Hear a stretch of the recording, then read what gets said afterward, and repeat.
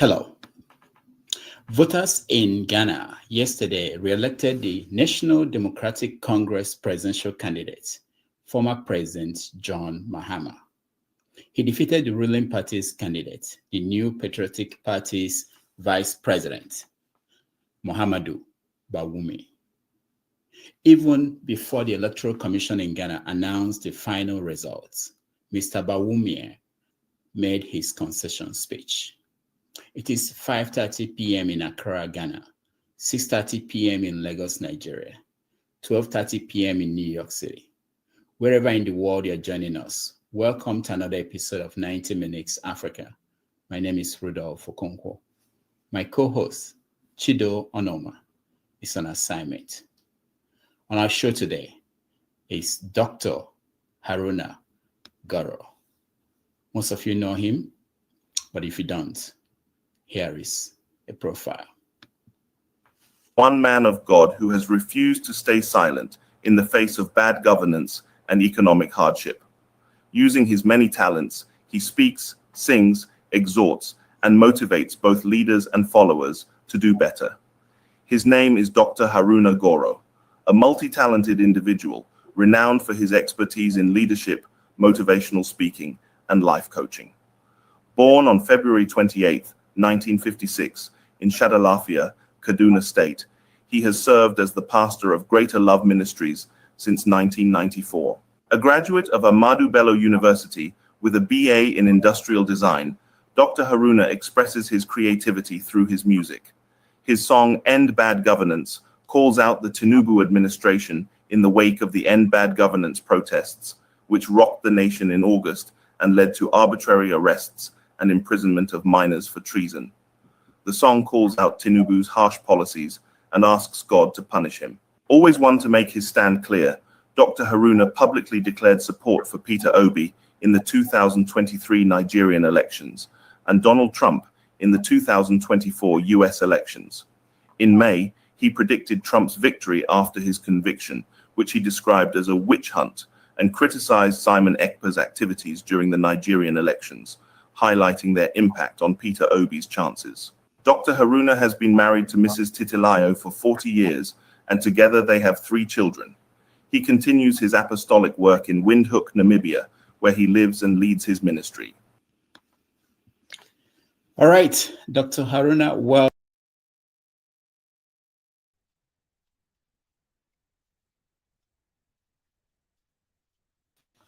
how are you today? I'm doing fine. And how are you, Dr. Rudy? Thank you. Thank you so much. Welcome to the show. We are happy to have you again on the show.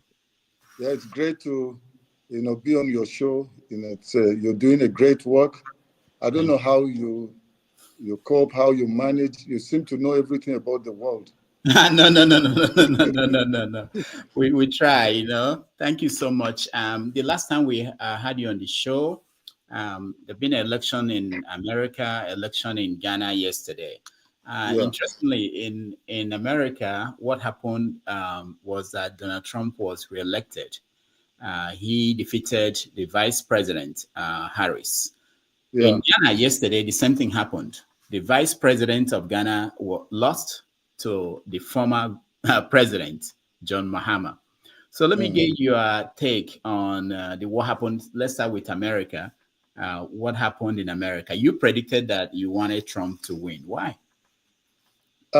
I think just looking at a lot that has happened, this close to 4 years of Joe Biden and Kamala Harris, and it was basically like a coup. They just chucked out the old man. They put him there, and then suddenly it's like they chucked him broad daylight.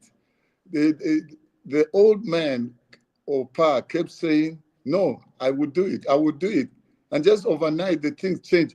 So sometimes we think that democracy, sometimes I call it demons are crazy. It's like we think it's Africa that has not gotten it right. But I think even the ones that started this thing till now, they haven't gotten it because it's not really a system of governance. It's the heart of the people that run the system. So when you have people that have other sinister agendas and reasons, anybody that's not playing their game, or who will, help keep, their secret, and if I know that I have a plan for the future and you're coming to disrupt my plans, even though I put you there, I remove you. So I saw what was happening, that it was the Democrats, they fought, they shot themselves in the foot. And so by taking this man out in just about, a few months to the election, was the biggest mistake. So he was already on his way to losing. It was obvious, because what they were using, all these things, going after Donald Trump, the moment you do that against somebody, even if people hated him, you draw sympathy. So the whole world had, they were sympathizing. I mean, what? They called him a terrorist. They called him, Hitler. So people are asking themselves, I mean, but he ruled America for 4 years. We didn't see the Hitler. So you see, Hitler just resurrected now. So Americans, what they were going after was Donald Trump, but Americans forgot that. They were concerned about butter, food on the table, the economy. And then with the invasion of the aliens, I mean, a nation, if the nation has no borders, then there's no nation. And if anybody can just come in at will. So I don't think that, so America was really on a steep decline. And so they just decided they were going to save their nation. And that's why it was a landslide victory. And most times when you see mainstream media siding somebody, then go the opposite way, because it's all about what the special interests. So that's my take. So some people said, "Oh, but you sounded like a prophet." I said, "No, I'm just smart." I can read in between. People say, "But he called us Africans shithole or Nigerians shithole." I said, "Yes, in a way, it's because of the way we have behaved. But I think now we are smart enough to know nobody's going to use our color or our race against us, because I don't eat my color. My color does not pay my bill." And so when people start saying, because you're black, you must be Democrat or you must support Kamala Harris. But she kept flip-flopping. There was no clear vision. And so that's why Americans showed to the whole world that they wanted change. And Donald Trump seemed to be the man. And that's why I'm very excited, because Dr. Rudolph, whatever happens in America, when Americans sneeze, the whole world will be in big trouble. That's why we see wars everywhere now. So looking at January 20, which is when Trump will take over, what do you expect him to do or not to do in Africa? What changes are you looking forward to? I think our problem is waiting for the West. We are not. When will they look forward to when a Nigerian president is coming and the whole world is waiting and see, we want this man to come in because he will bring transformation or he will change the world around? Why must it be we going there, and paying homage to them? Meanwhile, they are depending on us. They can't survive without us. But then, so me, I'm not really, yes, I know that Donald Trump will, the way he thinks right now, from the lessons he has learned from his first term, I believe he's not going to surround himself with the swamp that he did before. And the same people were the ones that they turned around and beat him. And by extension, they also destroyed America. So I believe that especially when it comes to foreign policy, that a lot of things will change. It will be playing according to the rules, not playing outside the rules. Because if the playing field is made claim for somebody, everybody has a right to play and play according to the rules. I believe Africa stands a chance to benefit even more if we're allowed to play according to the rules, not with sinister agendas that they come just to, look like they're giving us aid, but they're using it to destroy us or pull us down or steal our resources. So I think that, and especially looking at people like Elon Musk that are around him, and that's why you can see now there's a big fight, and almost everyone that Donald Trump is bringing as the one that will be in his cabinet, they are fighting him. So you ask yourself, what are they seeing? There must be something. Maybe they have hidden things in their cupboards, so they are all scared. But I think I kind of foresee a different world. Some people feel I'm too optimistic, but because Donald Trump is not a politician, he's not coming to look for money. He's coming to just, kind of change the rules of let the game play according to the rules. So then let's see the people that have the skill and the stamina, the tenacity, and the will, they'll turn out as the winner. So I see Africa winning. One of the things that people can say for sure that Trump will not do is show a lot of interest in Africa. And people think it's a good thing that he's not going to be involved where the Democrats and candidates for the Democrats have always been involved in Africa.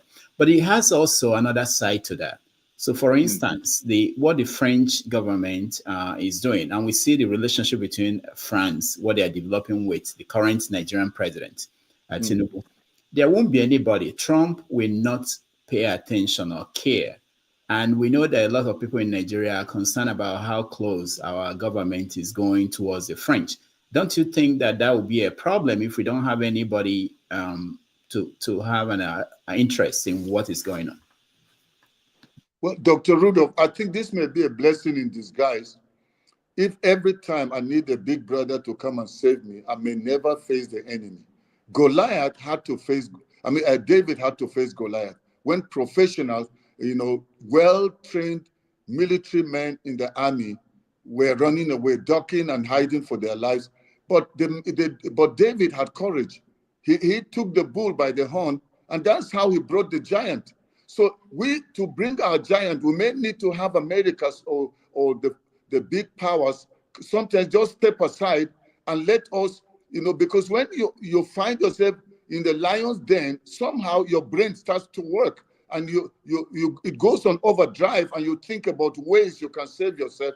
If America will always have to come and salvage us, or the West will have to salvage us anytime we go through anything, especially talking about France, what's happening as we're seeing our Francophone countries standing up for themselves.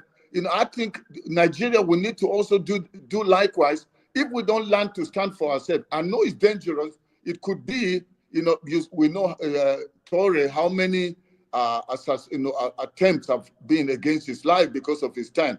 But we need such people. So we need to be given an opportunity to take a stand. But you see, talking about Tinubu, we already know Tinubu will always go the side that will help perpetuate his sinister agenda. And so it's not because he's going there because he wants the peace or wants the prosperity of Nigeria. So it's up to Nigerians to stand for themselves and not wait for Trump. Because our prosperity should not depend on who is in the State House, in the White House. It should be dependent on Nigerians. We must know, because we have more, without, fear of contradiction or somebody feeling that I'm overstating the facts here, I can tell you Nigerians, wherever they go, whether they are doctors, they are nurses, they are engineers, they are pastors, they are business people, they are always on top. Even Donald Trump himself has said, go to Houston and see Nigerians. So if we have such brains, then we are able to turn our country and even turn Africa around. But it's because we have the wrong people that are leading us. People who just have brains, who has brains, but as if it's cutting wool in the brains. So if we can just get ourselves act together and start to do what is right for us, I can tell you we may even be the ones that America will need to come and look for guidance from. Okay, before we get into issues in Nigeria, let me get you a view on what's going on in the Middle East. Israel is still fighting in Gaza, and Hezbollah, there is relative peace that is not yet strong, shaky. In Syria, we saw what happened in the last 2 days. I think the President Assad is out of the country. I think the rebels have taken over. So when you look at the Middle East, especially, I want to get your opinion on what Israel did in Gaza. What do you think about their approach to Hamas and the people of Gaza? before we talk about the greater Middle East situation?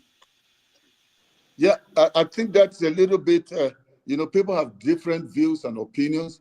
And from my own angle, I would say that, this whole thing was instigated, even though we know that there's always been conflict. But let's get back to Donald Trump. You notice that the time that Donald Trump was president, he was able to get those people together.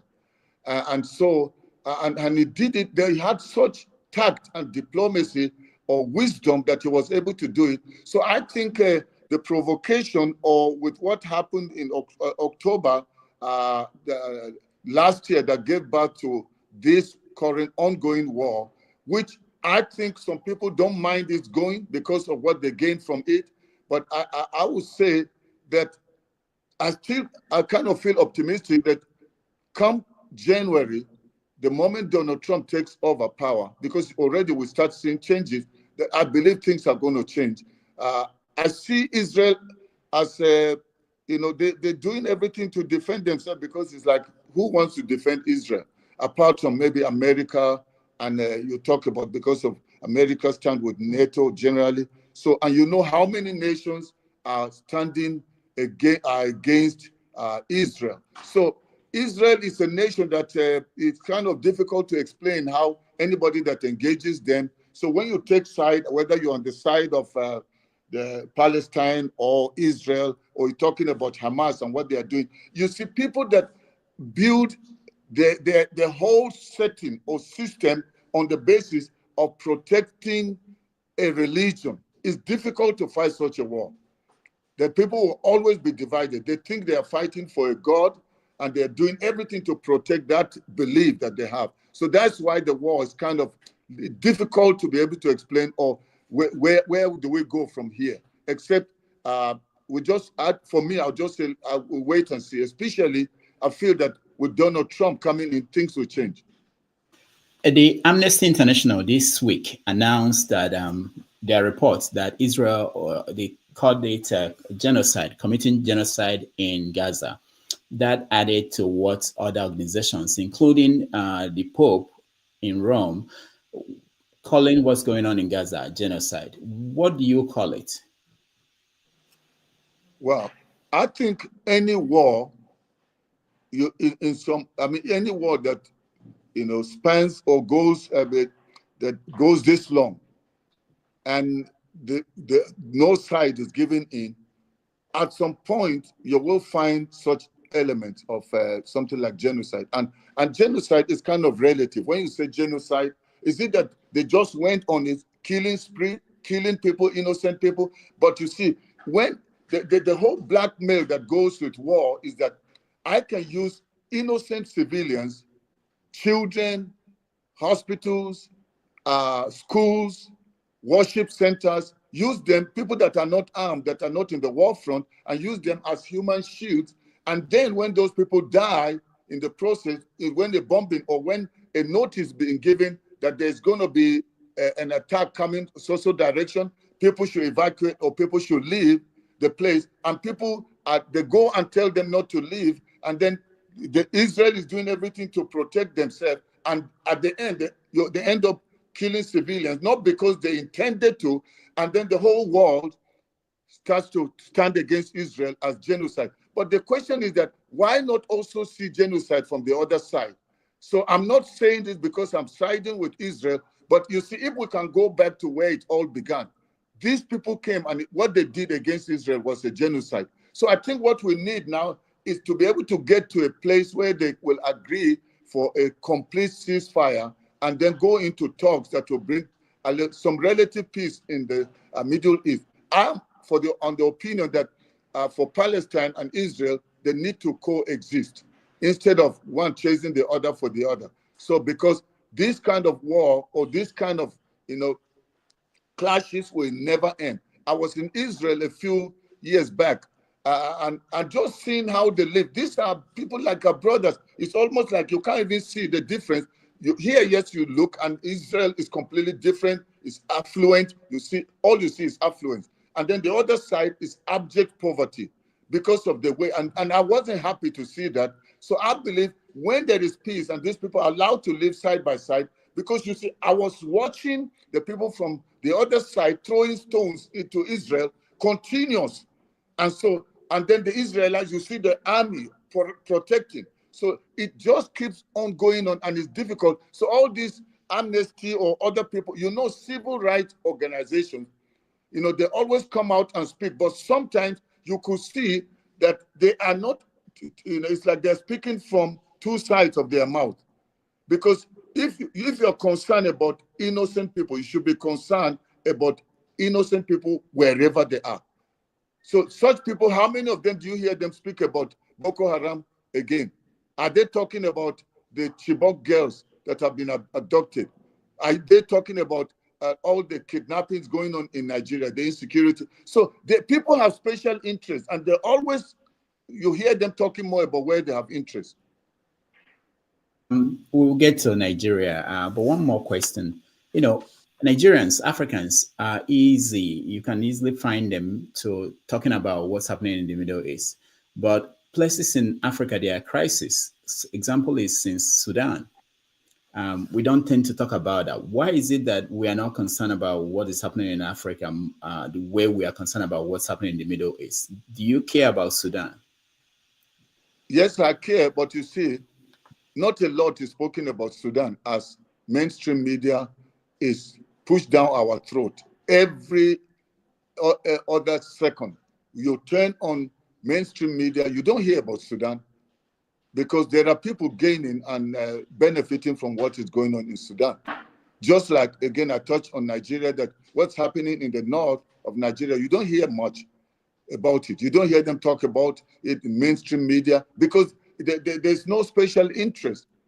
So wherever there's interest, that's where people will be talking about. So if there's interest in Sudan, where as long as the war continues, somebody's going to benefit. So you will not hear much about it, or when there's the clash going on. So even what happened in Rwanda some years ago, how much did you hear? We didn't hear much in mainstream media. So they always, as anything that has to do with Africa, let them kill themselves. So we come and go back and take over. I wanted to know if the Sudan's situation, is it because most of the people in Sudan are Muslims, or most of the victims are Muslims, that we are not paying attention to that or caring? I'm talking about us, Africans. I'm not talking about the West and the big media of the world. Is that the reason? No, I think Africans, when you look at nations and their involvement in either among themselves, first of all, let's look at immigration within Africa. Africans are not connected at all. That's why we are all sovereign nations, and everybody, you fare for yourself. Whatever you're going through a challenge, that's your own cup of tea. So there's that thing of the Africans generally are not their brother's keepers. So you'll find out that if there is something going on in Nigeria, that's Nigeria's problem. Something happening in Sierra Leone, that's Sierra Leone's problem. So now we are talking, we're talking about Sudan, talking about other nations. So people, generally Africans feel like we've got bigger problems. And our nations, we are struggling with this. So we don't care what is happening. Even if something was to be happening in Niger, that is close to Nigeria, you hardly hear other African nations talk about how do we go save the other nation. They're more concerned about struggling to survive, and so the survival mode is preoccupied Africans, that they don't have time to even think about what's happening next door. Okay. When we scheduled you, we wanted you to talk about the North and Bola Tinubu's tax bill. But there is a bigger story, wider story taking place in Nigeria today, and which is the case of Dele Farotimi and Baba Lola. What do you know about that case? What do you think about what's going on? Yeah, I've been following, and I've done a few videos regarding what's going on. I think looking at the current system and what's going on in Nigeria, and the history of how the elections all went, and seeing where Dele, what he's been saying since then.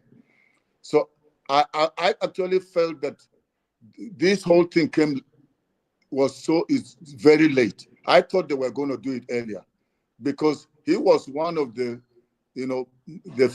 most fearless Nigerian activists that happens to be a lawyer, because he didn't mince any words. He spoke it as is, spoke the truth on all matters.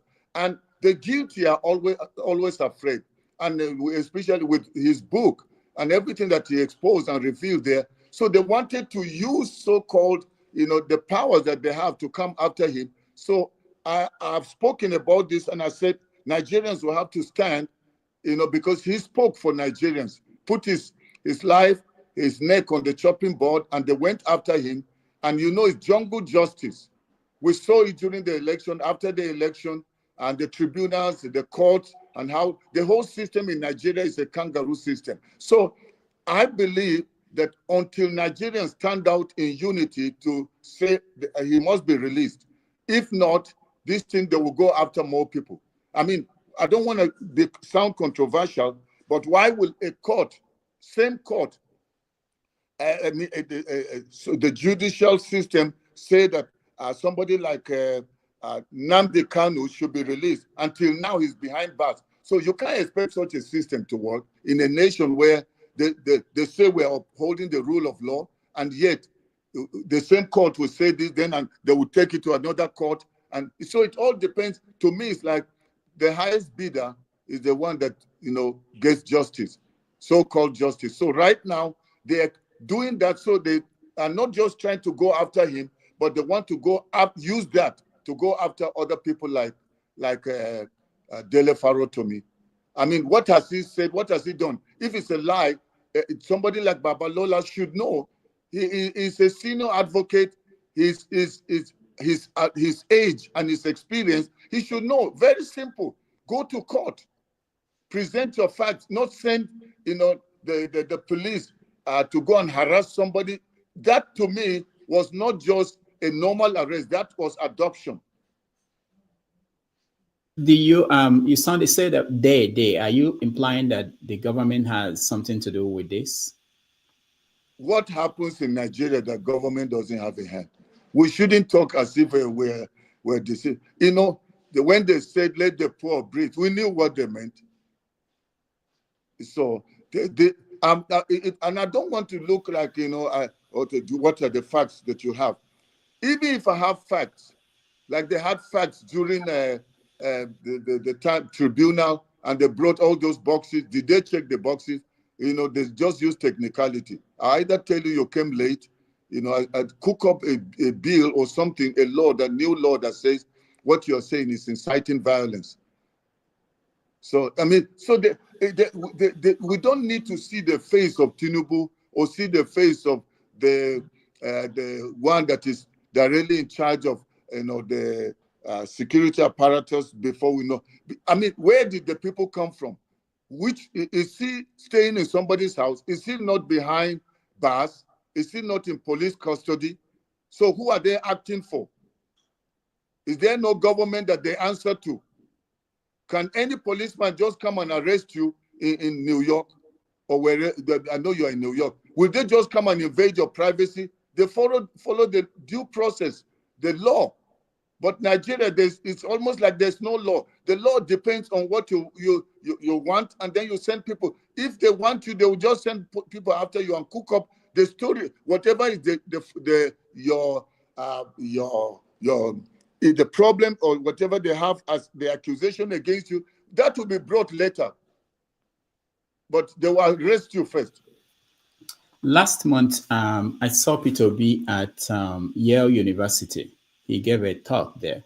And one of the questions he was asked was about 2027 election. Yeah. Whether he will go back and run under the same laws, the same judge, the same judiciary, the same structure. He didn't answer that. What do you think should be the approach of the opposition? Okay, for me, the fact that Mahmoud Yakubu is still the chairman of INEC. I don't know if I would advise him to go and run. Tinubu could do what he did. He said, Emi Lokon, it's my turn. You saw how angry he was against Buhari when they wanted to snatch the thing from him from the backside and give it to the Senate president that time. He charged like a python. And so when the North realized this man is going to spill the beans, so they gave it to him, even when he did Muslim ticket, what has never happened. You would think that is a ticket that is dead on arrival. But because the power brokers knew what they were doing, so they gave it to him. And Tinubu is a strategist. And if he had that strategy along with the arrangement with Buhari for him to take over the reign in 2023, are we so dumb or are we so naive to think he doesn't already have a plan for 2027? And then now, that time it was Buhari. Now he is the incumbent. He's the president, the commander-in-chief. And then we are thinking that Peter Obi will just come and will sit somebody like Tinubu. He has to change his strategy. And it cannot be business as usual with the current, Labour Party that we're seeing that are fighting themselves. It has become like a baby party. So it's either I will advise him to start his own party, and because people like Abure will not help him going forward, that's my personal opinion. And Peter Obi will need to change strategy and start working now, because Tinubu has already gone into 2027. And he's surrounding himself with the people to enable it. Bola that said Tinubu can never change. It's almost like in the next millennium. Where is he now? And I don't know whether Okonkwo is going to join now, but people are leaving. So we shouldn't, I've always said this. I said, listen, the handwriting is obviously clear. Politicians, when they go in there, they have an agenda. Most of them are not thinking about Nigeria. They are thinking about enriching themselves. So Nigerians are the only ones that will salvage Nigeria. Not even Peter Obi. Peter Obi just happened to be the person then that Nigerians saw that seemed to have the pedigree, seemed to have the kind of, let me say,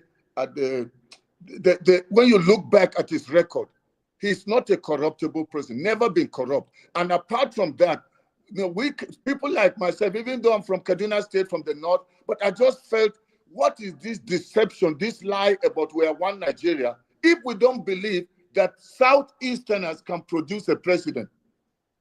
And we still want to think about maybe the power should go back to the north after Tinubu or somewhere else. And we still have any right-thinking Nigerian that cannot see that, wait, even the weakest Southeasterner, at least just for the sake of, can we try them? We said Nigeria is one, but we are saying it with the mouth, but in reality, we have completely ostracized people from the Southeast where Peter Obi comes from. And then we are now still lying to ourselves that we are one Nigeria.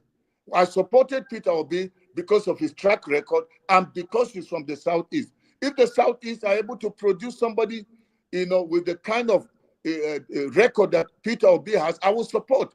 But I think we need to look beyond an individual and look about how do we build a Nigeria with a collective will to make sure we are not building on the basis of personal interest, but corporate interest.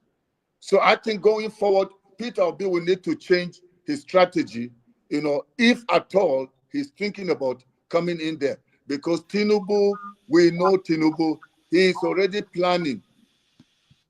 And so if he could grab this thing and run with it when he was outside, when he wasn't president, when he was not in Aso Rock, he is now holding it. How would he release it? He was to come and grab and run. But now he's holding it. Then you think you can take it away from him. He's not Jonathan to let go like that. So do you think that P2B's strategy should be what appears to be what is happening now, bringing the whole opposition together as one. You saw him meet with Atiku Abubakar.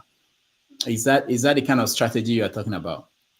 Yeah, I think that we need to look at that, because another thing I think I want to say here is that if politicians really are serious and they want to be sincere with Nigerians, and this goes beyond even just Nigeria, wherever they are, and if they can lay aside personal interests and think about the interests of the people they claim they are coming to serve, then there's nothing wrong in people coming together and saying, can we check your manifesto? What's your plan? What is your plan? And bring the things that unite them for the common good of unseating a government that is completely bringing Nigeria down, running it down the cliff. And so to go forward, how did they unseat Jonathan? There was a teaming up. But when people come together and everybody wants to be commander-in-chief, it's not possible. Somebody has to let go. Atiku has run several times and has not made it. So how many more runs does he need? What's his name? Kwankwaso said he can never be running mate to Peter Obi, but how many votes did he get? But can you imagine if they had allowed Peter Obi to run and Atiku had surrendered and given Peter Obi the chance? Put those votes, even though we know number 3, the one that came number 3 is now commander-in-chief. But imagine, let's even take, because the court ruled that he is the president. So we go by that. I can't be sitting here and saying Tinubu is not the president, because we are talking because he's the president over Nigeria. So, but let's even look at it and say, okay, Peter Obi came 3rd. But get the votes of Peter Obi, put them together with Atiku and Kwankwaso, it would have been a landslide defeat against APC, such that there's no way you grab that you can run with it. Even if you grab, they will deal with you there. You won't run. So I think going forward, they need to change their strategy. This thing of everybody wanting to be president will again empower APC. Right. We will take a break. When we come back, we will talk about the Bola Tinubu's tax bill and the opposition from the north. And then we will continue the conversation. We're going to bring our audience to join us after that. Also, down the road, we have Omoyele Sowore joining us to talk about what's going on with Dele Farotimi and the protest being organized across Nigeria on Tuesday. So let's take a break and we'll be right back. Thank you. All right. Hello, everyone out there. I trust you're all doing fine. By now, you must have heard the new music that I released titled The Revolution Call. This is the time that we must all get together and take our nation back from these political scavengers. Please go ahead and share this song with as many people as you can. Thank you for watching.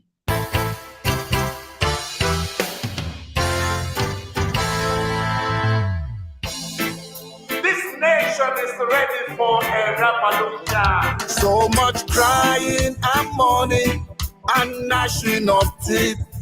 People suffering and dying in the land of plenty. Singing out, we need a revolution to birth a new nation.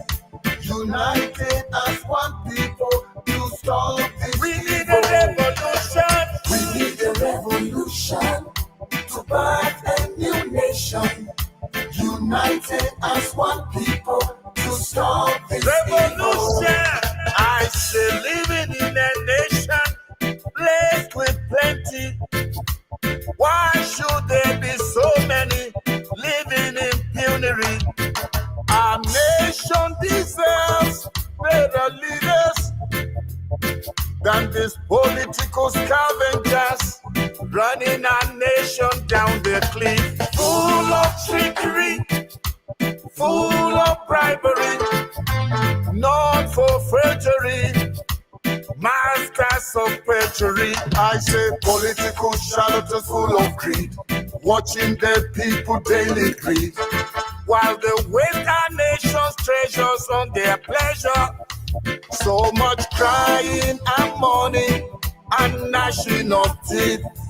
People suffering and dying in the land of damages. We need a revolution to a new nation. The 90 minutes show. The 90 minutes show. We need a revolution. We need a revolution to birth a new nation. United as one people to stop this evil. Revolution, let's come together from north to south and east to west and challenge this illegitimate government holding to our mandate. They were not voted by the people. In broad daylight, they snatch our votes and run away. The promise real-time transmission, but use the Electoral Commission to subvert the will of the people.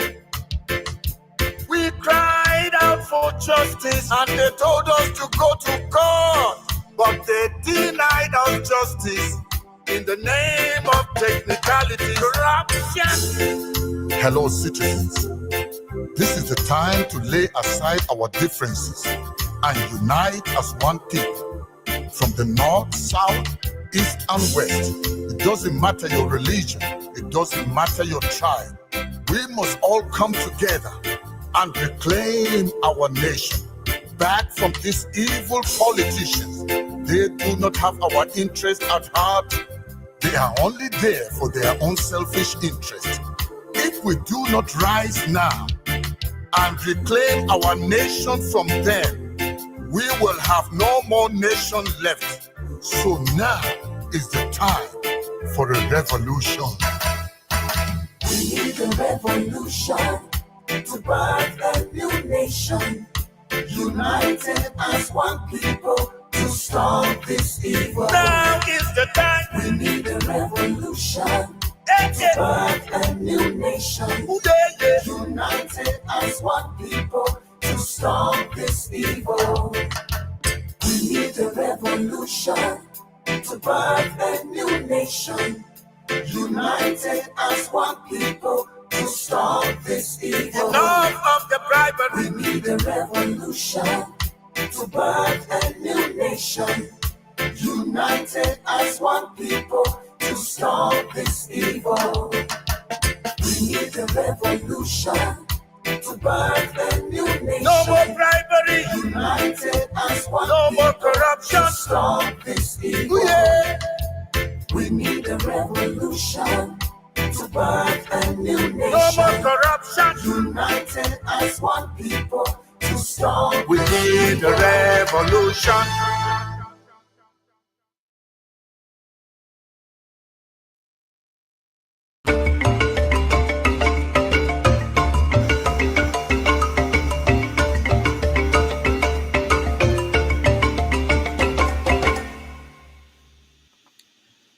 All right. Welcome back, everybody. We are having a conversation with Dr. Haruna Goroh. I watched that video again and I saw Godwin Emefiele carrying the Bible, walking out of the courtroom.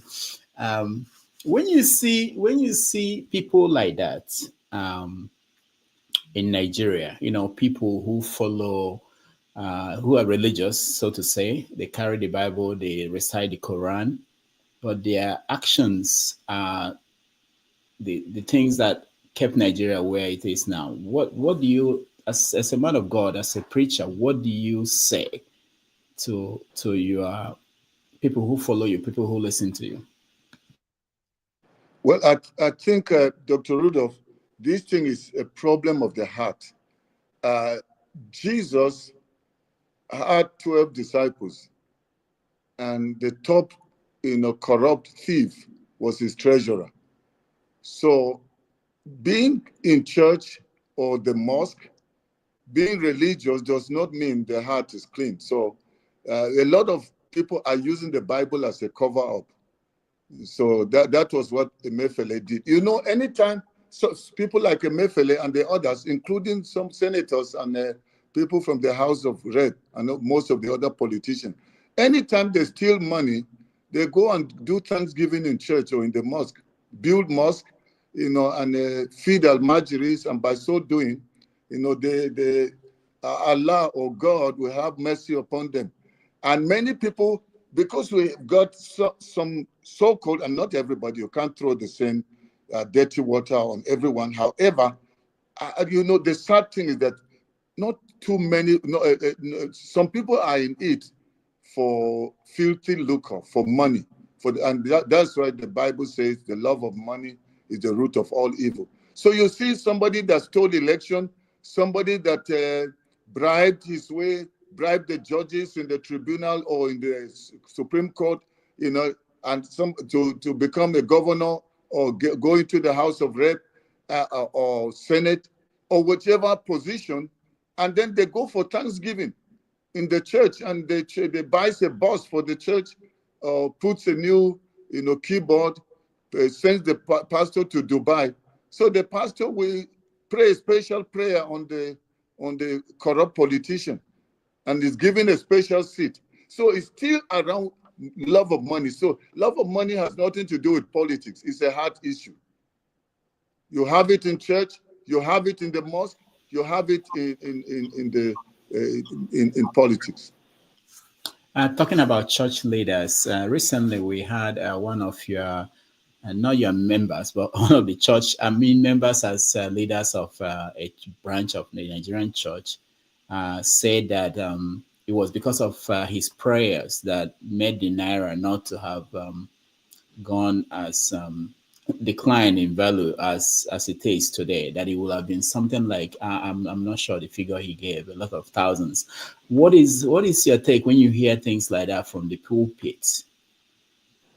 Well, it's difficult to judge because he said his own prayer. So I say my prayers, Rudolph, you say your own prayer. I can tell you God answered this, that the rain came because I prayed. So maybe it could be so from what he's saying. We just pray that, God doesn't, when he answers prayer, doesn't answer halfway. If the naira can become 1-to-1, then to me, I would really say, I would see that as God really answered my prayer. But if God answered prayer when Buhari was living, it was 700 and something naira to a dollar. Many years ago, when people like myself were in university, the naira was stronger than the dollar. And so if now we have gone so low that it got to 700 and something naira during Buhari's time, and then, Emilokon came and the thing took a nosedive, but then the prayer stopped it from reaching 2,000 or whatever thousands. I don't think people are suffering and dying of poverty, dying of hunger. That to me, I wouldn't see that as answered prayer.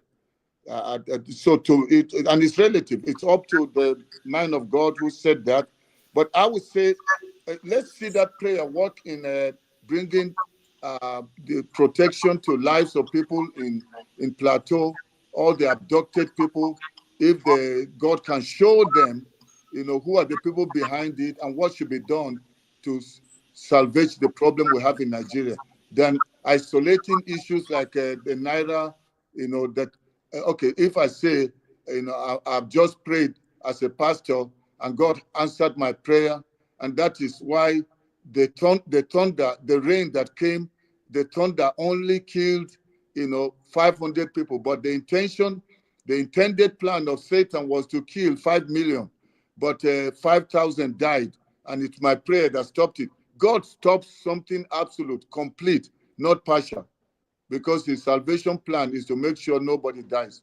So I think they may need to either extend the hours of prayer and more time so that God will answer more until the dollar becomes 1-to-1, or Nigeria becomes 1-to-1, or even becomes stronger because we have more resources than some of those nations that their currency is stronger than ours. So it's relative. We still hear a lot more.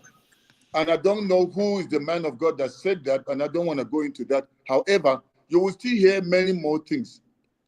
You remember how many people prophesied, about Buhari.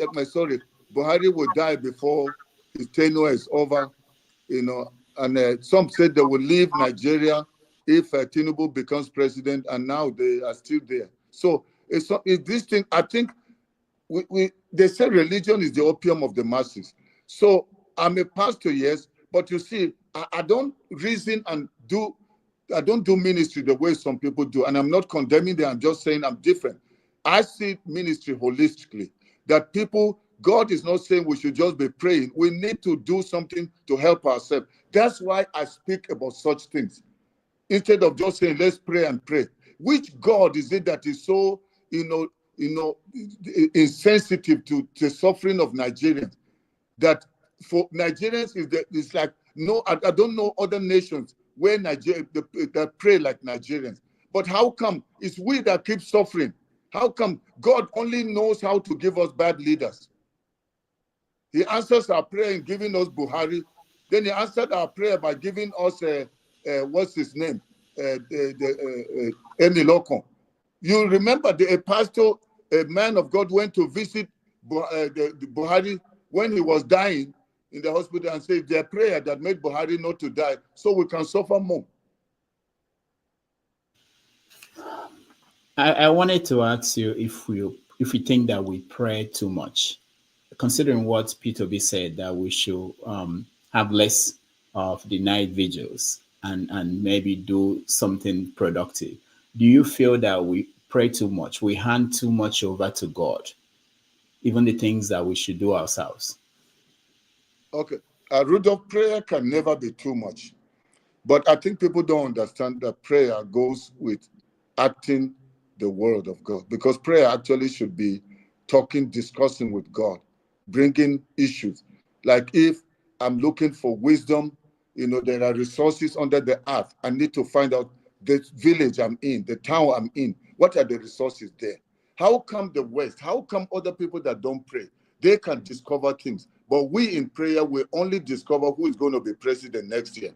We're only discovering where there will be a plane crash. Why should our prayer only produce such? Why can't we discover cure for cancer?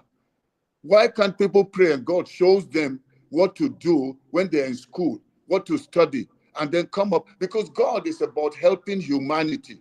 We saw it right from creation. He put Adam not in a prayer meeting, but put him in a garden to tend it. And Nigeria is suffering today because people have run away from their farms. They can't farm because of insecurity. So why can't people pray and God show them where the hideout is of these kidnappers, this Boko Haram, and say this is the key? Let's have Christians or people of faith go into politics who have a clear vision and a goal of saying, pray for me, just like Esther said, I am going in there to see the king. But we want you people to fast and pray. And the king produced result.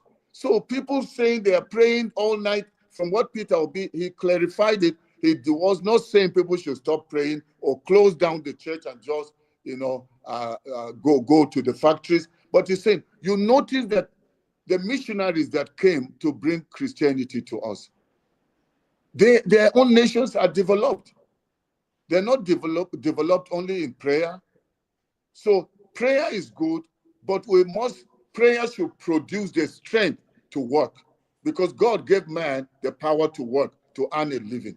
So we should not just, and you see, I think it's just leveraging on people's suffering, poverty.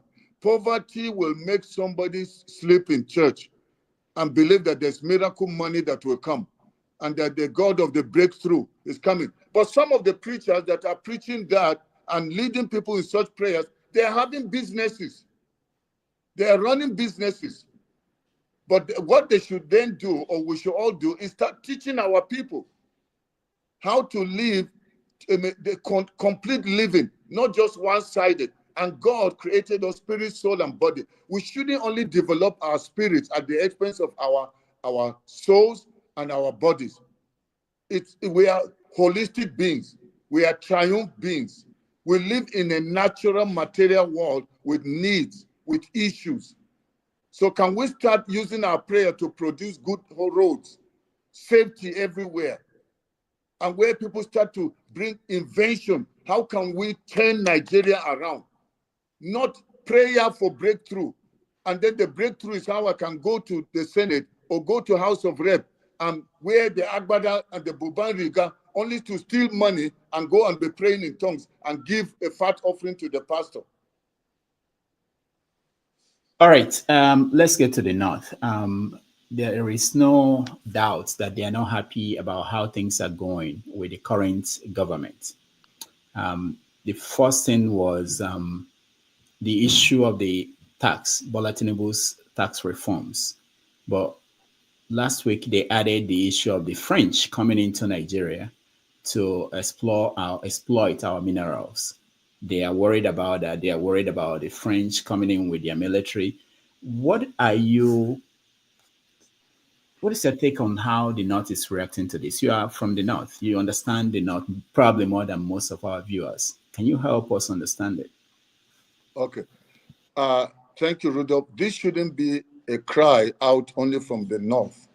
It should be the cry of all Nigerians, especially the latter one you talked about, with Tinubu inviting the French to come in and explore our minerals. Meanwhile, they are being chased out from our neighboring nations because of the way they have impoverished them. So isn't this a clear handwriting on the wall that Tinubu has a sinister agenda? How will Burkina Faso, Niger, and the others chasing these people away? Because we know what the France has done to the Francophone nations. Then we want to bring them in while others are chasing. Are we trying to say we are smarter than them? So I think this should not be a cry only from the North. The whole of all Nigerians should stand and refuse it. Because you know, Tinubu, his second home is Paris. So he has special interest there. Just like he has special interest in Lagos, because Lagos became almost like he patented Lagos. We're talking about tax, this thing, revenue. You know, Tinubu, what his Alphabet and his companies, what they receive daily from Lagos. So the plan is to bring, that's my own take, that any idea of bringing any nation, it doesn't matter which nation, that will come to explore. Is it that we cannot explore our own minerals? Why do we send our own students? Since the time I was in university, as far back as the 80s, we had people studying the rocks, studying petroleum, studying all those kind of things. What do we need from the West?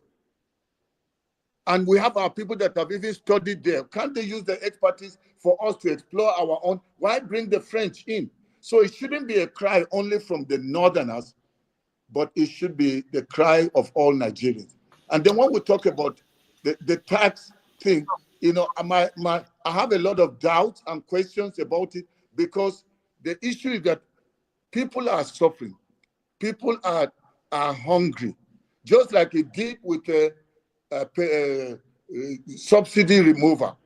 The reason and the excuse was that, no, it's going to help the economy, but it has made matters worse. So for me, is that before they do anything, they shouldn't push anything until there is, you know, clear understanding, national dialogue. People should understand, what is this thing about? Is it going to benefit the whole nation, or is it a case of, you know, robbing Paul to pay Peter, or is it a case of, you know, oppressing and taxing the poor? If people are even unable to produce, you know, we don't have cotton again in northern Nigeria.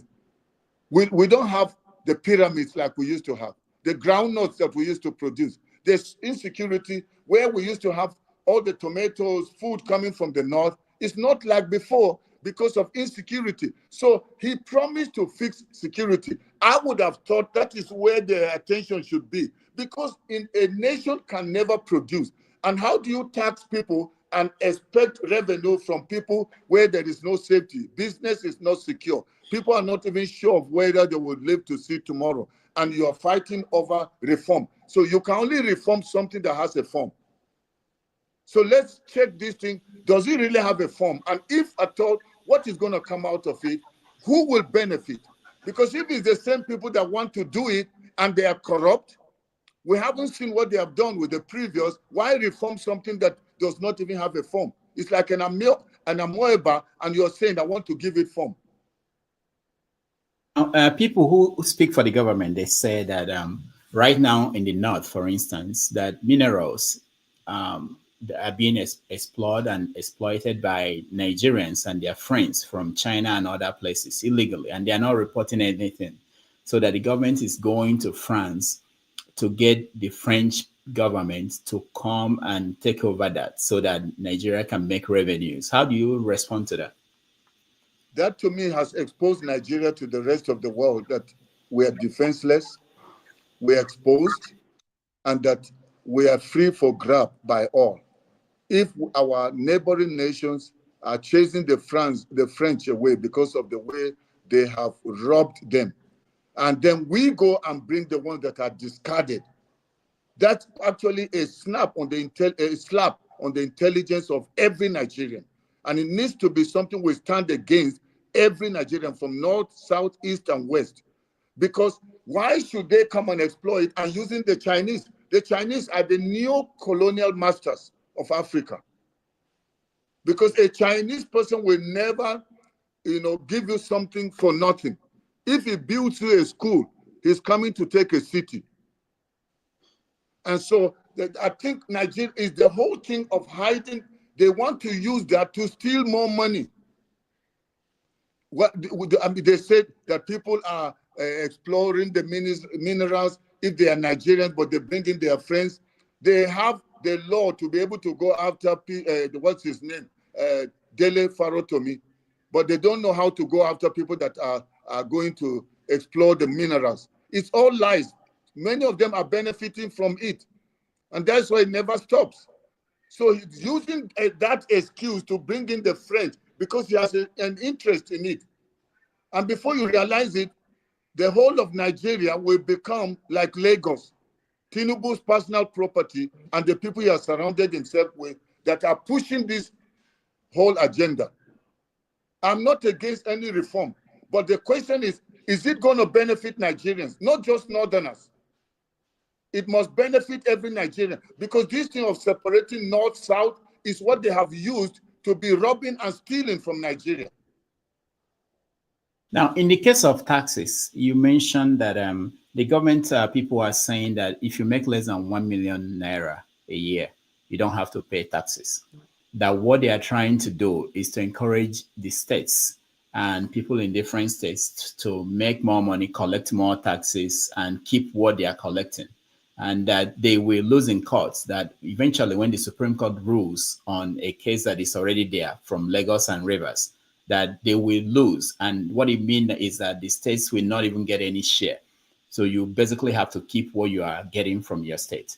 What do you say to that? Rudolph, this is, there's been a ticking time bomb in Nigeria. All this thing we're hearing from Biafra want to go, Oduduwa want to go, these people want to go, is still around this whole thing about the resources. God never made a mistake by putting resources in different places. And I believe even the North has oil and has other special minerals. But if we all depend on just one or two, Nigerians, since we got oil, we forgot agriculture. We forgot other minerals, and everything is just oil, oil, oil. So I think in a way, it could be a wake-up call for every region, every state to discover what did God put under their soil? What potential do they have? Can they leverage that? Then depending on this national cake. And that's why you see people, bad governance is perpetuated because you don't need to take responsibility. It's still going to come from the others anyway. So, and meanwhile, the people are not doing much to develop our own North. See the insecurity in the North. We are known for agriculture, but our people can't go. You go to Southern Kaduna and see what's happening. Go to Plateau and see what is happening. We know what was happening, even what has been happening in even Benue State. And the areas where real agriculture is have completely been destroyed. So people are not going to the farm, but now you want them to take care of themselves from whatever they generate. What will they generate in Maiduguri? What will they generate in Kebbi? So that's why they have to relook the whole thing before jumping and just saying, go and take care of yourself. They have to have a strategic plan how to do this, because if they cannot restore, I did industrial design, and specialty was textile. And in Kaduna, that time, I did my attachment in Kaduna textile. It's closed down. Now everything has to be imported from abroad. Imagine if they go back and revive all those textiles, go back and revive cotton, go back and revive the groundnut and all the other special crops that are being farmed in northern Nigeria because of the way the weather is in northern Nigeria. Is able to feed not only the rest of Nigeria, but the rest of West Africa, if not Africa. So I think they need to strategically, that's if they really mean it, Rudolph, because I suspect that it may be another thing to push Nigerians to be talking and get them diverted while they push in this thing, and before you realize it, they use it to steal again. Because Tinubu, Lagos is who? Is Tinubu. When you look at places like rivers, why do they have special interest in rivers and the politics of rivers? It's the same thing. So that's why I think we have bigger things they need to sort out. You can't have a thief that has stolen from your house and he wants to show you how to share what he stole.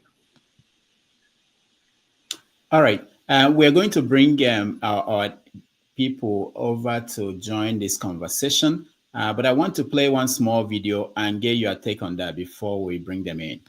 This is El Rufai speaking somewhere in Nigeria. Let's watch. I am from the northern states. For the past 30 years, we've been called educationally disadvantaged. Okay? We are given lower cut-off scores to catch up. Have we caught up? It has only made people lazy. So, I'm sorry, madam. I'm sorry. I don't think we should hide behind fairness and say that everyone must be equal. The best we can do is to give people equal opportunity. Today, we live in a country in which, for federal government colleges, entrance exams, or JAMB, one state has a cutoff of X, and another state has a cutoff of 10 times X, and you say you are building a nation. You are not. You are creating bitterness from the grassroots. So, what do you make of that, Dr. Haruna? Yeah, I think this is the first time I'm agreeing with El Rufai.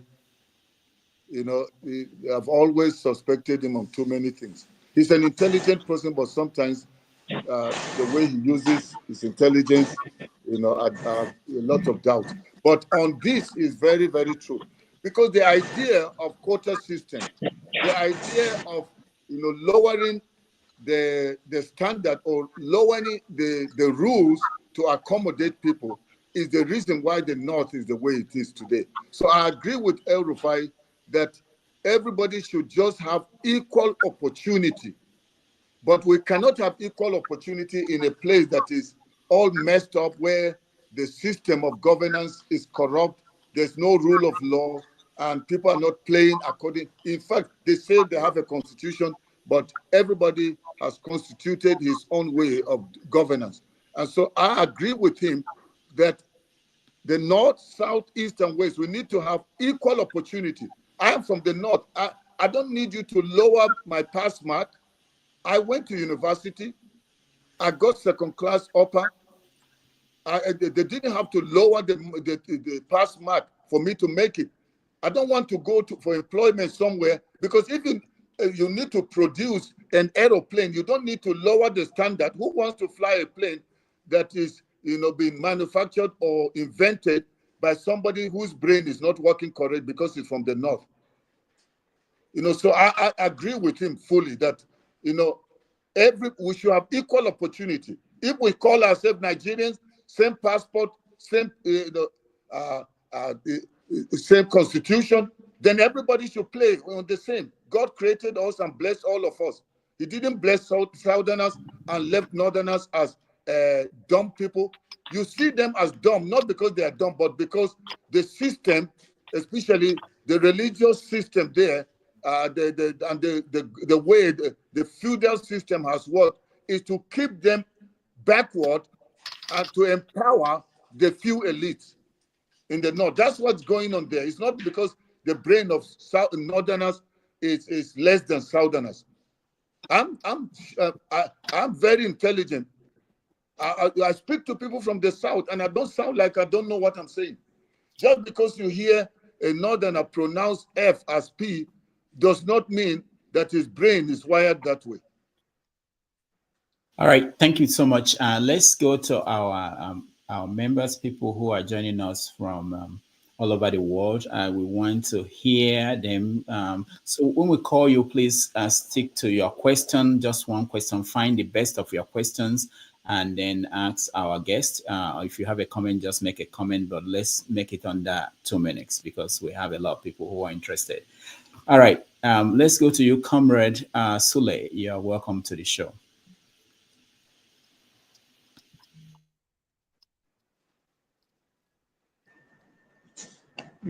Thank you. Yeah, go ahead. Am I audible, please? Hello, thank you very much.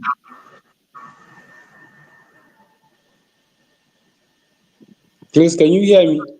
Yes, we can hear you. Go ahead. All right. Thank you for holding this very important live video or interview through which people of high importance are sharing their views and perspective pertaining to the problems or issues that have to do with our country, Nigeria.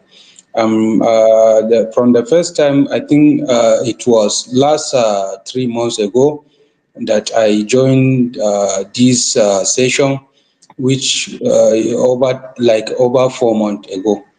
And gladly enough, today I come across your logo.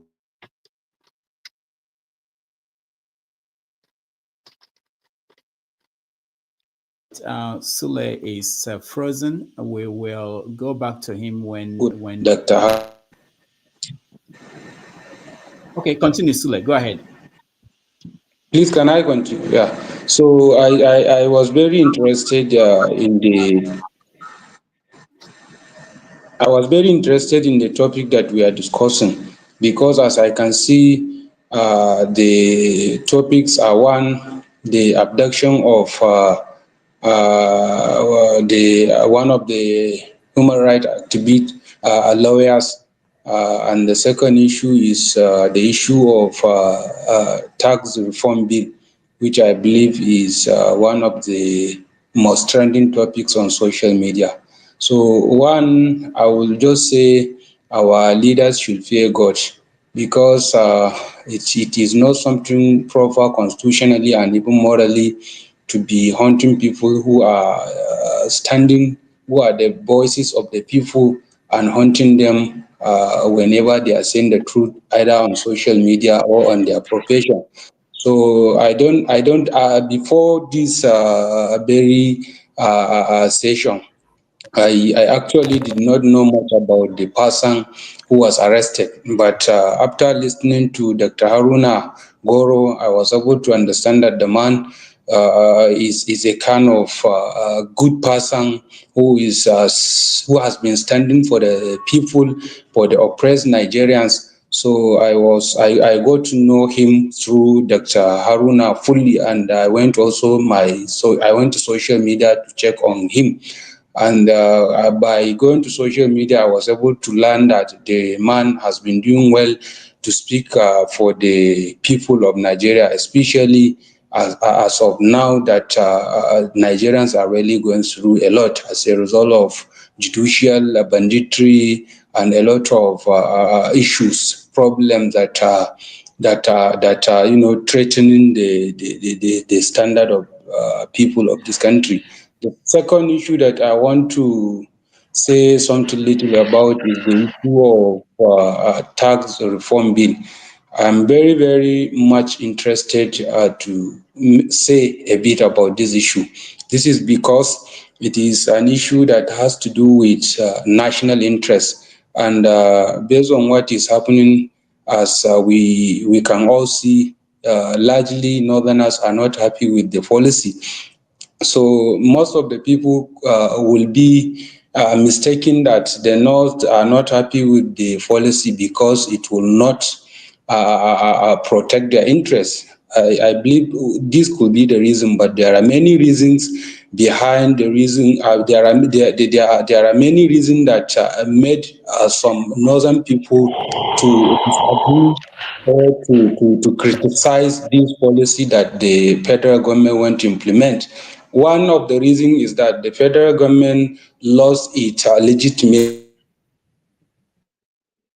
of that is governing the country, because we are all living witness how the current government and the immediate past government of President Buhari implemented a policy of different types, which have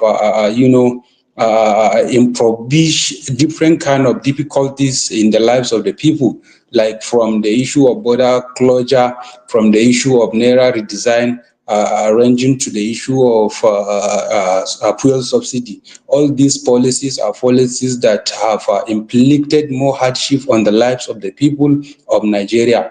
So I don't think there is any trust again between the citizens of this country and the government itself. Secondly, is when you carefully go through the bill, I think it will not actually favor the Northerners, as of course many have been saying, because the Northerners are more or less most of the industry or firms are headquartered or allocated in just 2 to 3 states, which is Lagos, Rivers State, and I think Osun or Ogun State. So we have over almost 36 states or more than 36 states, including FCT. So if you say that only these 2 or 3 states that will benefit more from the value-added tax revenue, it will not be actually fair, because Nigeria is a country which comprises different tribes, ethnic groups, and we have 3 regions. We have 36 states. So therefore, we have to take into consideration Comrade, the varieties of our differences, Comrade, and round up so that we can get to other people. We have a lot of people who are waiting, so please round up. okay. So my final take is that the government actually, if it really want to implement this policy, it has to implement it in the way that it will favor every individual or group of the people in this country. It shouldn't, the policy should not give priority to a particular state ahead of the other, because Nigeria, we are all the same, and the people have to be treated in the same manner. And I want to finally also thank to Senator Ali Ndume for standing to speak for the people, because this policy, even if it happens to be implemented at the end, it will not even favor the said Lagos or Rivers State. We have seen this kind of policies in different occasions, and it ended up becoming a problem to the people and favoring the elite, the leading class. So that is my take on this issue. All right, thank you, Comrade Sule. Dr. Haruna, you want to make a comment on what he said?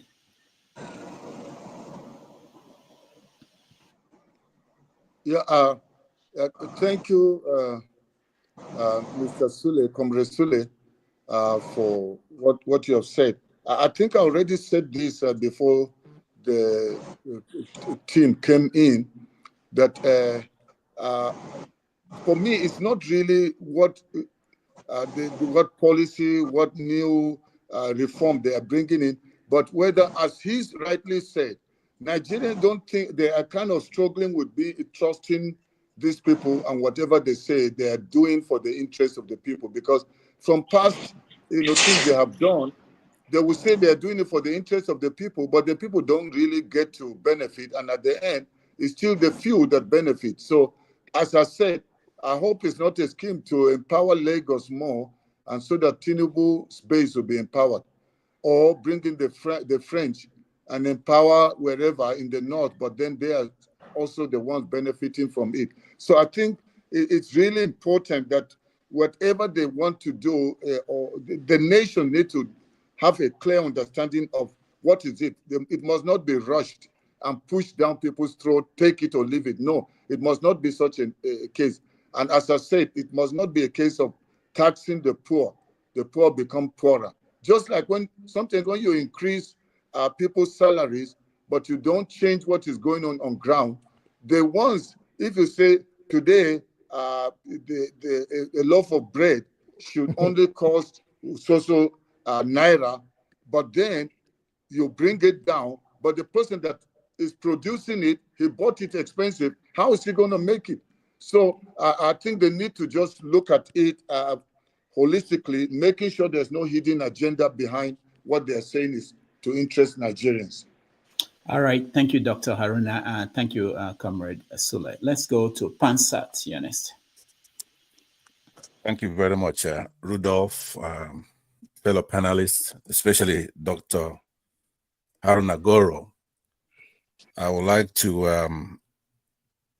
acknowledge the presence of God, and we're asking him to guide this particular panel and the discussion, request for his wisdom and discernment, praying for the ability to make sound decisions as we go along. I'm asking all this in the name of our Lord Jesus Christ. Amen. Dr. Haruna, you are an example of what a human being should be. You're just, equitable, honest, upright, honorable, even-handed. I first encountered you when you came to Niger Watch, another platform where Nigerians gather. And you were above board. You respect our laws, and you criticize where it's missing. And you're from the north. Now, on this platform, I berate Northerners, people who are from the north, because we're looking at it as a geographic expression, the north geographically. But in the north, you have a lot of outstanding people. Oh my God. You have Christians and Muslims. But you are a Nigerian, an African man, a black man.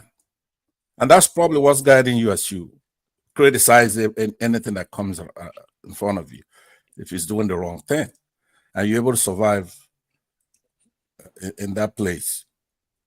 But a lot of things you say, people can just watch and see what it is. They don't have to monitor it or scrutinize it or inspect it even. You are an upright citizen, and I want to take a portion of my time here. We don't have a lot of time here to go on forever, but I want to use it to say to you, maybe I'm not handing you some kind of trophy. I'm saying continue in what you're doing. You don't get any reward for it, but I want you to know that we do observe it. I'm a very big critic of whatever I see out there. But you are one person such as Dele Farotimi, people who believe in the truth. So that's worth more than millions of dollars, billions of dollars. So I want you to keep going, knowing that we see you, we see what you're doing.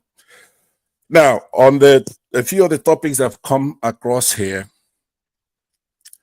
I hope, Rudolph, how much time do I have so I know what to leave and what not to leave out? 1 minute. 1 minute. All right. Let me just say then in passing that a couple of things that were flashed on the screen. One of them is Rufai. Rufai, the former governor of Kaduna, and he's playing politics, right? So he's saying something we want to hear. Obviously, he wants to make some kind of political move. Nobody's saying there's no problem in the north where they're admitting to schools with less qualification and stuff like that. But nobody should be fooled. He's a pretender, right? He's an imposter. Those are part of the problems we have in that country. In the North, we know that a lot of the energy is stored in the potential form, not in the kinetic form that has movement. So I want people like you to be prominent and keep doing what you're doing, Dr. Haruna, and I hope that this thing comes around to me here. It's actually unfair to have an old man like me here. I'm probably the oldest guy in the panel. I cannot get a word in here. For the last guy that spoke before me, he went on and on. You know, I get a chance to speak. I wanted to talk about some of the geology he talked about, that may be oil in the North. There are a lot of things Dr. Haruna put on the table. We're going to talk about Dele Farotimi. Why are you getting me out of here so fast? Rudolph. At the same time as Sule, so you may not know that, but you did the same time. And I'm not going to, we don't have enough to give everybody. I wish Haruna would stay here forever, but he has to go at a certain point too. Okay, all right. Yeah. All right, thank you. But if we get a second chance, I'll come back. If we get a second chance, I'll come back to you. Okay. Mr. James, go ahead.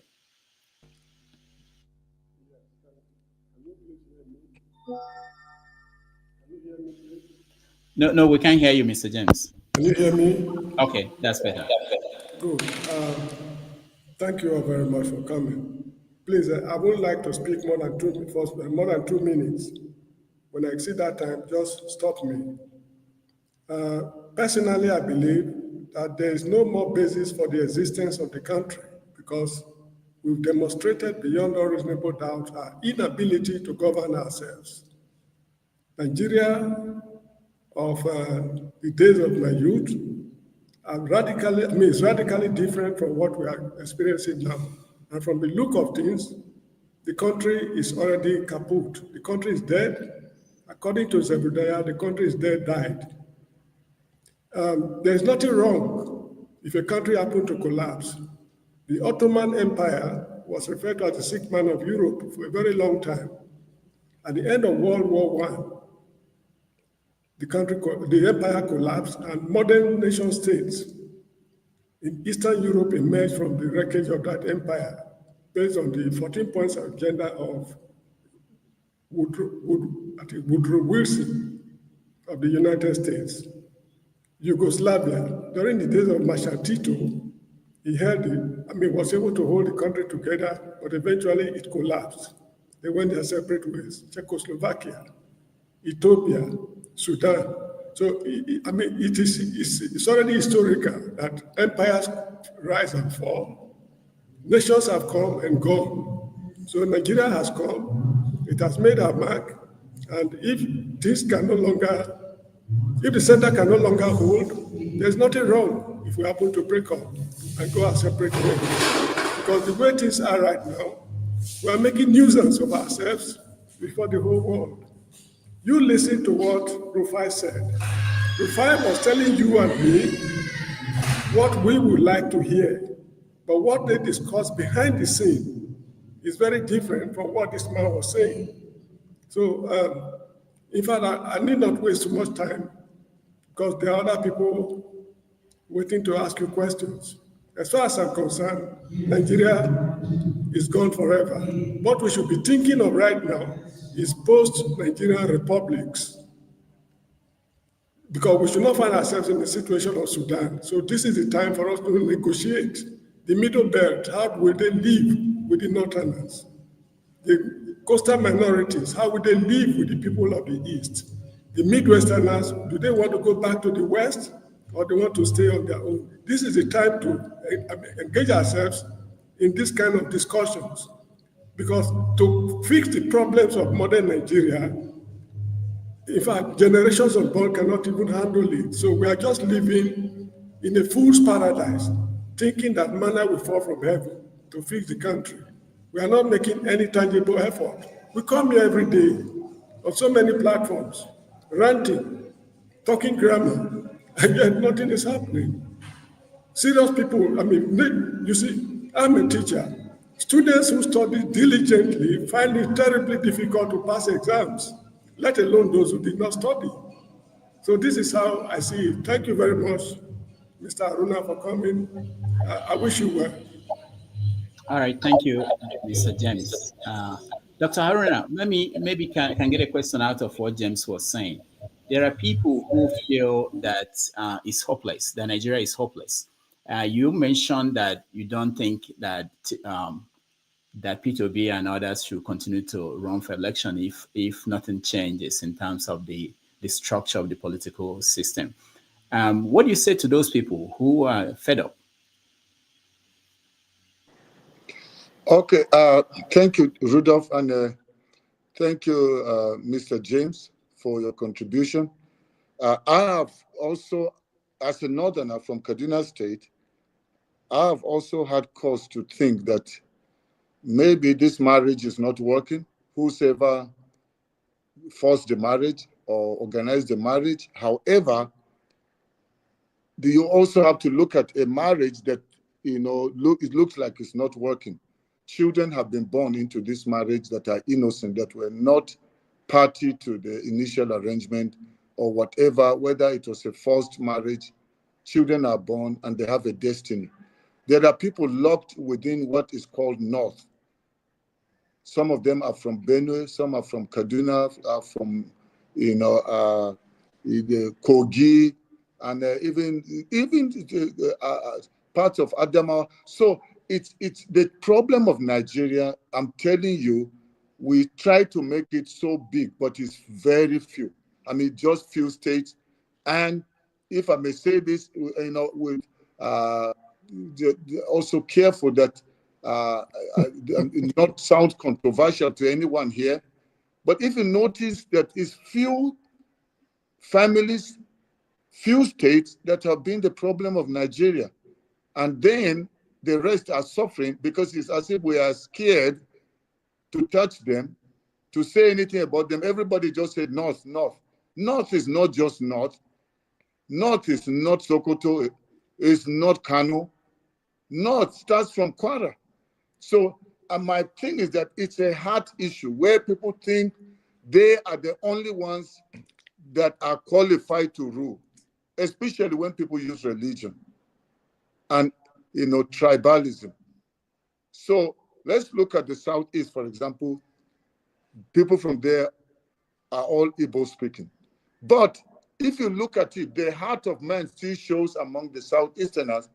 You'll see somebody from the Southeast, they're still divided on the basis of which clan, which area they come from. So even when they have whatever is their own nation as Biafra, it will just be a matter of few years. They will also start fighting for separate states. That's not how we got to 36 states.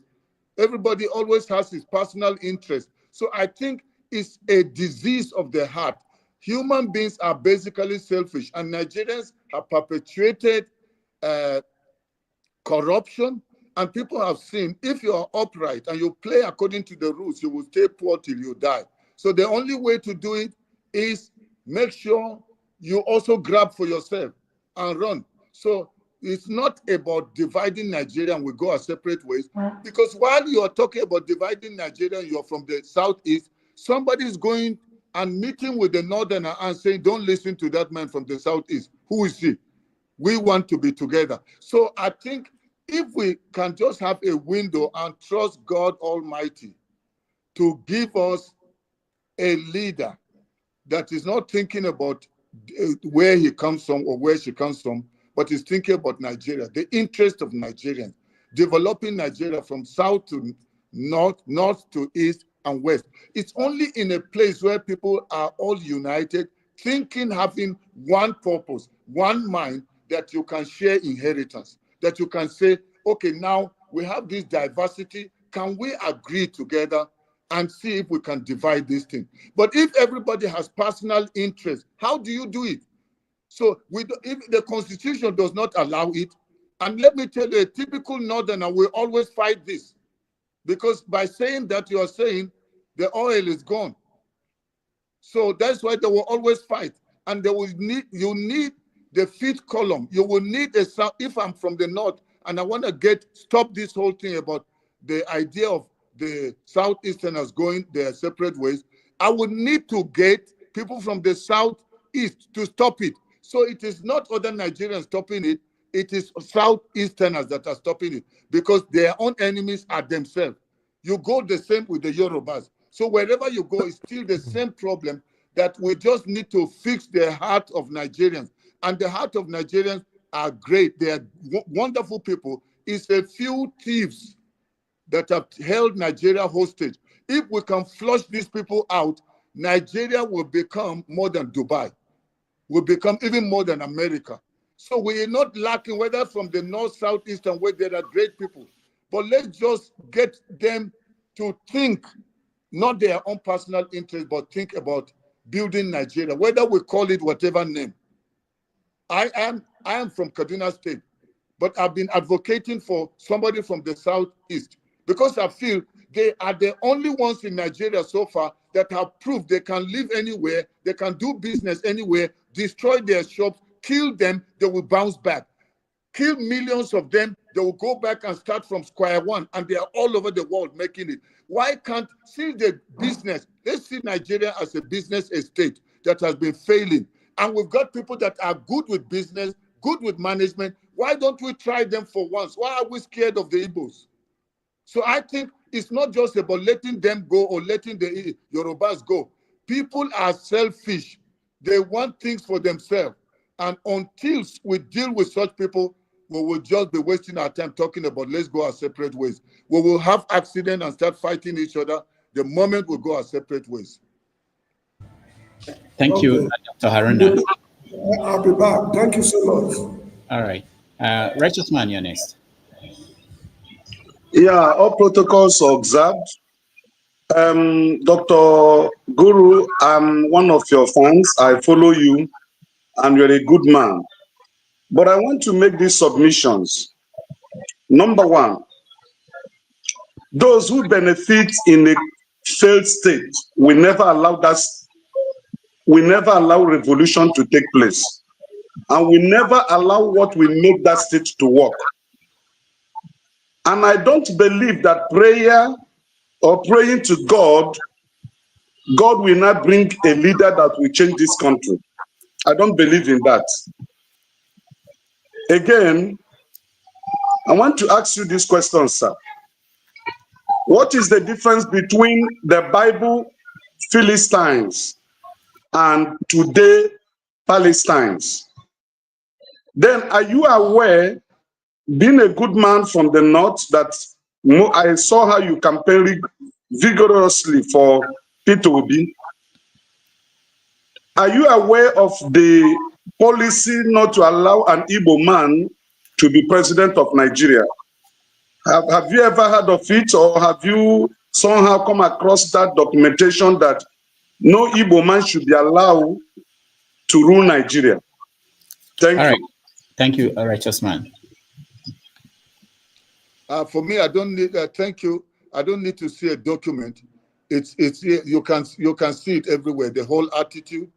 The people have decided don't have any. See, we were raised, indoctrinated as Northerners to believe it's a North versus South. But some of us were just blinded because you know the whole system in the North, especially the far North, is keep people ignorant.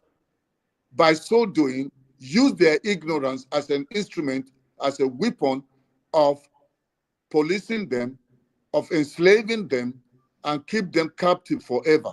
So the document, whether the document is active or not active, the greatest document is in the mind.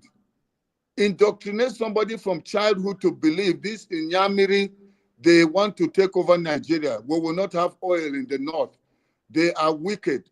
These people are going to destroy the north, destroy Nigeria. So don't ever allow them. But I'm happy that, you know, there's something, you become liberated when you are educated. So people like myself, we're from the far north, but I am not so daft or naive to think like that. That's why I can talk the way I'm talking from the north. Some of my people from the north have almost like disowned me because of my belief and my stand and the things I stand, represent, and talk. But I will never stop, because you can fight against the truth, but you can never deny the truth. So for me, I would say Nigerians, well-meaning Nigerians that have not allowed themselves to be indoctrinated or been deceived, hypnotized by these few evil elites or cabals that have held Nigeria hostage. If we can tell ourselves as Nigerians, forget our tribe, forget our religion, forget which part of the nation we come from, and fight for one common vision. Only I believe Nigerians are the ones that will free Nigeria.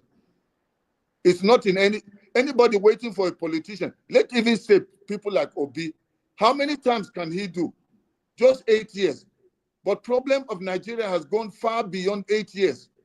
So to fix it needs a change in the minds of Nigerians, a resolve to say enough is enough. We're not taking this nonsense. We're not waiting for politicians. The revolution that in my song that I talked about is a revolution where every Nigerian rises up.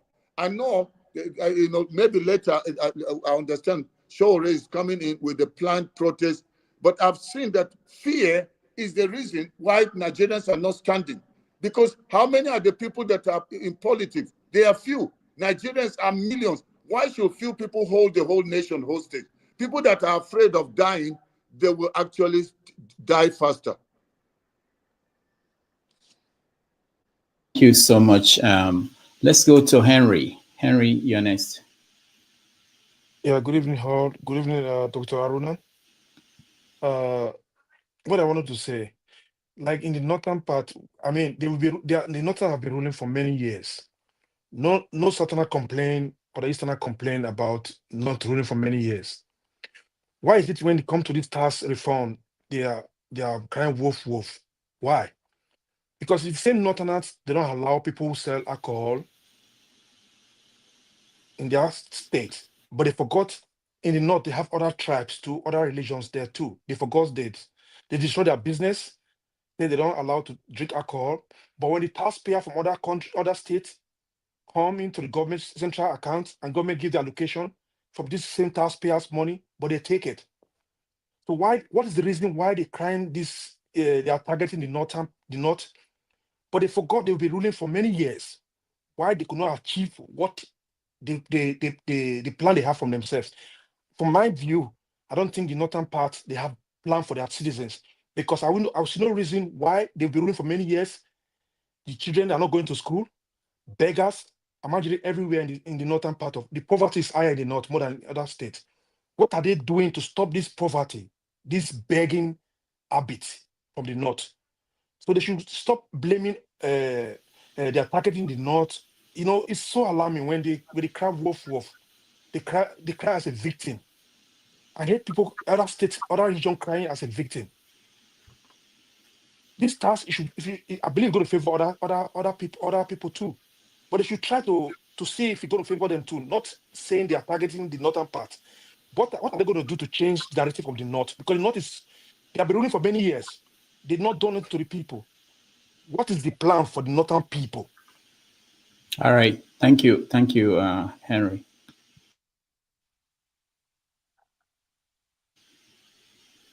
Okay, thank you, Henry, for your question and contribution.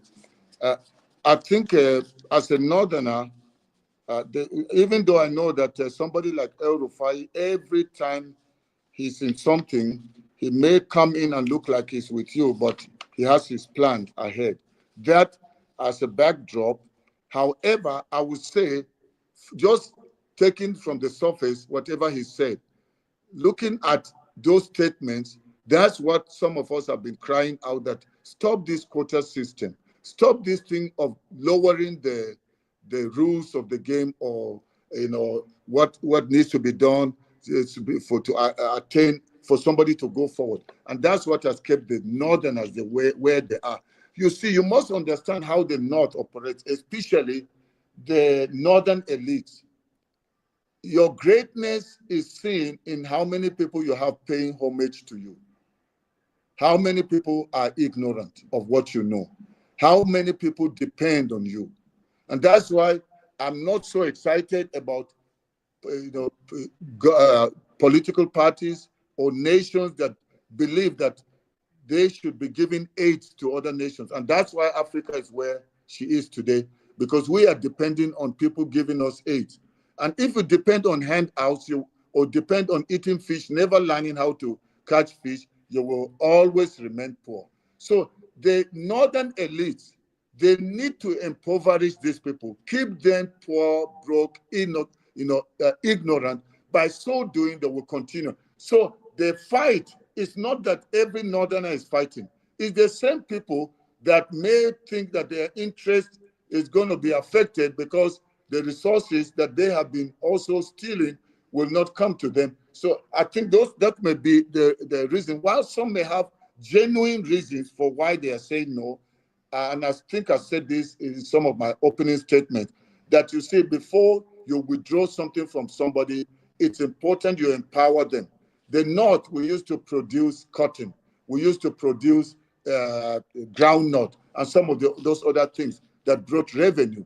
But today, insecurity has taken over and people are unable to do that. The genuine ones that want to farm, they cannot farm. So before they go ahead and maybe put in something that will only benefit some people, whether from North or South, it's important to really study it so that it doesn't look like what Tinubu did when he came and removed fuel subsidy without having something prepared to cushion or help people. And at the end, it's still them that are benefiting. As we know, how many oil wells people like Tinubu, and we know about some of these things are public knowledge. So the concern should actually be Nigerians, whether from the north, south, east, and west.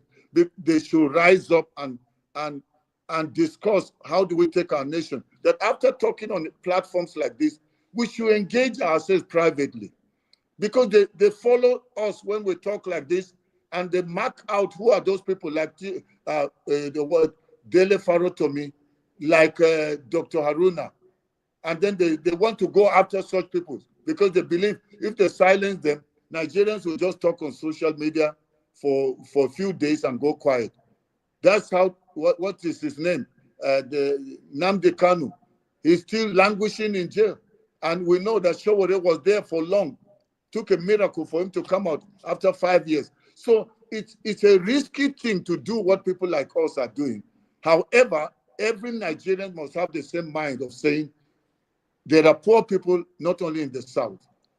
Not only in the North, but there are poor people in the South.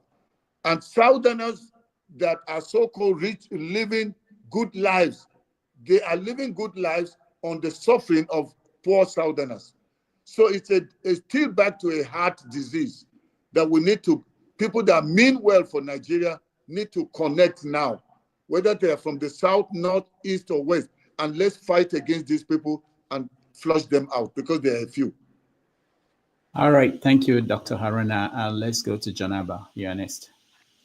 Dr. Rudy, thank you for having me. And Dr. Haruna, thank you so sorry, much. Sorry, Rudolph. Can I just pick my power bank? Because okay. This thing. All right. All right. So he will join us, and Janaba, you can tell us some local stories from your village while we wait for him to join us. Thank you for that. Okay. He said, Janaba, don't go. All right. So go ahead with your question or comment. Okay, once again, thank you, Dr. Rudy, for having me, and Dr. Haruna and fellow panelists. I sincerely respect the bias of Dr. Haruna on Israel and Palestine. I can understand that you're a pastor, but I know also for the past few years that you come to a public space that you have an open-minded for humanity instead of religion overtaking you, but I still respect that. The second one is also your view of Donald Trump coming that he will not have swamp around him while he's already having issue with his pick, with the Attorney General, the Defense Secretary, that is ongoing with the baggages already. So also that you can find excuse for him and you cannot find an excuse for other thing. I also respect your political stand on it, but then I believe that that is not going to, I don't think people in our age change, but we believe that the institution will be strong enough to hold him accountable. And another thing, thank you for all you do is just kind of statement for me to make, but I respect all your biases and your stand. You are a good man. Thank you. Thank you very much for, you know, all of us, sometimes we don't say it, but everybody has a personal bias. So it's fine. I don't know if you live in America, but when I come, I'll try and see if we can visit with and have go to what is it called? McDonald's, where Donald Trump went to drive the truck so that we can have something to eat there together. All right. Thank you, Janaba. Let's go to CM. Okay, I don't know. Am I coming out clearly? Good evening, everybody. Yes, go ahead. Okay, good evening. And thank you very much, Dr. Haruna Goroh. Thank you for being our guest. Obviously, I can say I've listened to you in more ways than one. You see, I think what I would like you to, a message I would like you to take home with you is this, because some of the things you said are just I just have to address it. Oh, he's not. His system logged him. Hello? Yeah, for those watching, muted. CM is in UK. He's Okay. not in Nigeria, but his internet is Okay. CM, we can hear you. Okay, let me. Okay, you can hear me. Yeah. So Haruna Goroh, I want to give you some message to take home. There are some misconceptions you are having. Obviously, as an educated man, you must have come across a book called The Wretched of the Earth, written by Franz Fanon. He said that it is the duty of every generation, out of relative obscurity, to discover whatever it is their mission is, either to betray it or to fulfill it. The present generation of Ndibo, you are having a misconception.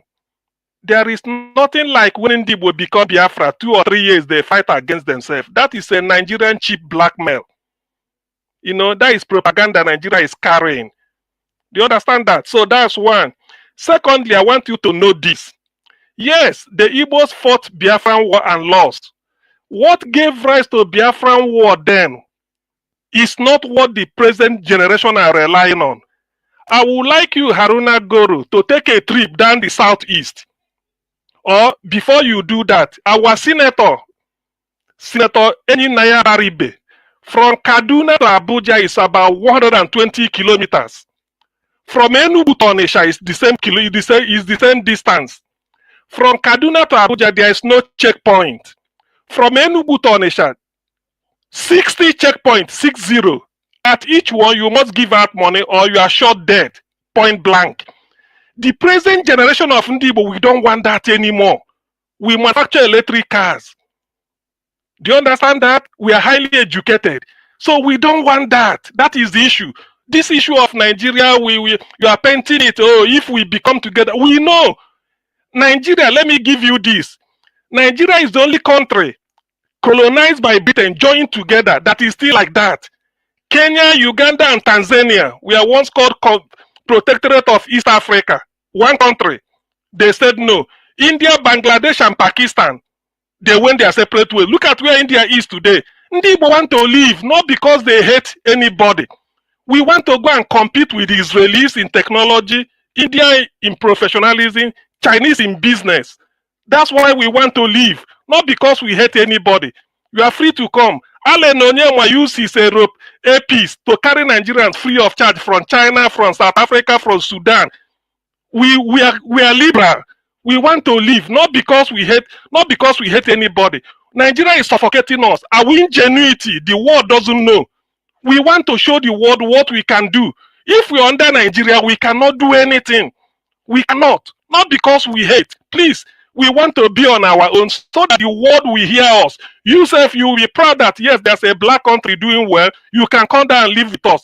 But to be in Nigeria with the way it is now, that is what Mr. James was saying.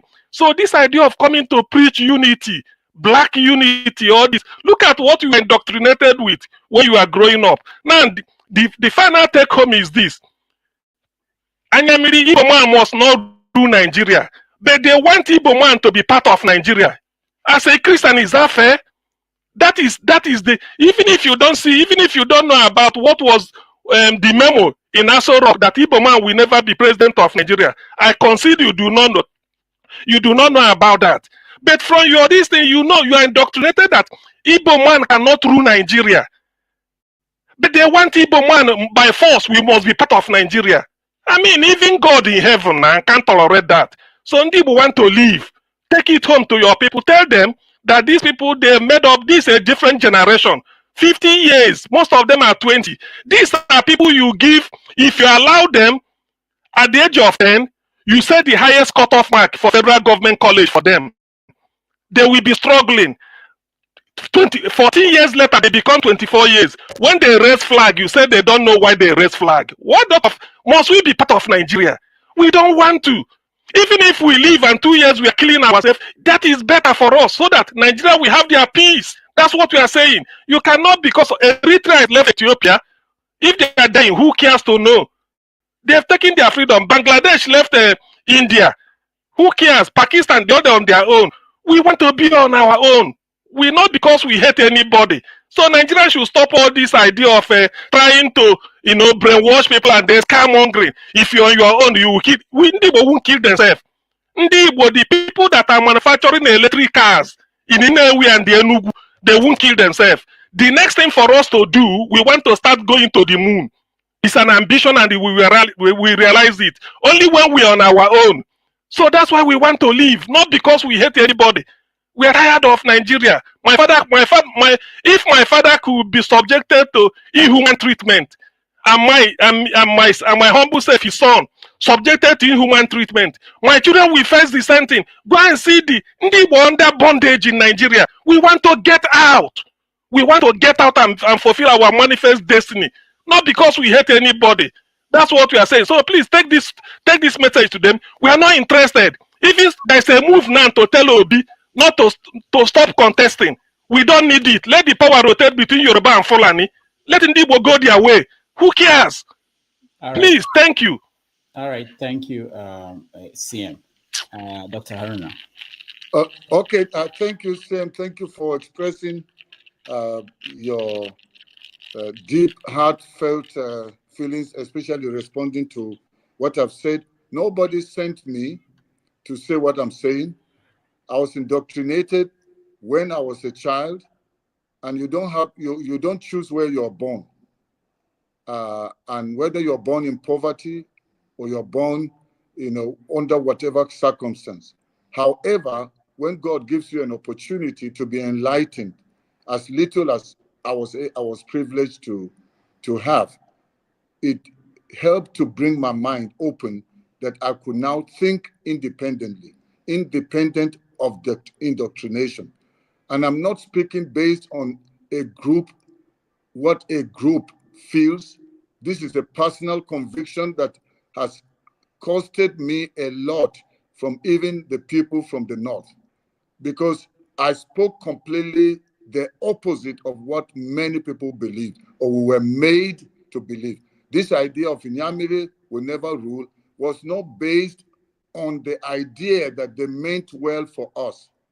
These are the only people we are not prepared to compete with.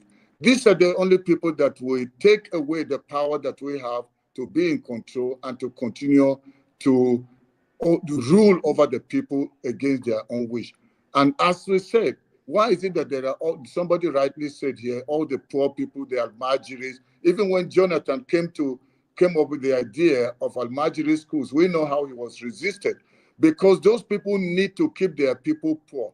And the God we are speaking about here, God is concerned about all, including Palestine, including Northerners, including Southerners. So God cares about all, but human beings that have a heart that is evil and wicked, when they don't fear God, they don't think about fellow human beings if it's not just themselves. So we have bad people in the north, bad people in the west, bad people in the in the middle belt, and even bad people in the southeast. So the issue is a hard thing. I'm not saying that there are times, even in some of my broadcasts, I've spoken about Nigeria should let the Southeasterners go. If they're not prepared, they shouldn't come with the hypocrisy of saying one Nigeria, but somebody else is treated as if it must remain a servant, a slave forever, enslaving people. So I am not for that. I stand against that, and I will never support it. But the only thing I'm talking about, I'm saying, even if the North were to go together, and we've got people in the North that are selfish, they are not thinking about the others. All they think is themselves. So that's the part I was bringing, not because Yorubas are also asking to go their separate ways. And then the middle belt now are suffering even more than the Igbos. The Igbos are able to thrive and do things. But you go to the middle belt now, they've been caged. Now they have no say. They are being killed like flies. And they are the ones that are actually the current culprits, the ones that are suffering it even more than what you would say the Igbos are suffering. Because the Igbos are still able to use their brains and think and do things. The environment, even though there is insecurity, when did it actually start going to the southeast? It's always been a northern thing and it's a few people that are oppressing the north, using the insecurity. So they are heading towards the south now because they need to finish the work of Usman Danfodio. So I think if we can see it that way, I mean, there are Igbos that are against the agitation, that are saying no, they don't want to go. Maybe they're the brainwashed ones. So, but I cannot talk because I'm not from the southeast. I was just a Nigerian who is educated enough, has lived long enough in Nigeria. I am in February next year, I'll be turning 69 years old. So I'm not a baby. I've seen the Nigeria that I lived when I was a little kid growing up and the Nigeria of now. Things have changed. However, going forward, if we don't have people that will start shifting their mindset and start thinking the welfare of other fellow human beings, no matter which part of Nigeria they come from.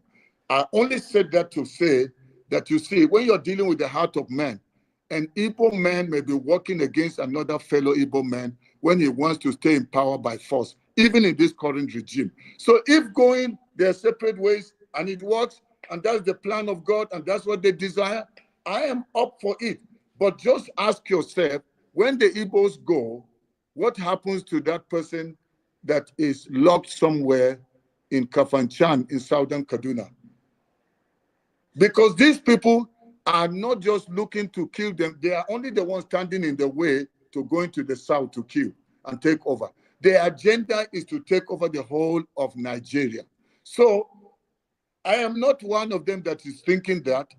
I am just standing to speak against whatever people have as an agenda that works against another fellow human being, especially if they claim that Nigeria should be one, then they should show it by their action. That's basically what I'm saying. I have no message to take to anyone because I'm not representing anyone. All right. Thank you, Dr. Haruna. And thank you, CM. Let's go to half of Turkey is in Europe. You're next. Thank you. Hello, Rudolph. Good day, Dr. Goroh. Dr. Goroh, due to the statements of one of the commentators, I went to do a quick check on your background, and I see that you are a northerner from the Kaduna area.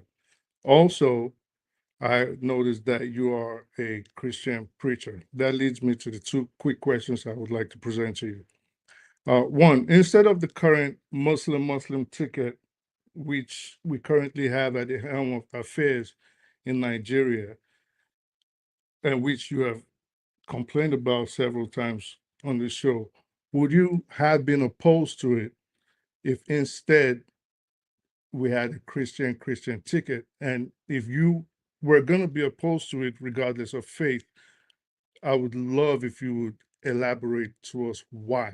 Secondly, Rudolph asked you a question, and you didn't seem to skirt around it. You actually did skirt around it, which John Abba alluded to. And when you did answer it, you apportioned blame to the Palestinians for lobbing rocks towards Israel in response to their being held in an open air prison that is Gaza.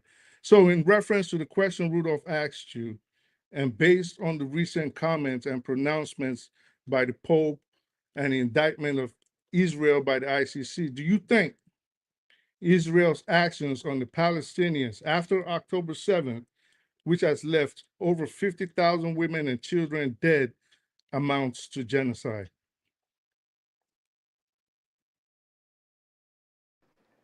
Yeah, thank you for bringing us back to that.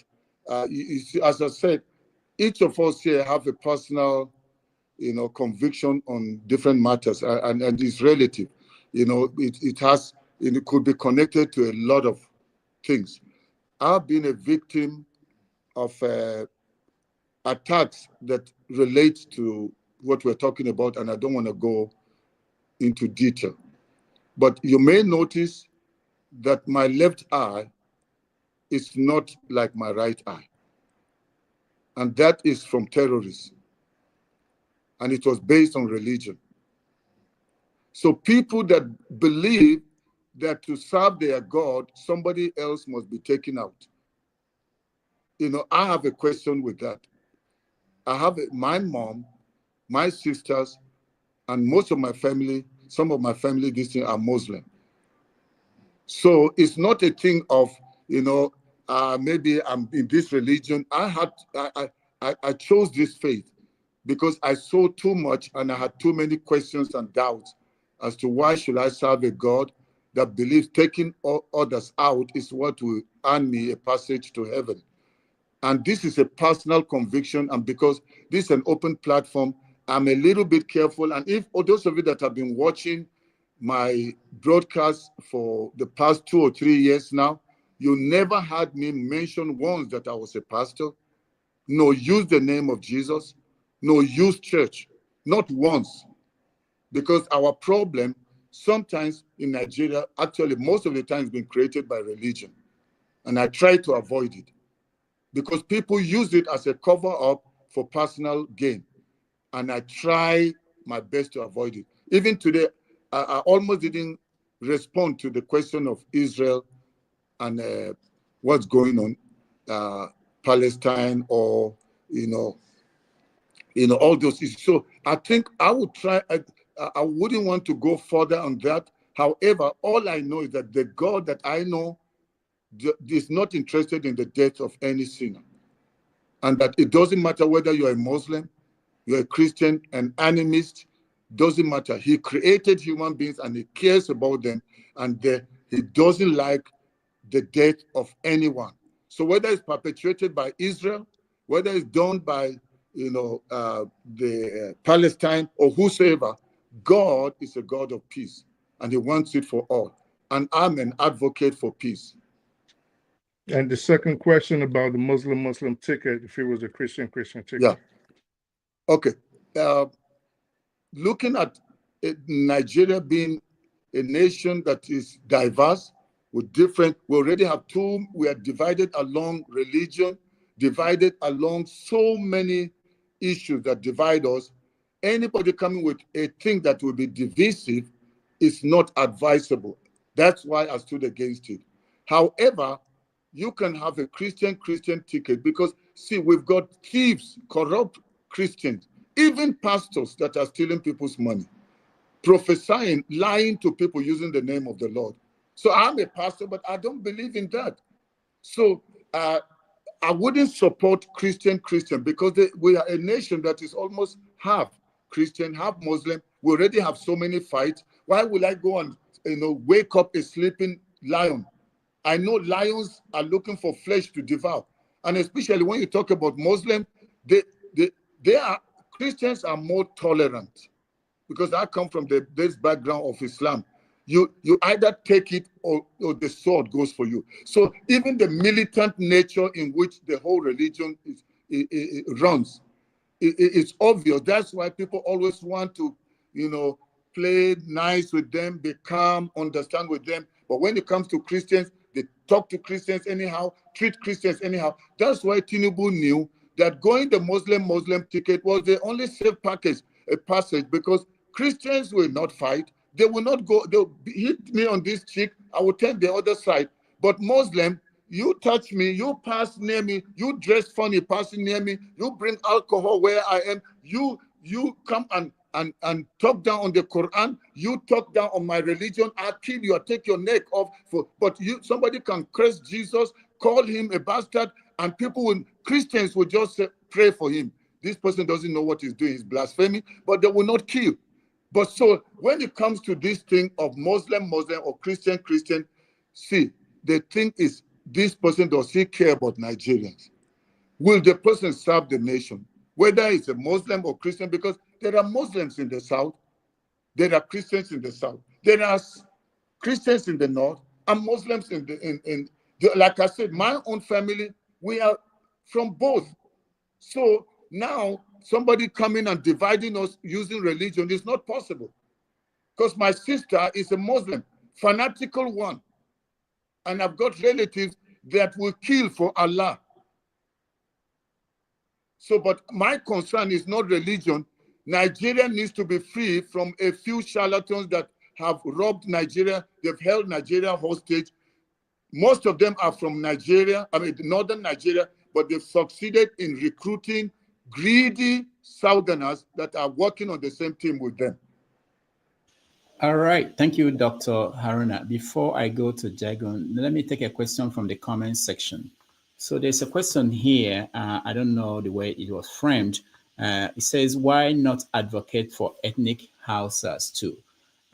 What I want you to talk about, Dr. Haruna, is we hear these stories that northern minorities who might be Muslims, for example, the Hausa people in the north, that they are also not happy about the structure in the north, where you have the Fulani in charge, controlling most of the structures of power. What is going on? What don't we see? People who are in the south looking up at what's going on in the north. Okay, I think what people don't know, before, many years ago, anytime I went to the south and people hear me speaking Hausa, because you don't hear people speaking Fulani as much as you hear them speak Hausa. So Hausa is the general language, just like Pidgin is spoken in the south. So a lot of people kind of just put everybody in the same box and just see them. But the ones that the Hausas are having an issue, you ask yourself, why should people be killed in villages in Sokoto? Why should people be killed in Kebbi? Why should they be killed in Adamawa? Why? Because they are northerners. We thought they should just go after the southerners. But the issue is about when a certain tribal group believes that they are the true owners, or they should be the true owners of Nigeria, and every other person should be slaves to them. So religion then is just used, but it's not really religion, it's the tribe, which is, I would say, without fear of somebody thinking I'm contradicting myself, we've seen this problem more with the Fulanis. The Fulani elites believe that Nigeria belongs to them. And so the ones that were the indigenes that they met, that they conquered, were the Hausas. So they kept them as slaves or servants under them to pay homage to them. Because even when a Hausa man is a Muslim, he's not seen as a real Muslim. Just like if somebody is from the South and is converts to Islam, they are seen as if maybe they're going to a different heaven. That's if they will make it. So it's the difference is it's so clear in the North that we Northerners, initially, some of us didn't know because they played the game of North versus South. Then now, with knowledge, interaction with people around the world, so some of us are now enlightened and we're realizing that not anymore. So with the current killings going on in the North, the ones that are suffering more are even the Hausas. So that's why now there's an outcry where they're saying they want their freedom. So this thing is beyond just, maybe South now versus North, because they are cleaning out the North on their journey to the South. And the ones that have stood in their way were Hausas, then people from the Middle Belt. All right. Thank you so much, Dr. Haruna. Let's go to Jago. Thank you. Good evening from here in London. Rudolph, I would like to make a general complaint, but I'm not going to go far. I really feel strongly that there are levels of unfairness that keep coming up from the management. I was on here, online, showing my side to Jagun, we said that you could do something and then take me out of my... We said here, and I think we reinforced it, that when we are having a program, we concentrate on the program. If you have any complaints, you know how to reach us. We're not going to stop our program to hear people complain about whatever is happening outside of this place. All right, let me go to All Na Politics. Ovie, you're next. Good afternoon, everyone.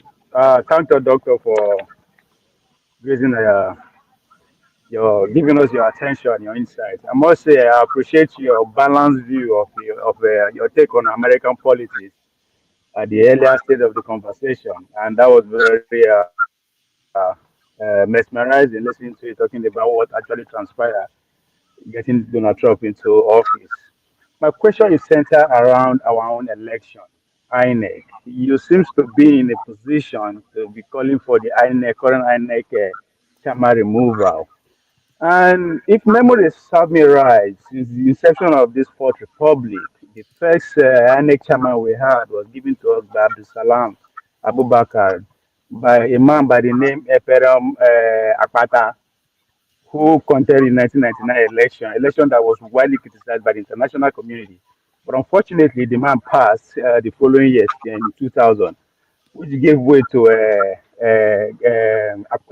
Abel Gobedia, who contested the 2020 election, died. Actually, even worse than the 1999 election. Again, Gobedia living gave way to Maurice Iwu, brought by Obasanjo. This time around, conducted the 2027 election, even with the president that was elected with that election, the name of Yaradowa, came out publicly to say the election was nothing to run about. After Imoris, we have Mahmoud Yakub, who eventually collided with the power that be again. He gave us the election that took good luck out. From there, we have the one that we have now. My point is that it's just from fire to fire, nothing has changed. But the fact that we are still calling for this to go, which the Constitution gives leverage to the president to appoint, I mean, to see that is even the conversation is beyond me. So I don't know. That's not going to change anything, going by the history so far. So why the focus on the man rather than the process that brings the chairman? Okay, thank you. You see, why people are saying Mahmoud Yakubu was that he was the immediate one that Emil Okon, traded with to bring about the suffering now. So that's why people are referring to him. However, people like us feel like there should be a national discourse. What should be the guidelines or the criteria for choosing anybody that will run an independent election? I know generally it's difficult to have 100% with people with no special interest. You see special interests in the UK, you see special interests in America. That's basically the general make of human beings. Only God's system is perfect. So if they were able to get that to change, then that would be the ideal. However, anytime you have a party that is in government or a sitting president, they always leverage the loopholes that are there for their next plan. Like for 2027, they're already planning because they're still the ones that will choose. But in this system, sometimes they can choose somebody that they think is going to play on their side, but by maybe God's providence or something, maybe by some special hand of God, somebody that they chose thinking it was work for them turns out, and then God touches him or her that refuses to take the bribe, and then decides, you know what, I am going to stand for the people. And such miracles do happen. So if God could bring Israel out from Egypt and use a Moses, then maybe our Moses is coming. I don't know how it will happen, but we still live in the life where miracles do happen. So the God that saved Donald Trump from the bullet when he just turned, so maybe our God is going to save us from the bullet of Emiloko and his people. All right. Thank you so much. Let's go to Jagan. Thank you. Dr. Haruna, I'm extremely pleased to meet you. I would like to take on what our fellow panelist, Pansat, exalted you to in the means of respect of who you are. I've got a question, but I would like firstly to make comments. Firstly, I've got to congratulate you on that song. I really have to. The song Underlining Revolution, which is a word that seems to have really confused Nigerians. I've got to congratulate you on the song in that you used a reggae genre to push your message forward. Reggae music, and I'm from London. I've grown up amongst Jamaicans. I understand the rudiments of reggae music very, very deeply. And you used it in a very correct valve. And I see that your intelligence is more than your face. That what you are showing us and what Pansat underlined as the deep respect that we have for such an individual as yourself follows the respect that we've grown to for Dele Farotimi. Now, what's interesting, the question I would like to put to you, when I look around the Nigerian polity and people that stand up for the truth, they are few and far between. I would also like to make comment of the way you've handled every question here. I think you've answered them extremely well. Some questions were a bit pointed, but still you handled it. I really applaud the way you've dealt with most of the people on the panel here, very fairly. I would like just to ask you, when it seems in the Nigerian polity, the way unfairness seems to be the order of the day with any Nigerian group. When there's a Nigerian group, there's unfairness. There's an unbalanced way of putting things into the societal understandings of the way forward. So when people like Nnamdi Kanu are arrested unfairly in another man's land, arrested in another man's land, when people like Dele Farotimi are taken from Lagos to another state completely, when people like you are now next in line, is it not incumbent on every individual here to call their father's name and to be ready to stand up in place of those people who are taken out? Because what I find that is spoiling that country called Nigeria is there are weak people who are not ready to stand up. They're all right to do this, talk a lot of nonsense. However, when it comes time to stand up and be a man, we don't do it. And that is the issue of Nigeria. The percentage of those who are oppressing Nigeria is minimal to the percentage of those great swathes of individuals who are just weak, uneducated, rather ignorant, and can't stand for themselves. People take oppression. People are happy to be oppressed in that country called Nigeria. So I'd like to put to you, when people who are speaking the truth are taken away from the polity, is it not incumbent upon those of us to stand in line for those who are taken out unfairly? Thank you. Okay, thank you very much. Is it? I'm trying to pick it. Jagu, my marimo. Okay, thank you. Yes, Lord. You know, I love your beard. I wish I can grow that, you know. I will say this to you, sir. Muslims don't own beard. I not be Muslim. I'm not a Christian either, but I'm a follower of Christ, if you understand me. Yeah. To be slapped on one side, I would offer the other side though, but know that my slap is coming. No, I'm coming with my own slap. Okay. Understand me well. I think you and I will gel together because I'm also the type that also kind of believe that I think the way sometimes we interpret scripture is the reason why people are keeping us under. You know, because Jesus was a revolutionary. Simple. Moses had to stand and face Pharaoh. That was the most dangerous thing to have done. We have people that are only waiting for somebody to suffer for them to come and enjoy. You know, and that's why you see, I made calls. First of all, I told people the night that this election was of 2023 was announced, every Nigerian should have been out on the street, but they waited. So again, and without blaming Obi, because that's his personality, and we can do nothing about it. Do you know?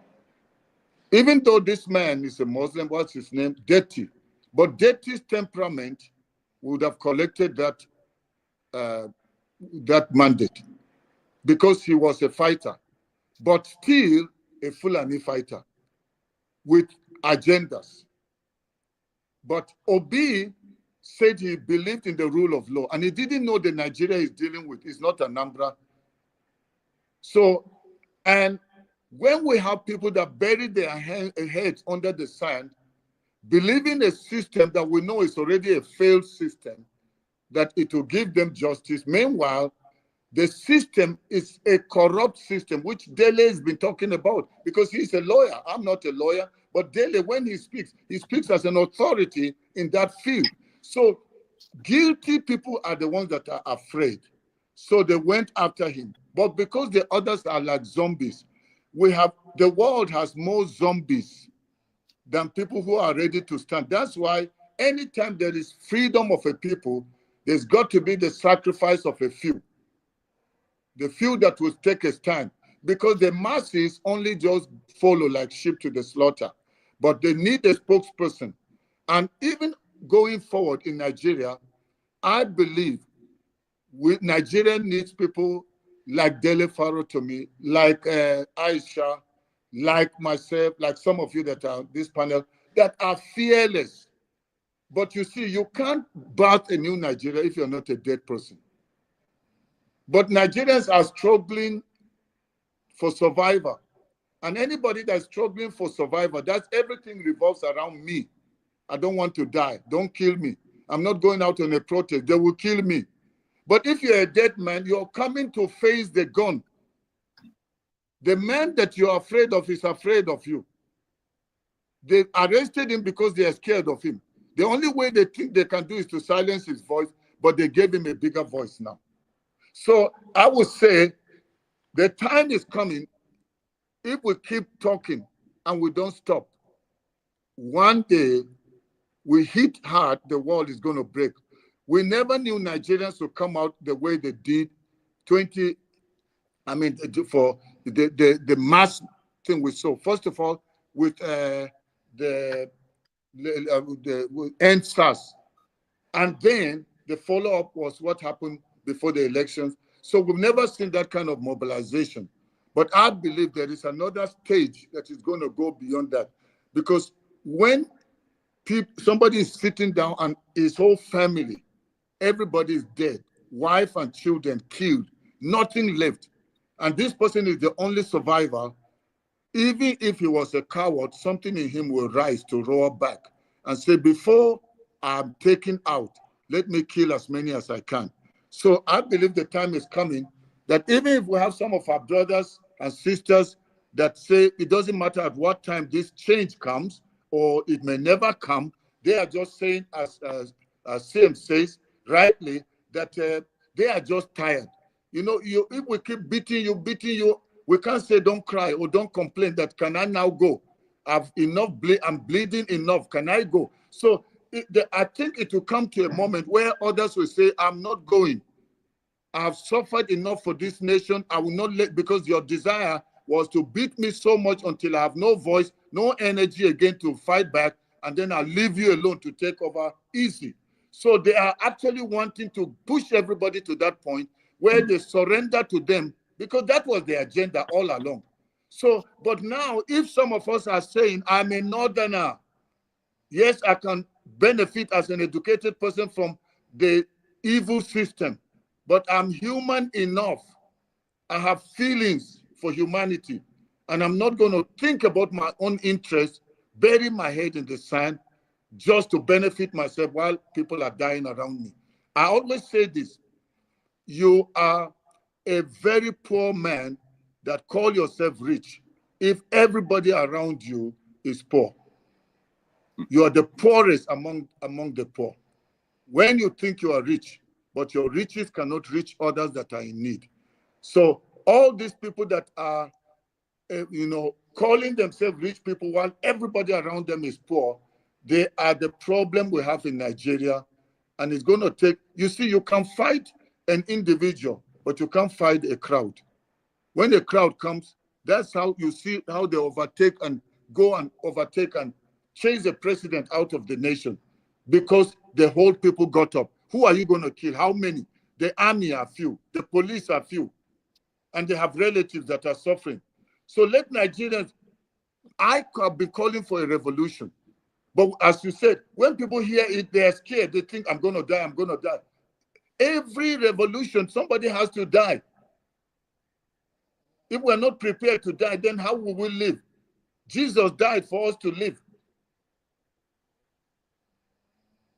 Right. Thank you so much, Dr. Haruna. We have two more questions, one from KJ, and we'll give the oldest man on the platform, Pansat, another chance for one more question, and then we take a break. We are still trying to reach Shore. He's currently at an event, so we'll let you guys know when he will join us.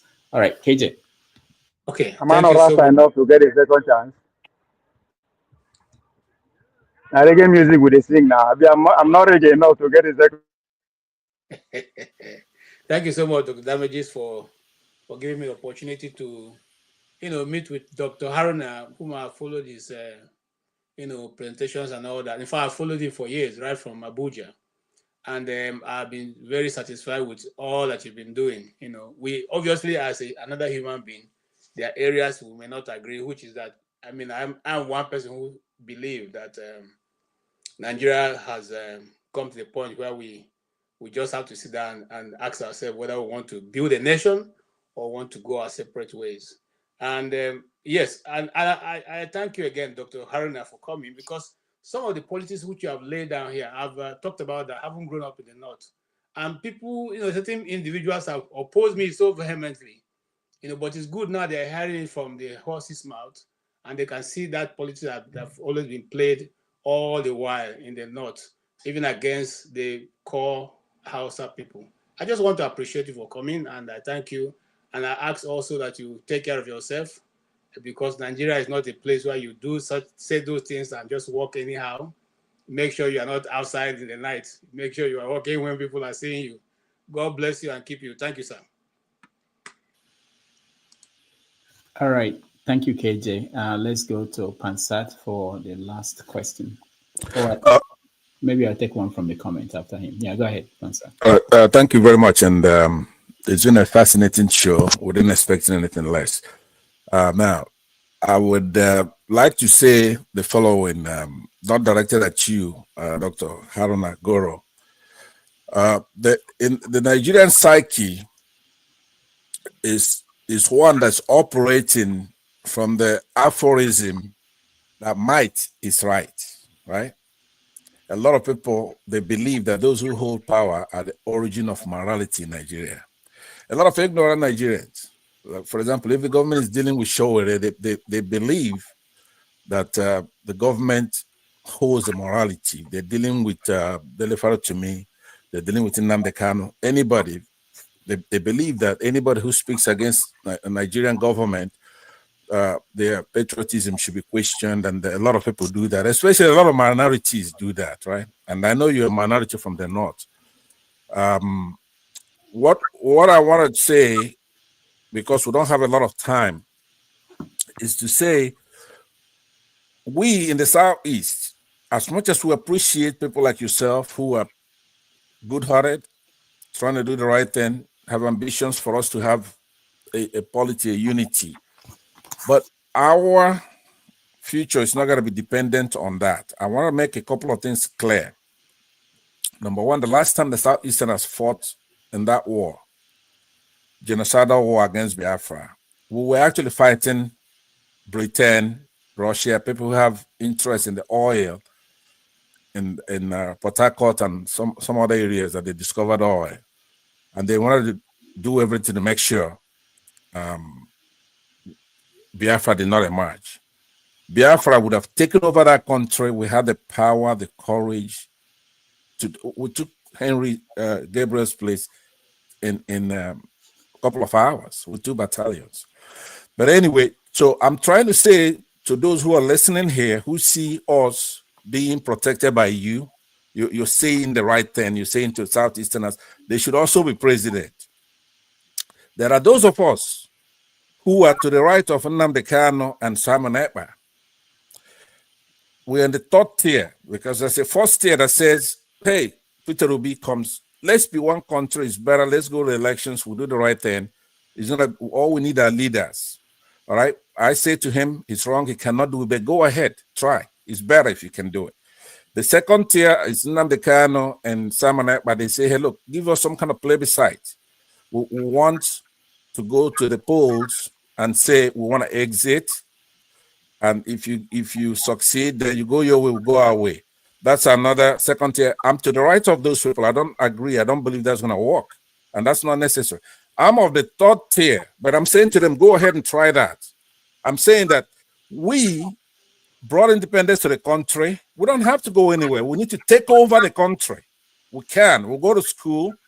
We have ability to tame the neutrino, split the atom if we want to. So I'm saying that we don't have to go anywhere. People came into our country, Northern Fulanese, and came and effeminated our fellow countrymen, the Hausas, right?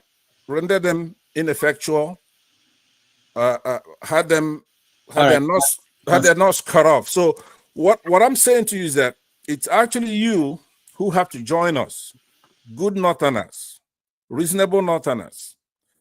When all this fell, we're going to come and we're going to take the country, right? Just like Israel is doing. They were gone in their case for thousands of years. They came back and you're on their side, right? So am I. I disagree with the genocide, but if might is right, especially in the psyche of a lot of people here, like Henry Gabriel here, and some other Christians, people from the South, Yorubas, they believe that might is right. That those people set the morality because they have the power. If let's say the Fulanis can defeat us, now only an imbecile would think that Fulanis can defeat us from the Southeast. It's impossible. Now the problem is that we have a lot of people who are sitting on the fence. They don't want to. Rudolph, I'm sorry. It's just too tempting to. But I concluded by saying this: I don't come for war right now. I've come to say, give those who say, let's go and get plebiscite, or those who say we want to go to election. But we went to an election and we voted. We spent 400 billion naira to do that, and Northern Muslims shut off the machine and they say, do your worst. So there's nothing that's going to change about that. We could be here, talk nice and be nice, and I have a lot of respect for you, and I've, like I said earlier. But what I'm saying is that they're not going to change anything. We're going to have to make them. We're going to have to force them. Right? They're weaker than we are. We could take them on. We could defeat them in a war. So that's what I'm saying. If you would join us, because you're not free. I'm worried about your safety, for example. Like you said, your eyes. I was tearing up when you were talking here because we could see it. We could see it. All right, so thank you. I will end with that, and I'll see you again. I would actually try to make contact. Thank you, sir. Rudolph, thanks for indulging me. Appreciate it. All right. Dr. Haruna, any comments on?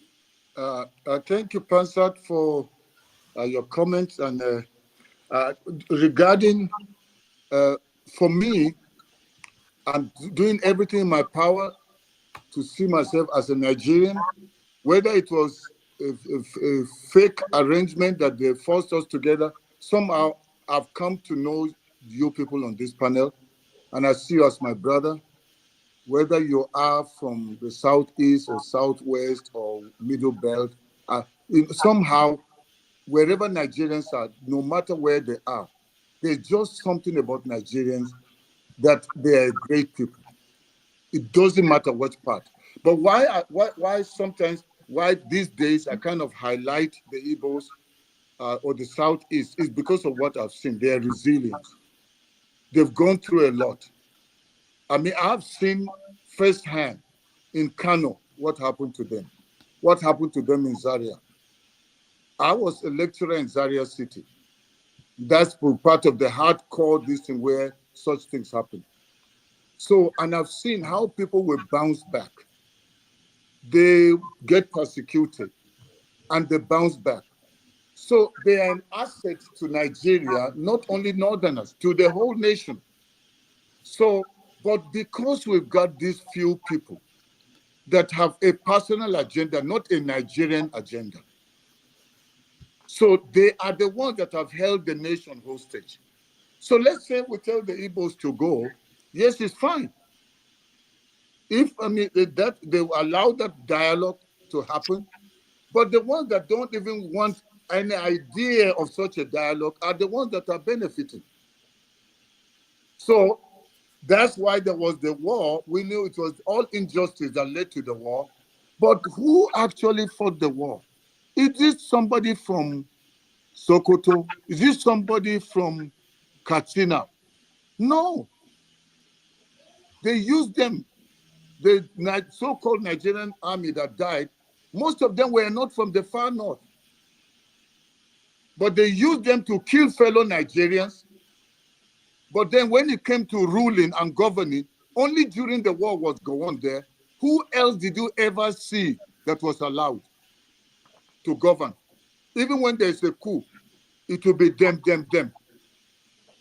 Even when you had somebody like Idiagbon, he was the main brain, but serving the interests of the northern generals, the hardcore northern. So there is an agenda that is not for Nigeria. Whether we say we are not Nigerians, whatever name we call ourselves, we, the indigenous that were there before these invaders came, they hate us.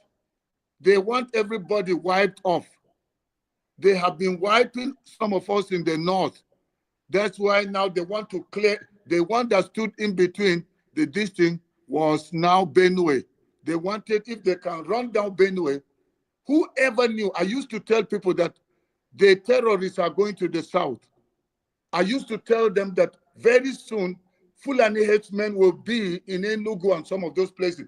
People almost cursed me out. They said they've done it in the north. They can never enter Igbo land. I said they have an agenda. They want Nigeria to belong to them. So if the Igbos are to go, are they going to Cameroon? Where are they going? Because they are after Igbo land too. And it's just those few people. So should we fold our hands and let them? Or we should unite as Nigerians?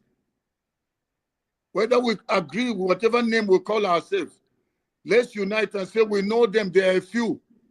We are going after them. But when everybody buries their head and say, let's japa, or if we don't japa, we will stay there, but let's just be concerned about our personal interest. Then it's a few people like Dele Farotimi, it's a few people like Nnamdi Kanu, it's maybe people like myself, people like Aisha that till today, Aisha has not accepted Tinubu to be our president. It's a miracle that she's alive. So we need more people like that that will stand. And yes, agitation is there, but I'm saying, and that's a right, but I'm saying in a place where others are benefiting, when will they ever allow it to happen? They are benefiting, so they will use another Igbo brother to frustrate the plan, to sabotage the plan. They need a fifth column to bring down the building. So, and people like myself are saying, you know what? Can I hold CM's hand? Can I hold Rudolph? Can I hold James? Can I hold Pansat? I don't even want to know which town you come from, what language. At least we can communicate in this foreign language. Can we talk? Are we like these people? Do we like what they are doing against human beings? Do we like the way they're wiping villages out in Plateau State? We don't like it. So what do we do? How many are they? Who are they? We know them. There are a few. We can team up together and chase them out. Then we can talk about how do we live. The ones that want, there's no peace. You can't divide and give people inheritance in a house that is on fire. Dr. Haruna, one more question is from the comment section, and then we take a break. At that point, you can, I don't know how much time you have. If you want to leave, you can leave. We wait for Shore, who will join us as soon as he can. But the question is, for those who didn't start with us, we started with what's happening in the Middle East. It's been confirmed that Assad has left Syria and is on his way to Moscow on exile. So people wanted to know, we discussed that at the beginning, what you think about that development. Sorry, look, can I give you an update? Because I was researching that while you are, going on. His plane just crashed. What? Yeah, Assad plane just crashed.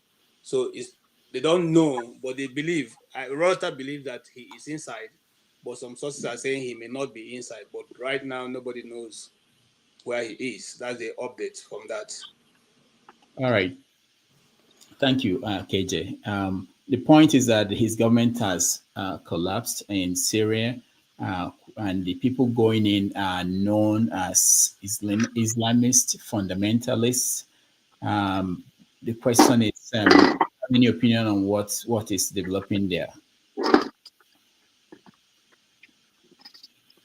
Yeah, that I'm trying to, especially because what I was invited for us to discuss are not around those things. So I don't want to say things that I may have a personal view or opinion that will set the whole, discussion and get it off tangent. So I would say I'm also just watching what's going on. I can't comment on that.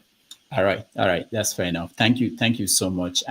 Let's take a break. When we come back, we will review what we have discussed. Dr. Haruna, thank you so much for joining us today. We really appreciate you. And thank you, Rudolph, for what you do. We're proud of you. Thank you for keeping the discourse alive so that people will know what's going on and be able to have their say. Because we must not despise what is going on here. This is how revolutions come. This is how things change in nations. When people are, across different divides and from different nations, but as Nigerians, with the same interest of wanting to see things work, I believe at some point, something is going to happen. So thank you very much, everyone. And thank you for giving ear to hear some of my naive or shallow ideas. But then pray for me. I'll do better next time. Thank you. Thank you so much. You've been wonderful. All right, let's take a break. We'll be right back.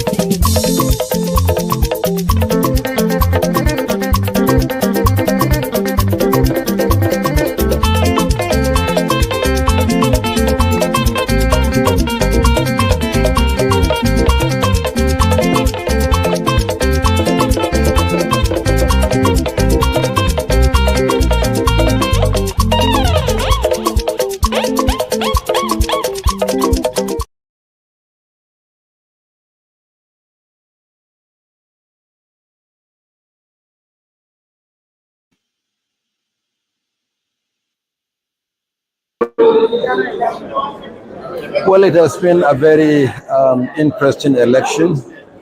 We came here as part of the ECOWAS network of electoral commissions with colleagues from Sierra Leone and Liberia, and also with colleagues from the Southern African region. And there is even a gracious concession on the part of the other candidate of the main party. So we are grateful that it has gone very well, but the process is still on. The election result has not been officially announced by the Electoral Commission, so we'll go and continuously support our colleague in the Electoral Commission. But we are very happy with this process and outcome. There are many things I've observed. The first thing is the political parties. One of the lessons I think from this election for me is the fact that the main opposition candidate was vice president and president of the Republic of Ghana, lost elections on 2 different occasions, is now 3rd time lucky. And the candidate of the ruling party has also been in the same party which has been in and out of power for a long time. Rarely in Ghana do you see people moving from one party to another with every general election. So that is important. It provides stability. It also provides their supporters stability, so that you have people who support political parties for many, many years. So whether the party is in power or in opposition, they stick to the political party. The second thing for me is the lesson that Ghana also learned from Nigeria in the area of managing constituency election results. Until the last election in Ghana, all results come to the EC headquarters in Accra. That is parliamentary and presidential. Although Ghana is not a federal system, but they learn from Nigeria where you have returning officers that announce results for parliamentary elections in the various constituencies around the country. Only the presidential election results come to Accra. So in Nigeria, this is what we have done, and they borrowed a leaf from us, and this is the second time they're implementing that. That's why, as you can see, the declaration of the presidential election result was a lot faster than it used to be in the past. Thank you, John.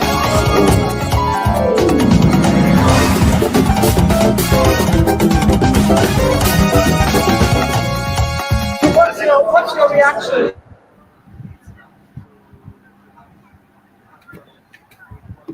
All right.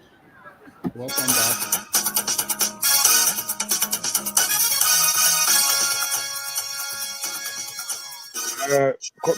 Point of correction. Answer is in Moscow. Okay. Ataya, I want to ask BBC KJ. carried long time. I saw it. BBC. There's Moscow. KJ, if you post the link, we will see where the plane crash. I mean, the grammar, you know, understand. Now, fake news for YouTube. Now you watch now. All right. I mean, post the link, both there. Welcome back, everybody, and thank you for staying with us. We had, I think, an interesting conversation with Dr. Haruna Goroh, and we will do a feedback on what we had and wait and see if we can get Shore to come and join us. If not, we will have him tomorrow. I will have a special program with him tomorrow if he can make it today. But I told him we will be here for another 1 hour, so we'll see if he could finish the program and join us. All right. Everybody here had a chance to talk, other than Ike. So let me start with Ike. Ike, did you watch, and what is your take on Mr. Haruna? Good afternoon, everybody. A blessed Sunday for all of us. First of all, I really wanted to sign out because Dr. Rudolph. The point is that why did you bring this, and why did you bring this man on the screen, the INEC chairman? Why would this man appear on this platform on this beautiful Sunday afternoon? Because that's the question I wanted to ask you. What do you want us to learn from showing this enemy of progress in Nigeria for us to talk? Listen, I when I saw it, honestly speaking, I'm telling you, I wanted to sign on because these are not the kind of people this platform should we. I didn't want to see the picture of this man for anything. What importance does it have to what we are discussing? He's telling us about he went to Ghana to observe an election. It's not even anyway. That is by the way. But please don't show his picture when I'm here. That's what I'm telling you. Okay, so just to correct, this is a good point, teaching moment. If INEC chairman, if he wants to appear on this show, we will invite him and we will talk to him. So what I recommend to people is that it doesn't mean that everybody who comes here you will like or you want. Rudolph, it's a challenge. You invite him. We are waiting for him. so down to show his picture. So we are open to talking to anybody who is participating in the Nigerian experiment, just like we are. So the point is that any day we have somebody you don't like, I do go to platforms where they interview other people. There are people I don't like to listen to. I will just not watch, if I don't feel like. That's how it is. But we invite everybody. We're open to anybody who wants. Yeah, I know you're a journalist. I'm not saying that you don't invite him. I'm saying this is my own personal opinion that the day that they're going to invite him, I hope I'm not going to be on your platform on that day. Because he has done more than whatever he can say. So that's it. But as for your guest today, like most of us have been following Haruna Goroh for almost 2-3 years. I listen to his broadcast almost every day. I think he's an honorable man. He's an honest man. He's a true Nigerian. He's a man who wish we have a better country, and he represents the interests of the common man. Also, I see him as somebody who is a detribalized Nigerian, and I think that since I've been following him, I think he meant well. We might not, like Rudolph just made me to understand now, we might not like everything he said, because each and every one of us has personal stake in some of the things that are happening in Nigeria. But all the same, he's an honest man.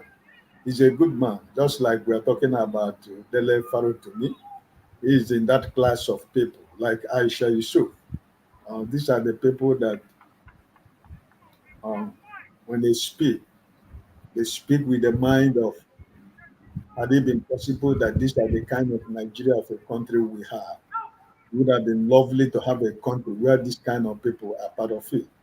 So honestly speaking, listening to everything he said, I think nobody should, for my personal opinion, I'm not going to hold anything against him because this is what he thinks on his own.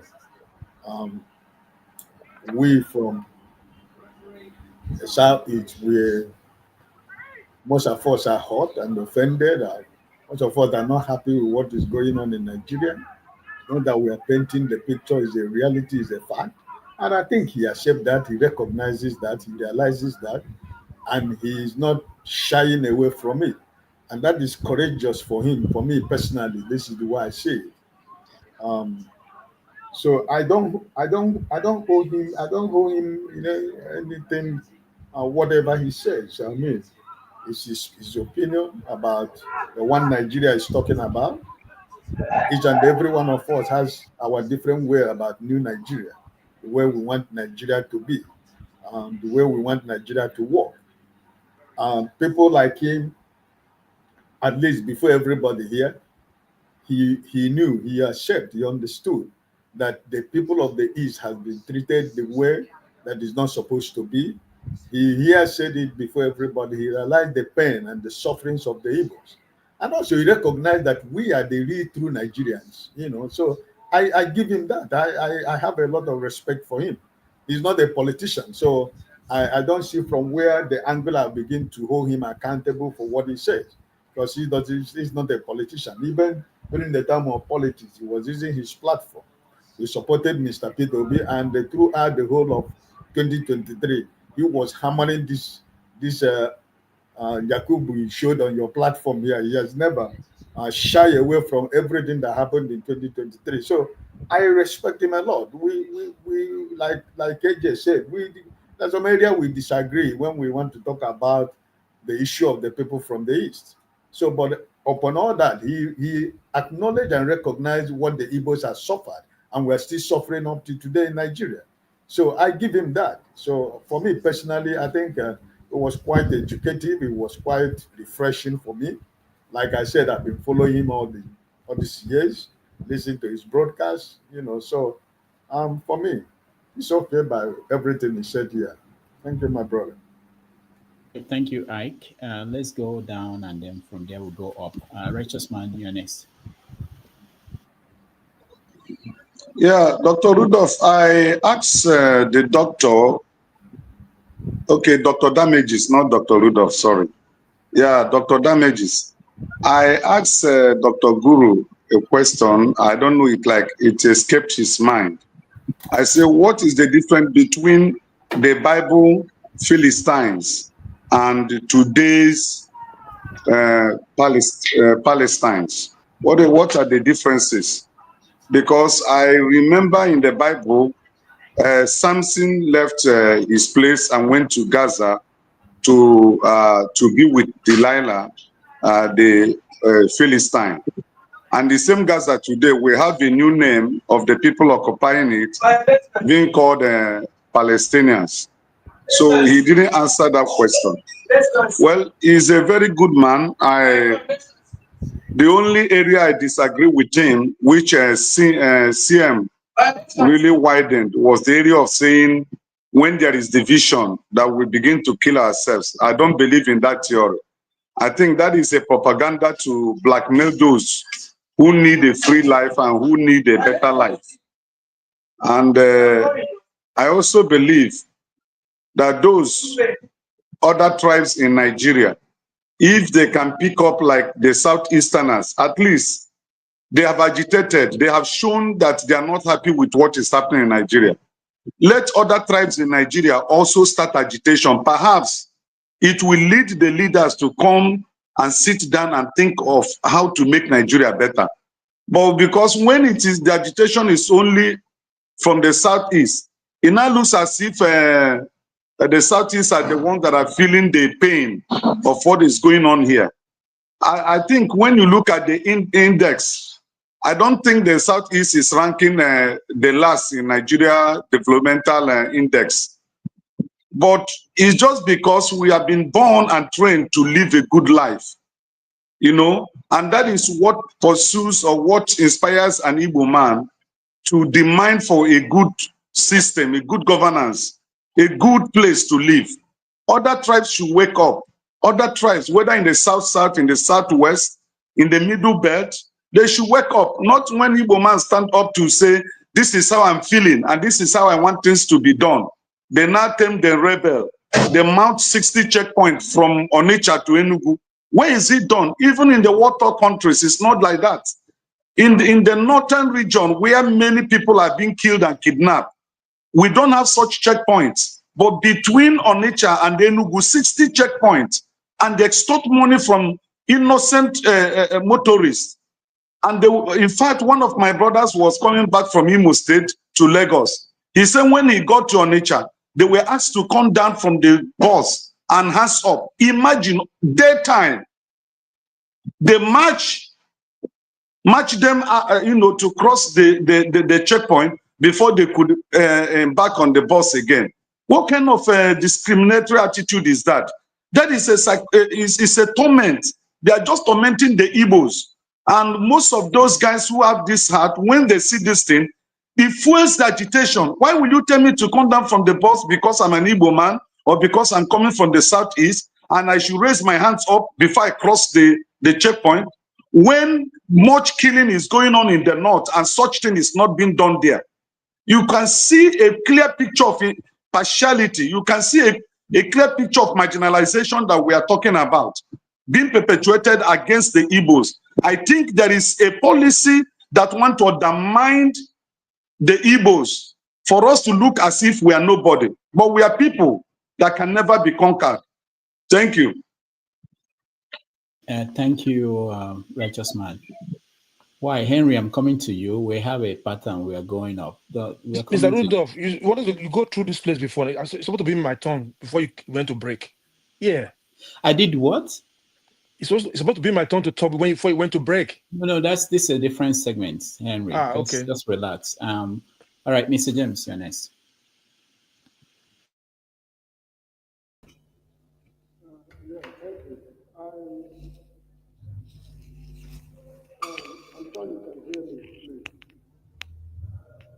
Can you hear me? Can you hear me, please? Okay, better. Yeah. Good. Thank you. I think I asked him a question. Sorry, it was a comment I made about the necessity to pack up the federation called Nigeria. As I was explaining, this is not the first time it is happening in the history of man. I forgot to mention what happened in Central Africa during the colonial period, when Ian Douglas Smith was in Zimbabwe, then called Southern Rhodesia. Then Northern Rhodesia was called, modern Zambia was called Northern Rhodesia, while Malawi was called Nyasa land. The British government in 1953 they were forced to form the Federation of Central Africa, which lasted for only 10 years. And I think it was in 1963, 1963, at a Livingstone Falls or something like that, or Stanley Falls. I can't remember. Anyway, 1953, the Federation had to pack up. They were incompatible. So when they broke up, Northern Rhodesia became Zambia. Southern Rhodesia retained the name Rhodesia, but the United Nations recognized it as Southern Rhodesia. Then Nyasa land became Malawi.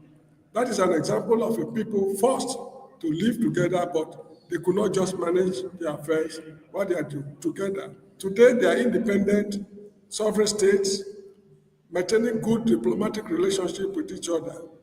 East Africa was governed more or less as a territory, but I think at independence or so, Uganda, Kenya, and others, came out of it. So there's nothing new about countries breaking up. I don't see, it is not an offense for people to say, we can no longer live together. Even while my father was alive, if I had told him that I don't like the way you go about things, I want to be on my own, I don't think it will force me to, continue living with him. The Indians, in 1947, they could not resolve their differences with the the Muslims. So the British government had to separate them. Pakistan went on their own, the Indians went on their own.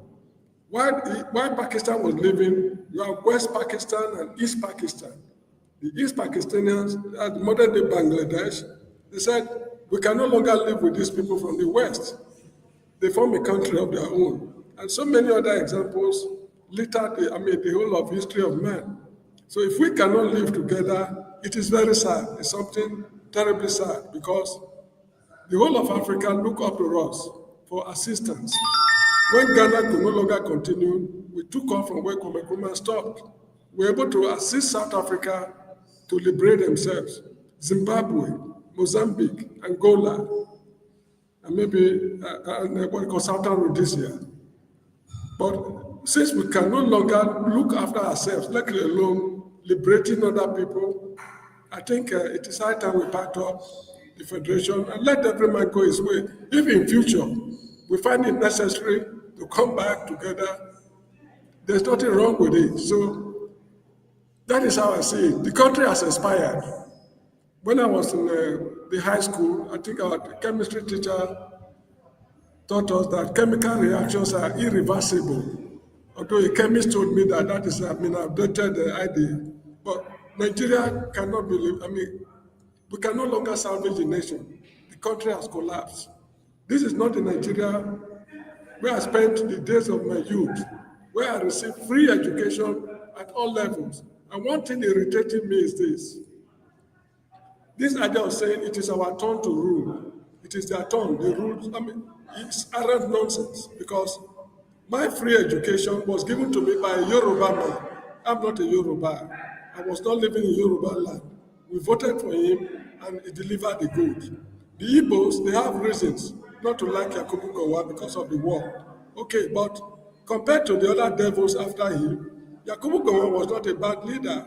Because I remember he introduced the Udoji Salary Review Commission, Simeon Adebo Salary Review Commission. The sympathy he had for people made him to give out the money, use it to buy goods and services, let the industries flourish. When he was removed from office, while he was in London, he was broke, was living on charity. That shows that he did not empty the treasury. So if we have got to a stage whereby those in government are emptying the treasury, I think this is the time for us to call it quit. That's just my opinion. Thank you very much. All right, thank you, Mr. James. Jagun, you're next.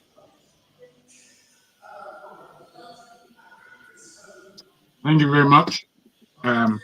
Thank you so much. Again, Rudolph, I congratulate you for the types of guests that you offer to the platform, because although they are varied, many of them seem to be forward-thinking and strong in their thinking as well. A lot of times when we have these guests, I find it quite unfortunate that we bring things to the table that aren't the responsibility of the guest. Why are you talking about Biafra to the guest? Why? It's just a waste of time. Always talking about your complaint. For me, it's like, my God, man, is there nothing else to speak about from your point of view? Must you always push this thing? We understand that there's such a thing. We understand that there is Biafra. We understand that there is agitation. But I don't know why you're offering it to the guest like he's going to be able to do anything about it.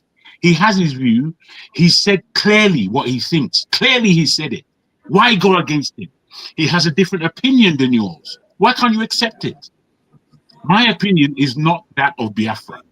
Completely different.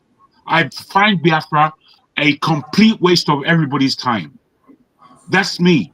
But there are those who are opposed, obviously, to the way I think, which is fair enough. But is it always going to be a contention? As I said, if it is 10% that we can agree upon, that is something to build on, as opposed to crashing and throwing everything out. The way we behave sometimes is so childish, it's pathetic. My man, Mr. James, I always like your commentary. But again, you're throwing the baby out with the bathwater. If you know that Awolowo was somebody who is not of your tribe, but he delivered to you, that is something we can agree upon as a 10%. That is something to build on. If you can suggest that Gowon was not as bad as many of the East think, is that not something to build upon? We always seem to take the ladder away when somebody is trying to climb up. I find us childish. Big men, childish youths. You behave like youths. If we as a people, forget the government for a minute and forget all the rubbish that we have as Nigeria. If we as a people use our energy to build, we will get somewhere, as opposed to continuously breaking ourselves down. I don't believe you can be Pan-Africanist and Biafra at the same time. I don't believe that you can want anything of Nigeria and be Biafra at the same. You can't do these two things together. If you are Biafra, then really and truly, you have to say that I am not a Nigerian. I don't want anything to do with Nigeria. This is what I'm doing. Full stop. And let it be very clear. Let me not be confused. Don't confuse yourself. Why are you confusing yourself? There are many Igbos that don't believe in anything called Biafra. Go and fight those people. Go and make yourselves one. Don't bring it to my table. Don't bring it. If you bring it out and say that, oh, we want Biafra, and we know that there is not a conclusive vision of what this Biafra is, then don't blame me for my opinion, because I will have an opinion and I will say it. How dare you want to push back something into my mouth when I want to speak? I mean, would you take a question on that then? Wait, let me finish. No, wait. No, you're gonna continue. Let me finish, please. I just want to ask you a question. Sure, I respect who you are, but I'm speaking from my heart right now because I'm perplexed with the way there is such a complainative attitude from those who call themselves Igbo, constructing something called Biafra, which is unfounded. It is not founded. There is no such geography or language or people who are called Biafrans. Call your name. You are Igbos. You are Igbos. Don't say Biafra, because by the time you say that, you are confusing everything. You are using something that took 3 years to squash, if you like, in terms of the war. It took 3 years. Yes? We understand that those 3 years were traumatic for Nigeria as a whole. We also understand that after the war, there was definitely an attitude against the East. I understand that. Don't get me wrong and start telling me I'm tribalist and all that rubbish that many Igbo people who can't have a conversation think. They think I'm tribalist because I have a point of view. Fair enough. Be ignorant. However, my friends, we are either building or we are breaking something down. We cannot say it is an oxymoron to say that you are Pan-African and say that you are Biafran. It is an oxymoron just to take a say question that you on are that. Nigerian. I will yield you some of my time. I will. Yield me your time. Let me just say this, Pansat. It's an oxymoron. You don't have all day. Yield me now. Okay? Why can't you take your time and hear me out, bro? Take your time. Yeah? Because you're agitated in your spirit because I'm mentioning the word Biafra. That is what is unctioning you. You're not able to listen to what I'm saying. You're just unction. That's not how to communicate. That's not how to have a conversation. I'm perplexed by your point of view that says that you have to defend on every level. Why can't you listen? What kind of conversation are you having when you're not listening? I'm ashamed of you. I'm ashamed. Rubbish. My brothers, have your time, Pansat, if you want to say. Let me ask my question. Hold on, Pansat. No, not yet. So January 1, we're moving to Iroko Post TV. And we need another 220 something people to subscribe. I'm not good at saying this, but we have 421 people watching at different places. So please, if you have not, just one click. I shared the link. We have to get to at least 1,000 people by January 1. Otherwise, we won't be able to do so many things we usually do on this platform if we don't have up to 1,000 people. Thank you if you have subscribed. I appreciate that. But for those who have not, that's one way you can help us. It's just a click and subscribe. That's it. Thank you. All right. Let's go to, I don't want this to degenerate into Biafra thing. So what will happen is that when we get to Pansat, you can respond to Jagon if you want to. But let me go to Ovia. Yes. Thank you, Doctor. First thing first, I think the day we will come to realization that there is no we when it comes to the Nigeria equation, that will be the beginning of our freedom. Two, to our guest, I think he fall into the category of Nigerians that are classified as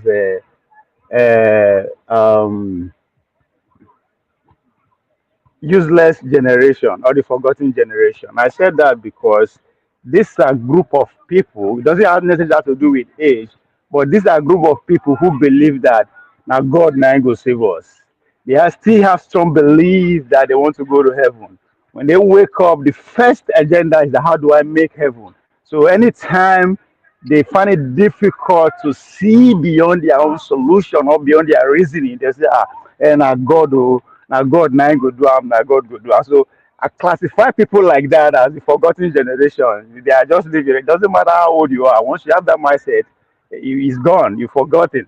So, and again, back to what I said, they say that the idea of we, every day will come, where we will do this, where we will go this. Who are the we? Right? Just like the idea of in diaspora. There's nothing like that. We're just deceiving ourselves. If there's anything like that, I need address. I need a face. I actually want to donate or contribute or be part of the organization. We are just buying into political words and sentiment to deceive ourselves. So the fact that there's no we, that's why we are where we are, where we were according to our vice president. So there's nothing like that. And to the voice of the Biafran, I think one thing I come to realize is that it's all about marketing. There's no way you can be passionate if you don't have anything to sell. The one Nigerianness, the fact that we cannot articulate our passion, feature it to have Nigeria as a product and sell it. That's why we always fall behind the debate. When you pay attention to every Biafra man from 1960 to today, just one thing. They have something that they have going on for them. It could be delusional, whatever you want to call it. But until you have a product to sell, ain't nothing like we. we can deceive ourselves all we want. I ain't responding to you. Please. Thank you. I rest my case. The fact that I can touch somebody out, I rest my case. Thank you. All right. That's Thank my you. submission. Thank you, Ovie. Henry, Yanis. Some people say don't say we, but you're still calling we. Who are the we? Thank you. So, Ain't nothing like hypocrisy. there is Hypocrisy nothing like everywhere. we. It's an So English what we I'm saying. speak. There is nothing like we. But you said we too, so leave that aside. No, I didn't say we. I said there is nothing You like did. that. Now So, English we as I speak. was saying, There is After nothing saying like there's that. nothing like we, you kept saying we. You see, when people come here and talk about the minority, the DAS, they forgot their history. You should go back to your history and learn your history. The Benin Empire, you know about it? I don't think you know about it. Was broken. You know how they rule.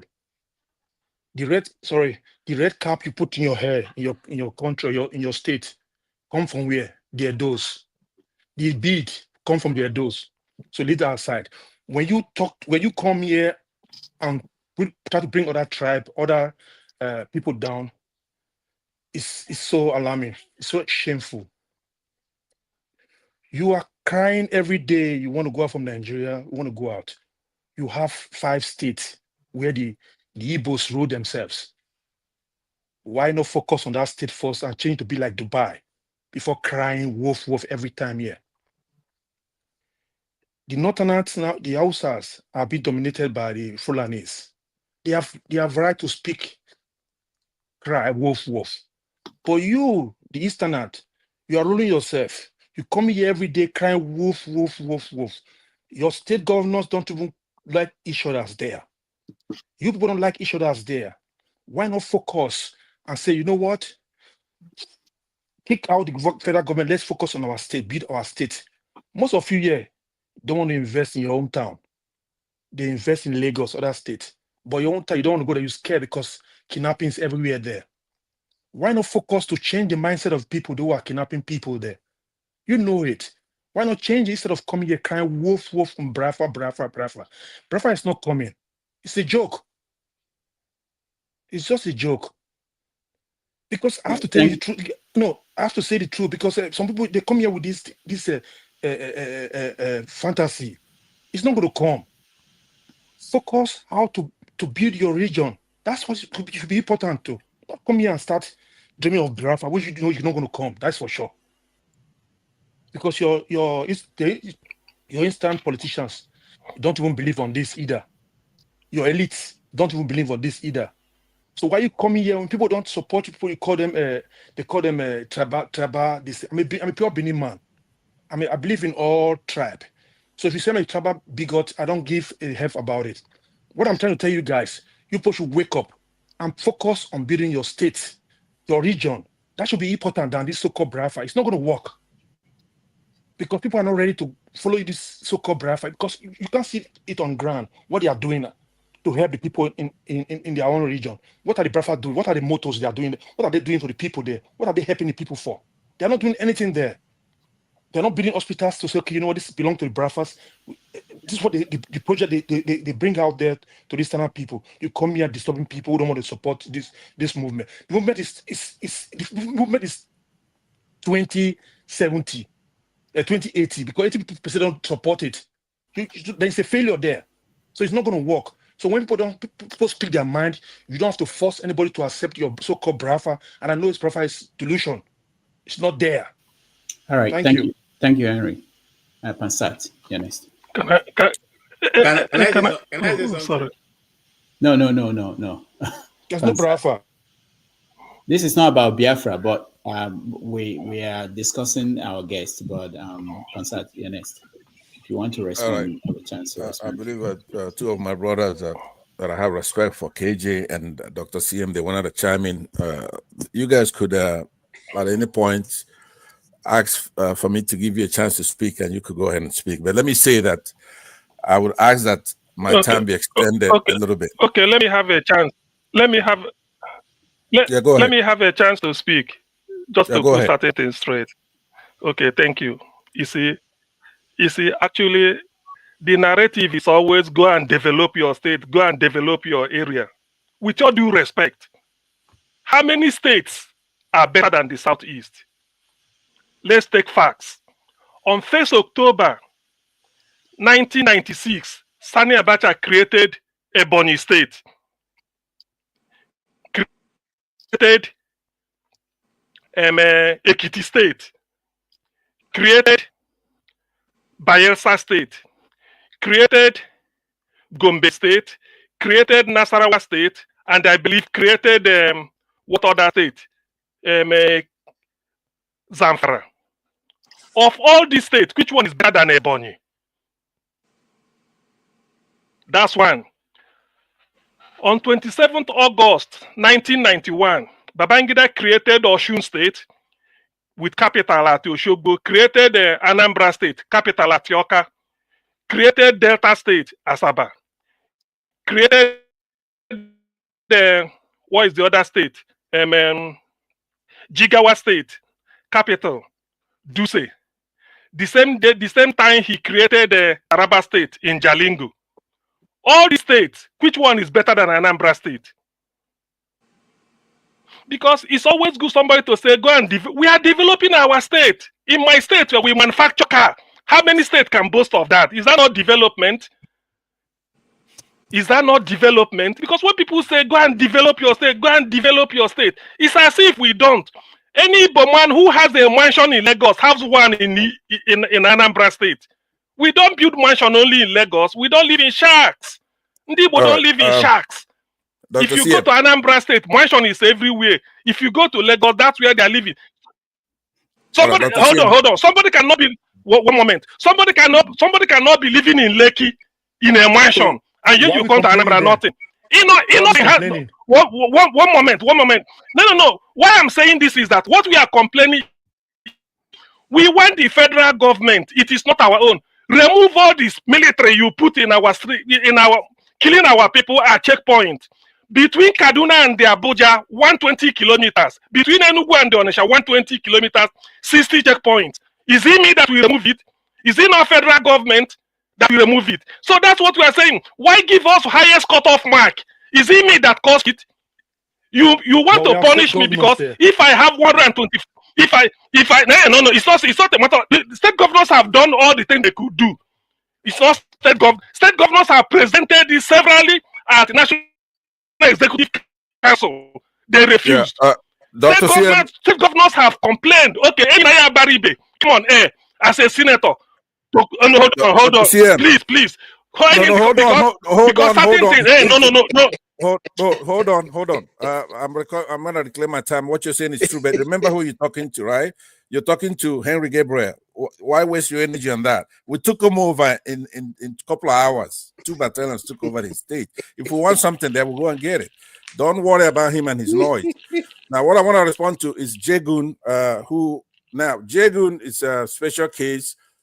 He doesn't really mean any harm. He's talking out of incomprehension, out of lack of knowledge, right?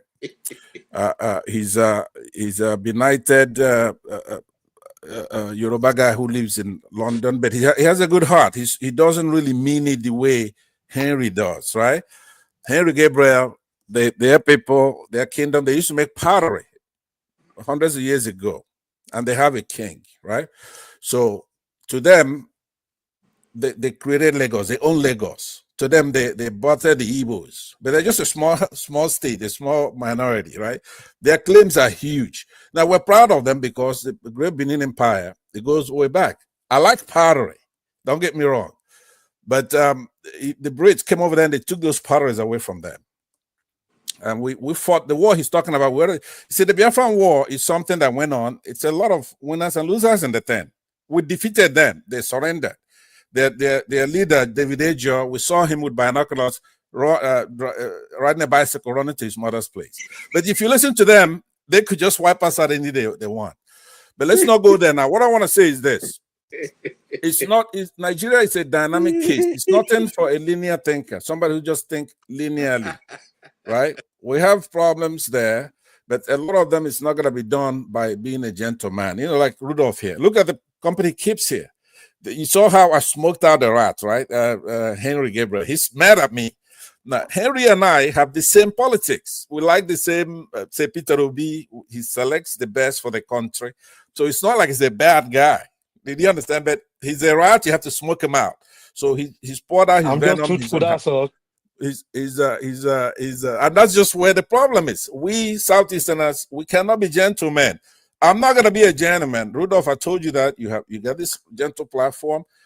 You do it because when you get out of here, then you have other skit you do in satire, and you could abuse from Buhari to Tinubu to anybody, and you kick everybody around the way you want. You and your friend Showere, who we're waiting for here. So you're a gentleman here. I'm not going to be a gentleman here, but when I leave here, I'm a gentleman, okay? So I know that a lot of people are willing to speak. All I have to say to people like Jegun, I'm going to tell you something, right? Biafra existed for 3 years. As an independent state, we had our own currency, right? We had our boundaries, right? You saw CM peeling off names of states that were created under the military regime. I don't recognize those things. We have an eastern region. It's a nice geographically bound area. Our people are there. They're not just indigenes, they're aborigines in those areas. And we're going to get it back. And we know our people. All these states are artificial creation by Nigeria.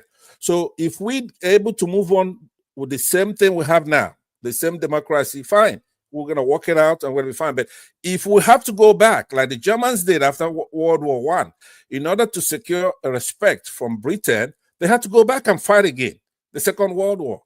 This time they want a more respectable peace from Britain. Now, Germany is bigger than Britain over there. So we fought the Brits. This is one thing that upsets me now. I want Jegun, I want you to know something. We were in that war.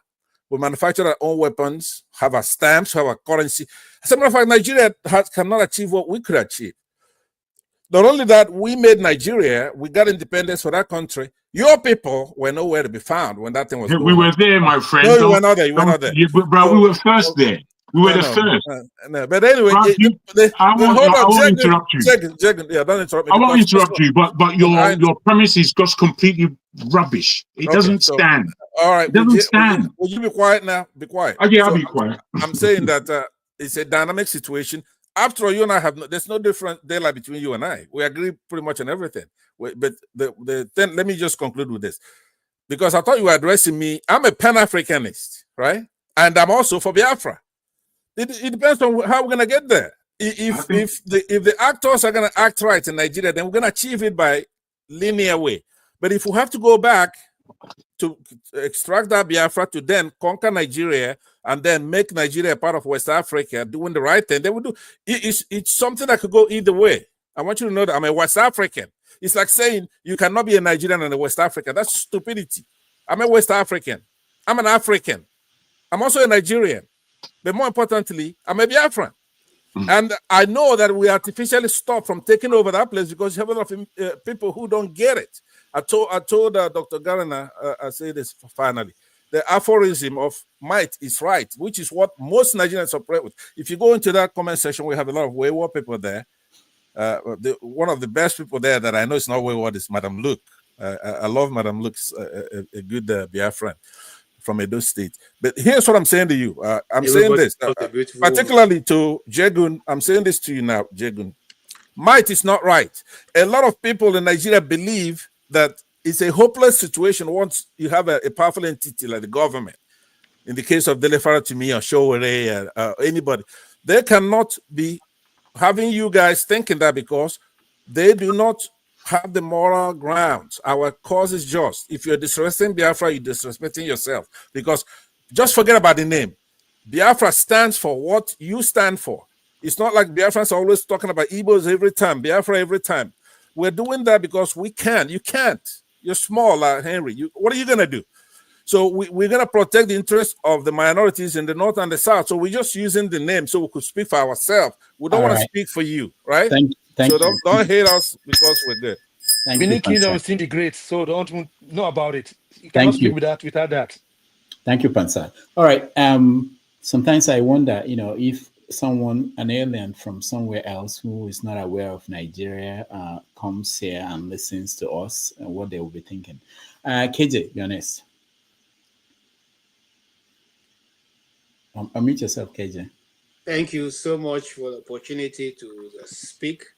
And I just want Mr. Henry, when you are talking about this, so I first of all, let me address Rudolph. I think Rudolph, we should, I was going to be a Catholic priest, but I didn't. So, but if I was still in the Catholic, I would have organized that Chinwe Achebe should become canonized because somehow his books, which he wrote, have become, it's not the Bible of Nigeria. If you want to know, any of his books that you take, you'll be able to see that the man saw, we should call him our own, the man who saw tomorrow, because everything he wrote is coming out. Here is Henry here fighting Igbo cause. But 2 days ago, there was a war in Benin, in Benin there, right here in Benin. They were fighting. That he has never talked about that. The Fulani boys organized against the Benin people and was fighting them, beating them in their own streets. Do I cry wolf wolf? I'm not saying Do I cry wolf wolf? Talk about it, how they were destroying your place there, and you are running away from that fight. But you are more concerned when it has to do with Igbo, just like China Achebe said, everybody converges and draws out their daggers to come and, slice a piece of the cake. If you go to the Niger Delta, which you're always referring to, the people who own the oil wells are all from the north. You have no complaint about that. Why come most of the oil wells belong to people from the north? You have not talked about that. You didn't even ask them, how come individuals are the ones who own this oil well instead of the federation? You have not asked that question. You are concerned about the Igbos. Okay, finally, I want to say this. Do you know that the term South-South was created in 1990? 1990. It was the term South-South to continuously divide the Southeast. But you probably call yourself Niger Delta. Please, do you know how the term Niger Delta came from and the reason? Has it always been there? You see, sometimes let's not, if we remove emotion from our argument, we'll get, we'll make more traction than when we carry emotion into it. Sometimes when I discuss it, and I'm happy, the reason I wouldn't have come in today, the reason I came because some of the things I said about the northern politics, Dr. Haruna almost said everything verbatim. So if we let our egos come down, we'll probably be able to hear from people like us. We didn't go to too much school, but we carry slate and we write on chalk. All right? let's look for how to make progress in our discussion. Let's keep the emotional part out. If we, like I said here, if we want to build a nation, nobody builds anything tangible by looking that the neighbor that you have by your side is the one who is the evil. You can't make progress. And I'll end on this. The Igbos have a proverb. When you and somebody enter the forest to hunt for ghosts, and then the moment you are going deep into the forest, and the person says, looks at you and say, I smell a ghost around you. It is a time for you to run away for your life, because the next thing is that he's going to shoot you and claim that you are the ghost that they came to hunt for. See, if you know how to dissect proverbs, and then you become the man for the person. But that is where we are right now. That is where we are right now. We have come to a place where everybody is suspecting everybody. And until we come to a place where we can arrange ourselves and start all over, we're not going nowhere. And as long as we cannot have that discussion, it will just be the same thing. 1 pound, no balance. Thank you. KJ, I think now we are going to... is this... Janaba, you spoke already, didn't you? No? All right. You see, that is how long you left me here. You don't even know I was here. Okay, Janaba, go ahead. Well, first of all, thank you for all you do. I think when my great grandma come back from the grave, if we made it, I will let her marry you. You are a good man. Thank you. You have a lot of wisdom, a lot of grace to go through what you go through, and I'm preparing for you sometime. A righteous man that is never righteous is not a man like that man. God, he's a good guy. It's good to see you. And taking of all of this, I want to focus on Dr. Haruna. He's a good guy. He have understanding of what he's doing. Uh, of course, he admitted his bias, and that amazes me, as rich in word and wisdom and knowledgeable as he is, to turn blind eyes on the suffering of any human being, regardless of your religious affiliations. It's a mind-boggling to me. But other than that, as much as he tried to walk on the fine line, talk about the East and his belief and Nigeria's face, I wonder the way saying he do not take everything to be 100% the way you take it. He made his own opinion. I was just wondering, how did you guys believe it has to be your own way or no way at all? Or it has to be 100% what you want to hear? We cannot have a genuine dialogue like that. People are entitled to their own opinion. And then after anybody, you can comment. And you cannot say because it's not 100% the way your view or your perception, and then it has to be smashed. In as much I believe the religious aspect is political belief that Trump will do better, he will not surround himself with swamp. Those are ludicrous to me. But other than that, he's a good man. He made his own point, and everybody should believe what you believe in. Here we repeat many things over and over. It's not going to change anything that much. It's just a way, whether you high your blood pressure or you low it somehow. If you go low, you take more sugar. And if it's not, you go, because sometimes some of these things it's not that uh, it's not that important that we have to say, "Oh, my way is the best way." There's no truth is in everyone, and everyone also have tiger, lion in there. But we decide to just say this is a public square. We don't want to put too much of our thing out there. So I think, in general, I enjoy his coming. Doctor, you look good on your glasses. KJ, my brother, I heard it one time. I agree with you today only. I thought you are in wheelchair all the time, but I think you are sitting on the Me chair. true You are a teller. good guy. You know, I'm not scared of no face. You know, they can back wolf here. I don't give a F about it. Thank you. Thank you all for being with you. I will join if so will join. Been sitting in the office here since morning because I leave the church work for Mike to do it. Mike is in Ireland enjoying himself. I will take a bread and crack a later for Holy Communion. All right. Thank you. Thank you so much. In the next 10 minutes, I will make a final call on Shore. If he's not able to make it, we can move it to tomorrow. But he really wants to come and talk about the demonstration he's planning for Tuesday. All right. I think I'll give CM a chance to speak. And then Mr. James. Okay. Okay.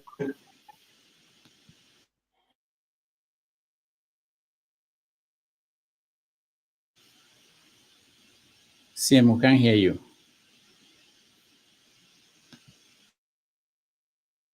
Then suddenly, sorry.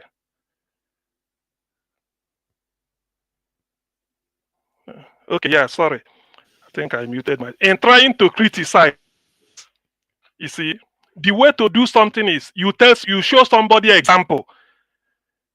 If you say, "Oh, Southeast, why not go and be like Dubai?" Have you turned your own place into Dubai? Why must you cry more than the bereaved? If we want to be something like a wretched, let me just say something like a desert before leaving, what's your business with that? I've given instances. Go and develop your place. There are 774 local governments. Let me be objective in Nigeria. Only 9 local government is having 24-hour electricity. And where is that 9 local government? In Igbo land. Is that not development? Those that are telling us to develop, can they boast of a local government in their place that is having 24-hour electricity? What do you want us to do? They always set an agenda from Igbo. Go and develop your place. Go and develop your place. Have you turned your place into Dubai? And so what? I'm not complaining. I said, why are you complaining that they are marginalizing you? No. Please, I'm not addressing you. I'm addressing everybody. Please. It's not wolf. Well, let me tell you what. Let me tell you what is not wolf. When you send military people that is controlled by the federal and police all over Southeast and marking checkpoint, that is not wolf. It's not in our hands. When you set 100, when you set for us 139 out of 200 as a pass mark for a child who is 10 years old, that is not crying wolf. Those people that are giving 7 out of 200, it is not because their governor say, please, I'm from this state. I want people from my state to have 7 marks out of 200. And then people from the Southeast will say, oh no, give us 139. For God's sake, let's not be childish. I've thrown a challenge. 774 local government. How many of them in your area is having 24-hour electricity? We have it in Aba, in Abia State. What development else do you want? We manufacture electric cars. What else do you want? We have the largest airline in the West Coast. Even carrying Nigeria from Ham's Way in China free of charge. No Nigerian has done it. In Sudan, free of charge. These are facts. When it happened in India, free of charge. In South Africa, we bring Nigeria back free of charge. What else do you want? Must we kill ourselves for you before you believe? And people will come and say, go and develop your place. Which part of your place is better than the Southeast? What else do you want? You see, more like people may think they are making a point, but to those people listening, they will say, what sort of human being are you? Development doesn't hide. Compare your place with the Southeast and say, my place is better than your own. So that we now know what we are talking about. That's what we are saying. What is it every time? Go and develop your place. Have you developed your place? Has it security? Have you developed your place? Which part of, if you remove Lagos and remove River State, Port Harcourt, because of Iraq and what is it called, Kanu, which part of South, the industry that you have in Nnewi or Nishandiaba, where else do you have it? So when people talk of development, you start to wonder, do they know what is development? Give me example, as I'm giving example with my place, give me example with your own place. That is the way to debate. That is the way I debate. That is the way I debate. I don't want somebody just come and then you hide under one woolly and they start no, you are not telling me. What you are saying in effect is just cock and bull story because it has no fact. I've given you an example. 774 local government in the whole country. Only 9 has 24-hour electricity. Your own is not more than that. So what else do you want? People that have technology to manufacture electric car. So what else do you want? You don't beat us in a West African school sat. We can't up in JAMB. We can't up in West African school sat. What else do you want? Are you better than us? You are still telling somebody better than you to go and develop. Can you develop? Even if we stop, where we are for the next 2 years, are you going to get there? That's what you said here. We can rewind it. That's what you said. Go and develop your place. Do something about it. No. What I'm blaming is listen. What I'm blaming is the federal government of Nigeria for putting military at every checkpoint in the southeast. Between Enugu and Onitsha, 60 checkpoints. That is federal. That's what we are complaining. Remove them so that we don't continue. Every 100 meters you stop us, we give you money. They are making money out of us. Excuse me. That's what we are saying. Excuse me, CM. So what is this? Hold on, CM. This is federal. Sorry, I beg your indulgence, Rudolph. You see, when the Igbos are complaining about these checkpoints, I want to play for you exactly what happens in those checkpoints. Assuming you are traveling from Enugu now to Onitsha, there are about more than 15 checkpoints. And each of those checkpoints... They have it in Edo State too. They have it in Edo State, not only you. Hold on now, Hold on. They have it now. If you travel from Lagos to Ondo State, there are checkpoints all over the place. Hold on. You guys, man, made me laugh. Now, each of those checkpoints, when you get there, whether it's raining or whether it's sun, whether you are old or young, you will come down and walk across the checkpoint with your hands raised.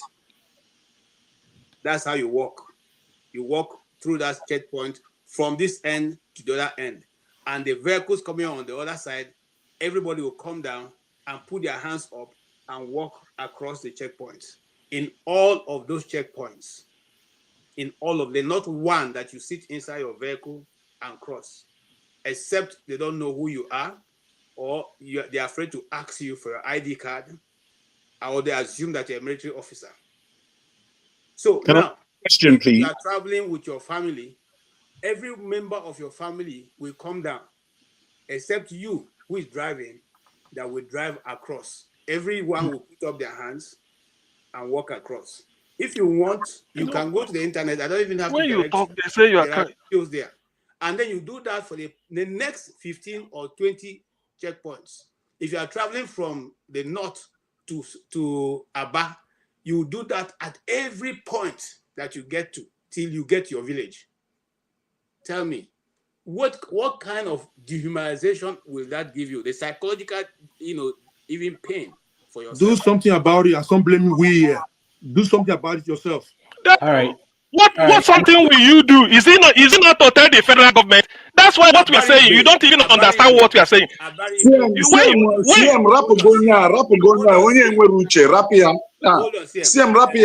of Makoko? What of Makoko? What do Makoko? The senator representing my place have done more than enough presentation in the National Assembly. Righteous man, you that's making noise there. Why not go to your village and do something about it? There, make noise. All right. It's okay. That's it. I had enough. I will start removing people. You're not reasonable, so there's no need to talk. I'll start removing people. Anybody who talks now when I didn't call the person to speak, I will remove the person.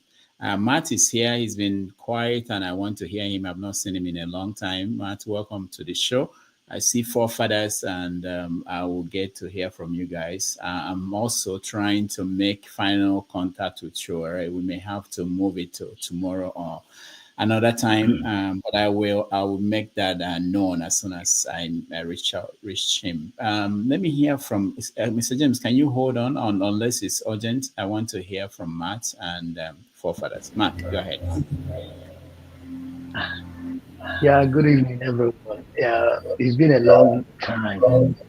Yeah, it's been a while. I've been busy with a lot of things.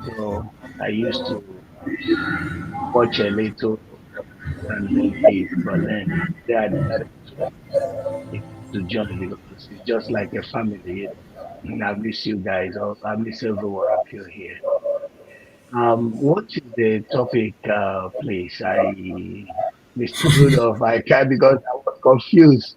A lot of things about Biafra. So I was like, I've been listening. So I All right, want you all right. to guide me because Thank you, I don't want thank to you. jump. It's not Biafra that we're talking about. We had a guest. Uh, We had a uh, guest that came in, Dr. Haruna, and he spoke on the tax bill, the opposition from the north, and on Dele Farotimi and every other thing. So, oh, obviously, you didn't watch the interview, but we were doing review of no, the no, interview. I didn't watch it here. All right, all right. So hang Yeah. in there. Let's Anyway, forefathers, and then maybe when uh, we change the topic, we can come back to you. okay, All right. Let me no go, problem. Mr. James. Mr. James, go ahead before forefathers. Go ahead, Mr. James. Yeah, thank you very much. Please, can you do me a favor? I don't want to be interrupted.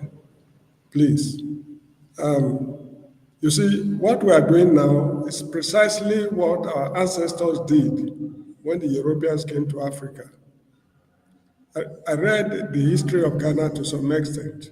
Well, while the British were fighting the Ashantis, the Fantis said it's none of our business.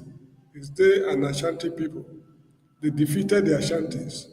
Then they turned their attention on the Fantis.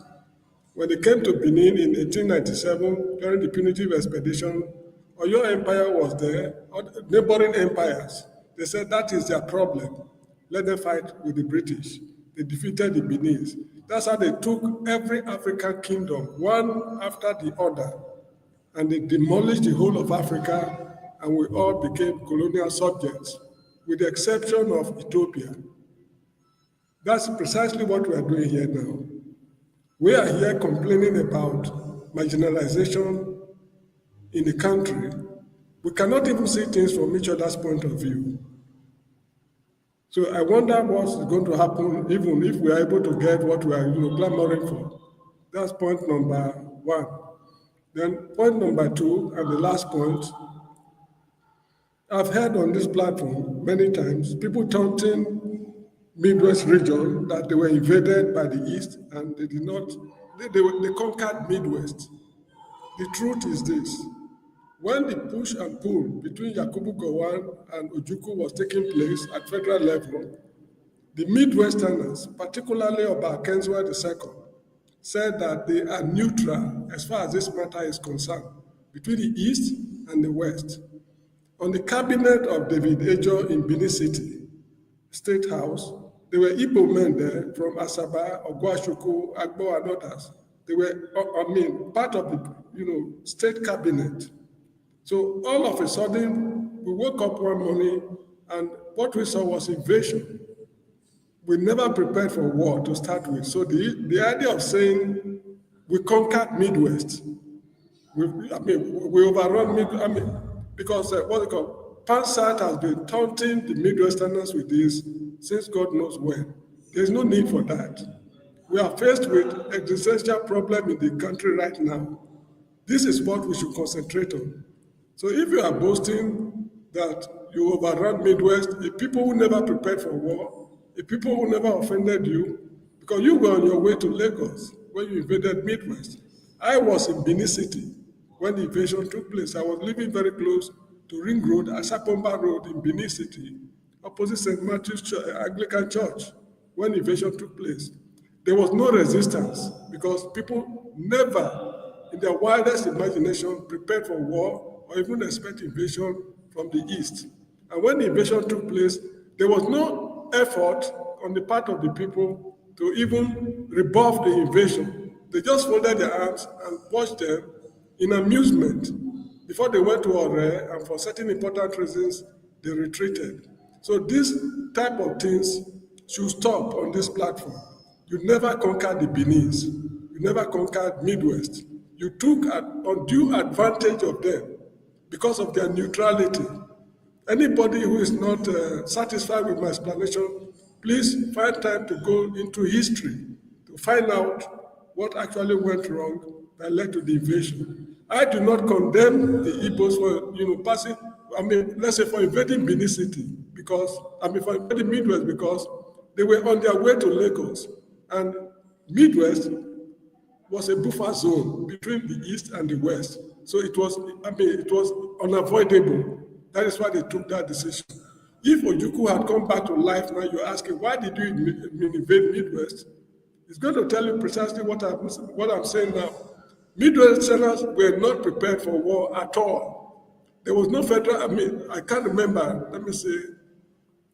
the 4th Infantry Brigade in GRA Benin was not there when I was a little boy, close to the State House. The Boba Hill Army Barracks was not there. As for S&T, near Unibed, I cannot remember if they were there. Anyway, the Benin or the Midwesterners were not in any perceptible way prepared for war. So they took undue advantage of their neutrality. So these are the 2 points I want to make. Thank you, Mr. Rudolph. All right. Thank you, Mr. James. Let's hear from Rudolph. Yeah. Yeah, earlier on, before I was interrupted, I wanted to make reference to what the history that Mr. James gave us. I wanted to thank you for that. I mean, I actually never go deep into that of Rhodesia and the surrounding. But one thing to note of that Bangladesh, Pakistan, and India is that it take exactly the shape that the Biafra agitator is taking. That's it was not peaceful at any way. It was millions of killing to the point of their negotiation, on the point of getting the independence from Bangladesh to Pakistan and India. The 3 times this country decided to split, and it takes years. So, which also legitified the struggle and the story that the Biafra people are taking. So, I just wanted to thank you for those examples that you used. That you are not wrong, but you just admit the fact that you also took the violent stride before they could achieve their independence. So, we are on course. Okay, right. Please, Rudolph, just 1 second. Let me take it's 1 minute to respond to James. Just 1 minute. I will make it very brief. James, Biafrans, Southeasterners were not prepared for war. When the negotiation was going on to avert war, they went to Ghana, Aburi Protocol, and they made arrangements. When they came back, is these minorities, you be one of them, that say, we don't want to be under the Igbos, and you caused the war, right? So if you're not ready to fight, then keep your mouth shut, just like right now. Are you ready now? Hold on. Insult me. I'm not your age mate. No, hold on. I'm older than you. I'm older than you. The colonial period. Could you mute this guy? Mute him. You see these guys now? I was born during the colonial period. You are not my age mate. We in the Southeast, you are not our problem. So shameless, Pansa. You are so shameless. Henry and James, let me tell you something. You're not well brought up. Not only are you not our match, we are over 100 million people, the Southeasterners, plus Biafrans, right?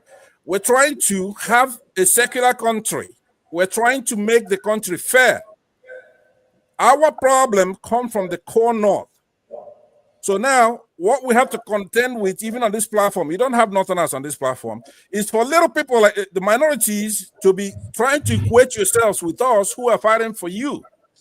When we came through there, either you surrender or we'll conquer you, which I prefer the latter because we wouldn't have you here running your mouth now.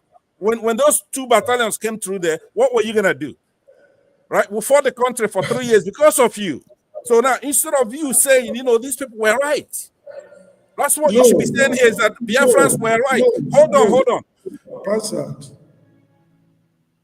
Yeah, 1 minute is over. I should have been allowed to conclude my remarks here. Yeah, but your 1 minute is over. You asked for 1 minute. You took this about is our platform. 3 minutes. These people like Henry Gabriel and James should go to their own platform This is our platform. This is not a Biafran platform. Yes, it is. Yes, it is. So Get it childish. through your head, it is. No, Grow this is up, not Pansa, grow up. It is a Pansa, grow Biafran up. All right. platform. Hold on. Pansa, grow up. You're Hoodman, grow up. No, Hold on, Don't be everybody. childish. this is not Igbo platform. Hold on, everybody. Yeah, let me say it loud and clear. This is not anybody's platform. It's not up to you to decide. You're an evil man, so it's our platform. You can deny it all you want. It's Look at your friends. It's no groups. There's no group that owns this platform. This platform, and it's very important. I know that people confuse this. This platform is open to everybody, and I want to make that clear. Everybody. I don't care what your position is. I really want to hear from somebody from Ghana now, and that's what I'm trying to do so that we can hear a little bit about what happened there in Ghana. More important than all this conversation that will continue for the next 30, 40, 50, 100 years. So let's hear what happened yesterday in Ghana. Vince, welcome to the show. I can pronounce this your new name. I don't want to butcher it. I thought it's supposed to be my turn. What's going on? Oh, yeah, that's true. Forefathers, do what we talked about. When you finish that, we can. Are you done with that? We can. Then I'll come to you. No, I'm not done with that. I want to because it's Okay. going to change. All right, forefathers, go ahead. After it's you. It's an election topic. Okay, go ahead. Yeah. You see, this conversation is one of, I don't blame Pansad because Pansad is what he is, but it's people that laugh when he's saying some of all these things that don't, there was a statement that I'll never forget that Django made. You expect empathy, but you give none. And that is a sickness that our people have.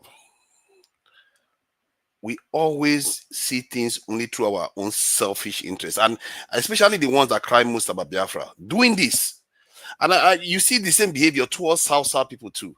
People in the South where they have simple zero empathy for them.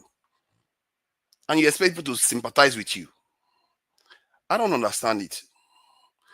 Whether it's a sickness, whatever you want to call it, I don't know what is going on. What I see is danger. And this is why I think Mr. James narrated the incidents that occurred when the British came. Because there are some people that are just so full of hate and selfishness that they can't see beyond their nose.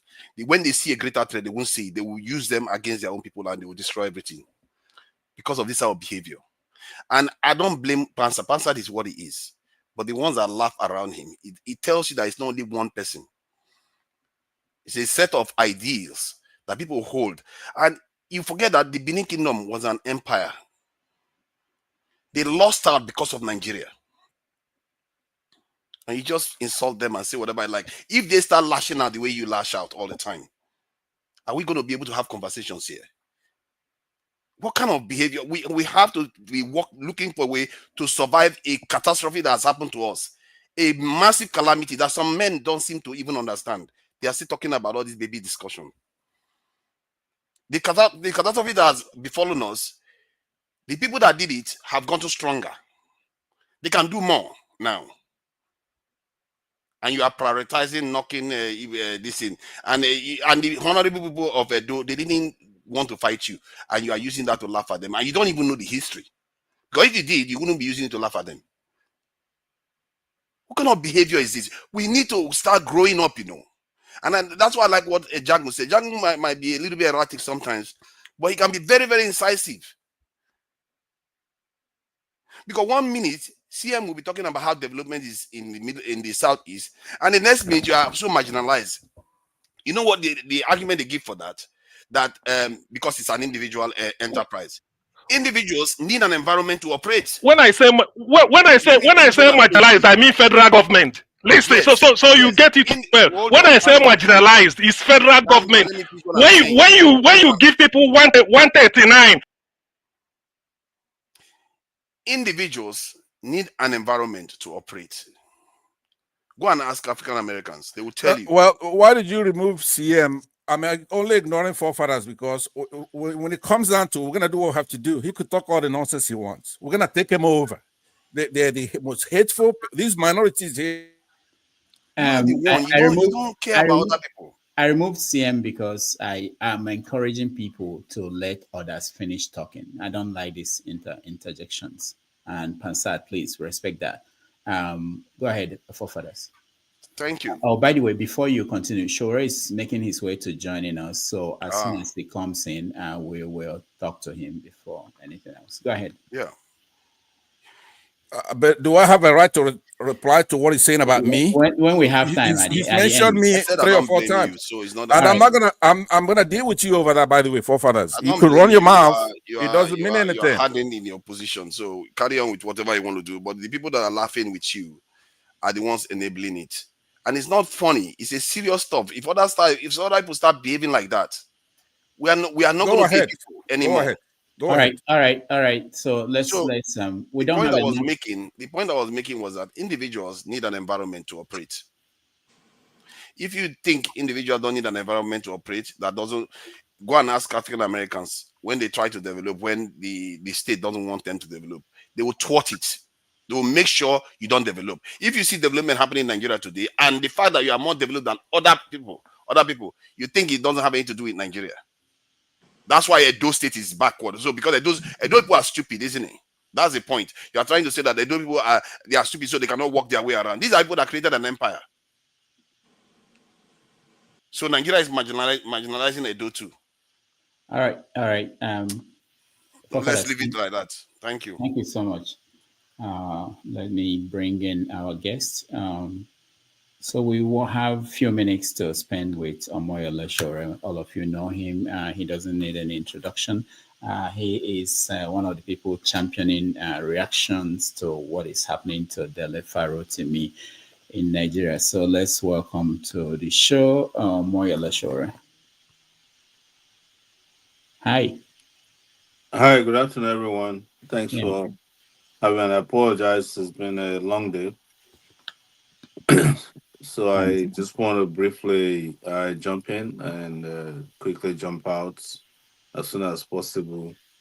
Because my role here, I think today is specific, is regarding Dele Farotimi and what we're trying to do to get him out of the from what we need to do to pay the ransom to get him out of the hands of the kidnappers who kidnapped him from Lagos and kept him in Ekiti prison since last week. Yeah. So let's start with have you heard from him? Were you able to talk to somebody who saw him? Yes, I've we have sent somebody there every day since he left, including being the first set of lawyers that attended to him were from our end. It was my lawyer, Tope Temukon, that was sent there. Because I knew what they were the moment they took him to Nigeria. Um, um, I'm sorry, the moment they took him from Lagos to Ekiti, I knew what the plan was, and primarily is to ensure that he doesn't get any kind of fair judicial treatment in that place. Because Chief Afet Babala's SAN practically owns Ekiti State. If anybody owns a state, he's one of them. I think the other person is Danjuma, who owns Taraba State. So you can just distribute states like that. But this one guy who owns the states, practically, and they determine what happened in those states. And whenever they don't have control of the state, you can tell. For instance, I think during Fire time, they didn't get along. I don't think the booty in the state was enough for the two of them. So they were always constantly fighting. So, as someone who's constantly been in this kind of situation, I knew what their plans were. I used to get him to court, ask him to, arraign him and then deny him bail. And before you know it, he will be out there until January. And how it works is that if they come on Tuesday to argue his bail, the police will say that they need more time to present their own argument against the bail. Typically, they will ask for 7 days. The judge will look at it and say, "Oh, let me add 3 more days." So from December 10, it becomes December 20th. And then that date, the judges or magistrate will go on Christmas break until January 15th, basically. So if there's no any other alternative pressure, Dele will be there in September. Till January. And what they do is, which is typically what they do is, they know they can't try him and get any fair, even if the magistrate and the prosecutors are their children. The case can't be tried. They can't get any judgment in their own favor because they know what is involved. But what they do typically in this case is to obtain the punishment before the trial. So if you're going to spend 3 years in jail for cybercrime, well, they get to put you in detention for 3 months. That's enough for them. They're teaching you a lesson. So, what are your group planning to do to put pressure on the people holding him? It's not about people holding him pressure alone. I think where all Nigerians have agreed is that just like we used to for a long time, understand we have a police problem or policing problem until we dealt with it with NSAS. I think people are starting to understand that there's a judiciary problem in Nigeria too that has to be dealt with decisively. I don't know if by next week enough people will be out on the streets to get that resolved. But yes, the consensus is that when you look at how they handle electoral matters, criminal matters, even civil matters that has to do with landlords and tenants, it is only the connected, the influential, and the rich that can get justice in Nigeria. It's crazy, and I think everybody's had it up to here. Dele was just the last symbolism of it that shows how these rich people can just buy justice. And when you say justice, the American blacks in the civil rights era call it just us. It's just them. So it's you get the police to incriminate someone, he's thrown into the court system, and the court system is basically people they can talk to at the back end, and then they keep punishing you until either you die or you're frustrated or you fight back strong enough to survive. But typically, even before you survive, they would have obtained the punishment that they want against you. They did it to me, so I understand how these things operate.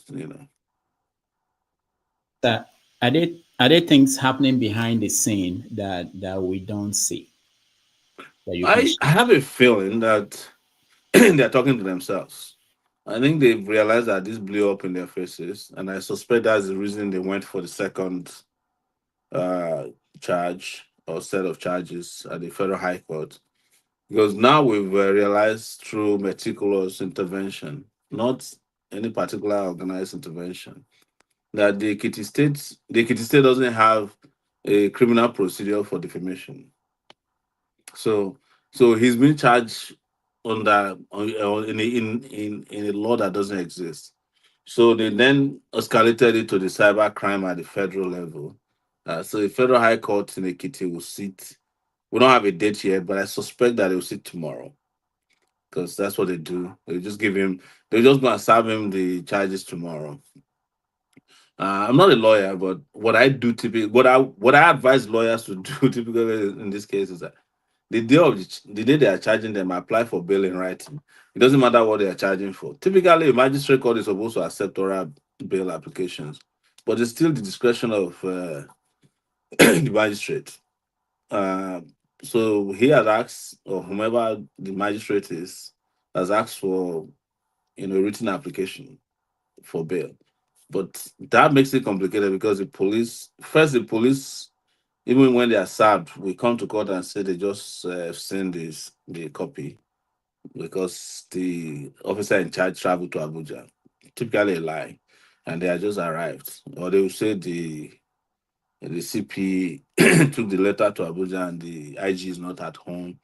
So that they are just gotten an order to reply, and that will take 7 days.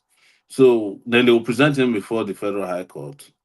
The federal high court actually is the one that typically will ask for you to apply for bail in writing.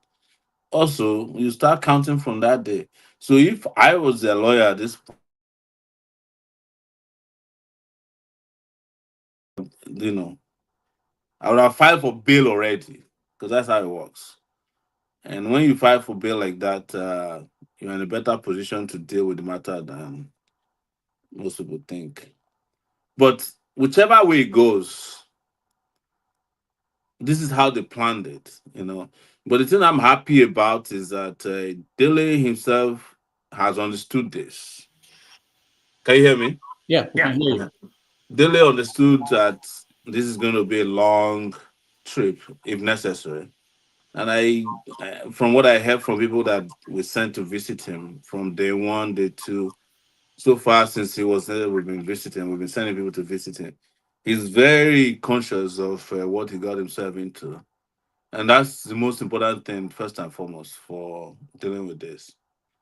But the good news is that a lot of things are coming out. What are the things coming out?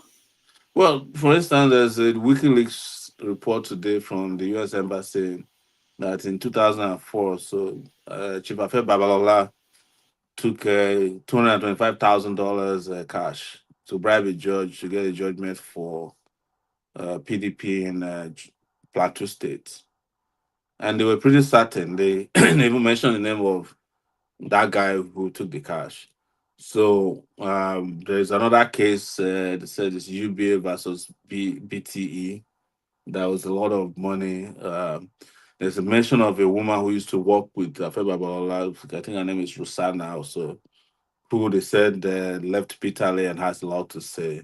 You're going to get a lot more from this. I don't think Chief Afeba Balola calculated that it will be this rough, that it won't be Dele Farotimi versus the federal government of Nigeria, FGN, but it will be Afebala versus the people of Nigeria. So how do you think this will end based on your own experience? You can't pretend it. I mean, sorry, you can't. I don't think anybody can prophesy how it ends, but I know that it will not end well for them.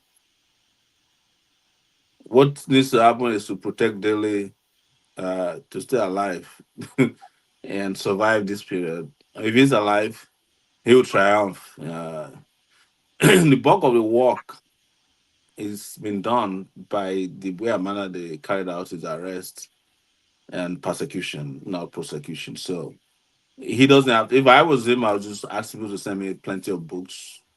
I wouldn't even try to defend myself because a lot of people are doing a better job than he could have imagined. Better than what was even written in the books is coming out. Were you surprised by the reaction of some people in the judiciary system in Nigeria? There are some lawyers who've been responding. I wanted to play some of them, but were you surprised at what is coming out in terms of No, those defending? there are a lot of groups that have what they call esprit de corps, spirit of solidarity. And I think lawyers are one of those lawyers because people don't understand that judges are lawyers. Judges are former lawyers or lawyers who are sitting on the other side of.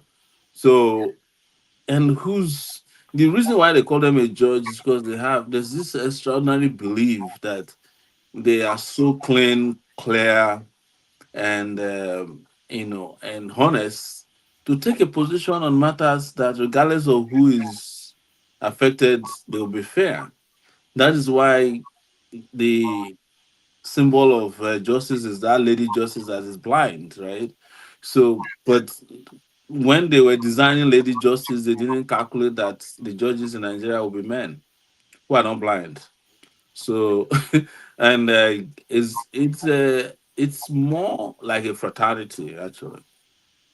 It's not a judicial system, it's a cabal, it's a fraternity in Nigeria. So they are all defending the workshop of the judiciary because if the judiciary goes down, a lot of people will go down with it, including businesses, wealth. Let me tell you, some of the wealthiest people in Nigeria are lawyers. I think some of this between 1 to 10 richest people in Nigeria are lawyers. And I think out of the 10, about 3 of them are lawyers. Probably Afeba Bola is one of them. Yeah. How did he become rich? This rich? Do you know? I think it was doing rituals. And that's what they want to use Dele for. They want to sacrifice him so that he will become richer. But all of us know. I mean, that's on the lighter side. All of us know how it works. And what I heard is that he made a lot of money under the Obasanjo regime. and it's through all these rackets that are now coming out. Now, the elite, I mean, some people are framing this as old money versus the younger generation, and that this is an exposure of old money that people never questioned. Are you hearing that from what is going on in the social media to say?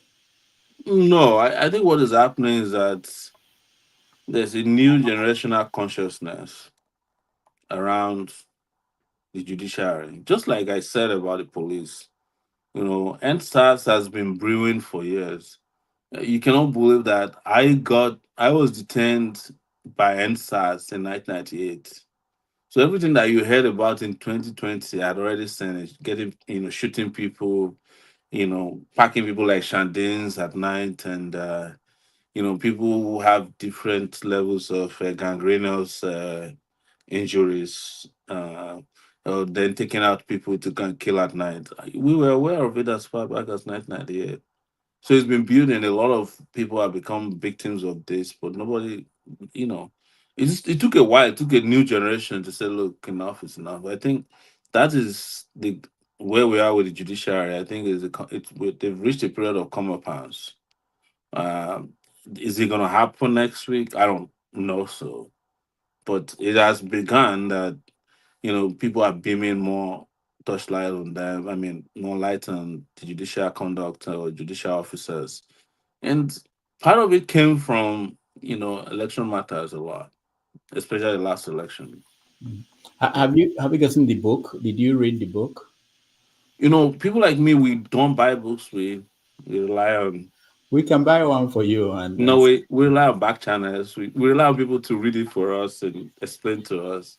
We are learners. No, I haven't. But interestingly, he had invited me to come to the book launch, but I had left Nigeria at that time earlier in the year. So I had not seen this book until now. But now I heard a lot of people are purchasing the book, including people who are not reading it. Now, are you aware of the allegations, the exact allegations Babalola is making that is in the book?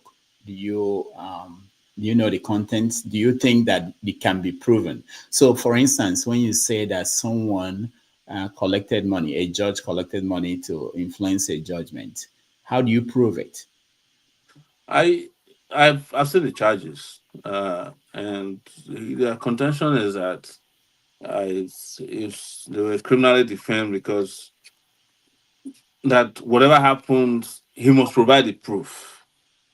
Uh, but what has ruined the case is that you can't ask somebody to provide it. You can't challenge somebody to a fight when you handcuff their hands backwards.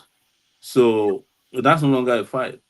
That's what people are saying. Like, if you wanted to prove, let him prove it in a civil trial. We're all waiting. The gallery will be filled up.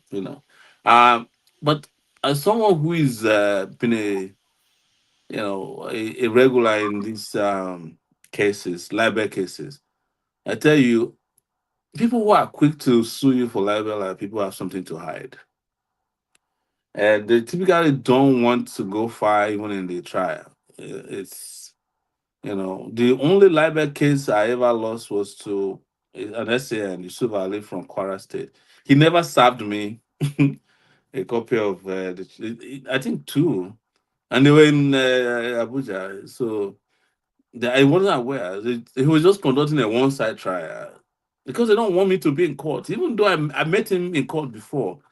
And he knows my location because I'm always in court in Abuja. So I've seen him in court, and we greeted. And they said, "Oh, somebody told me that's Yusuf Ali," but he never said, "Oh, this is an opportunity to serve you." So because that fella, popular fella saying that if you take me to court, I will open book for you. There is this urban legend. I don't know how true it is that she wrote to me Williams once sued Ganifa and me for libel too. And when they came in court, everybody was prevailing on Gani to go and apologize to because FRA Williams was the law.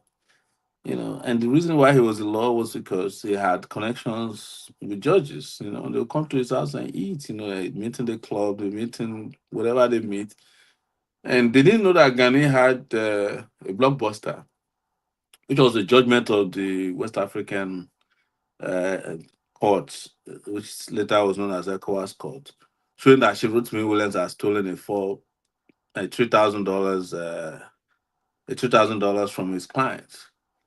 And this came to Ghani's attention by one of Chief Rotimi Williams' former adversaries. So when they said, "Can you justify why you said he's a thief?" and Ghani started reading from these judgments, and the judge said, wait a minute, hold up," and he invited the two of them to the chambers and told Chief Rotimi Williams that, you see, this is not going the way you thought it was. And they said Chief Rotimi Williams was sweating. And by the time they came out of the chambers, they withdrew the charges. I mean, he discontinued the trial.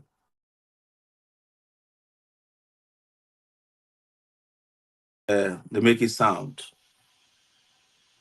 And like I said, when I was in Abuja, I had over 13 libel cases at the federal.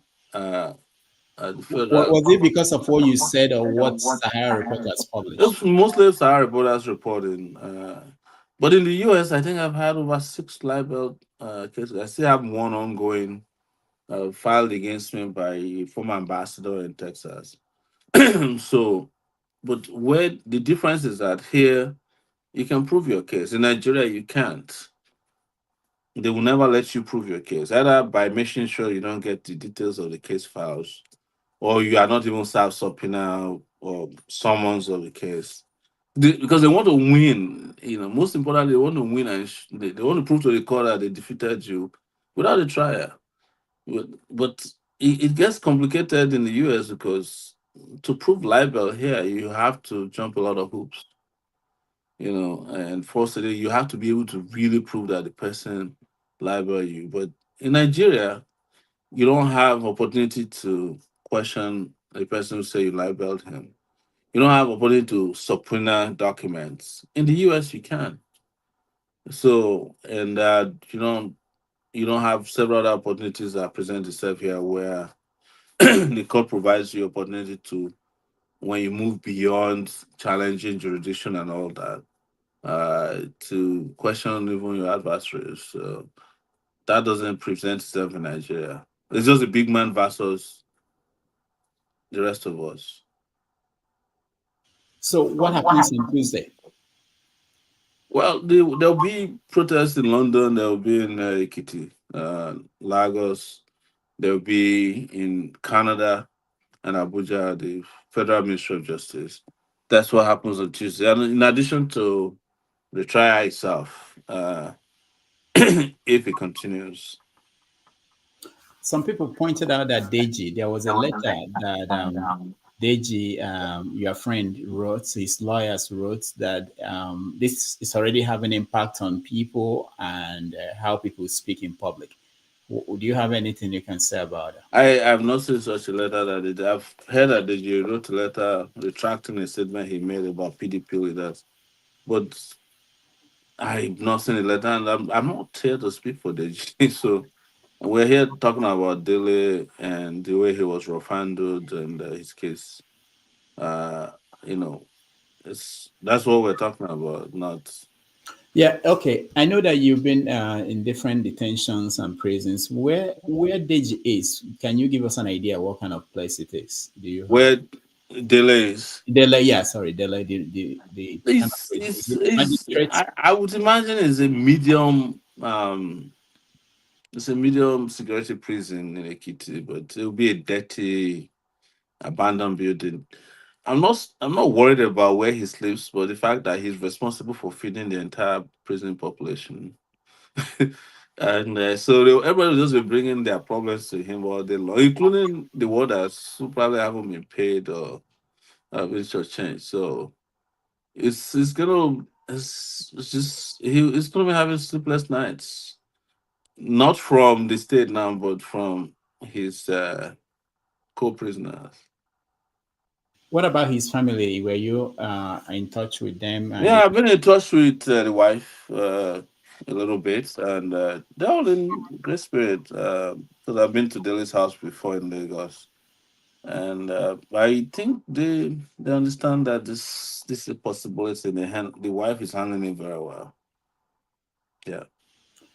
are you planning to go back to Nigeria anytime soon? Yes, I do plan to go back. In fact, if I knew this was coming up, I would have been on the ground by now. I hate to miss out on an action like this.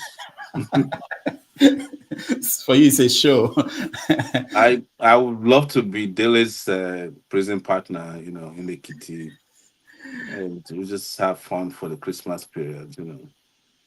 All right. This is a serious issue, in the life of Dele, and but I also know that as an activist, you think he comes with the territory, and that Absolutely. he's prepared for what is happening.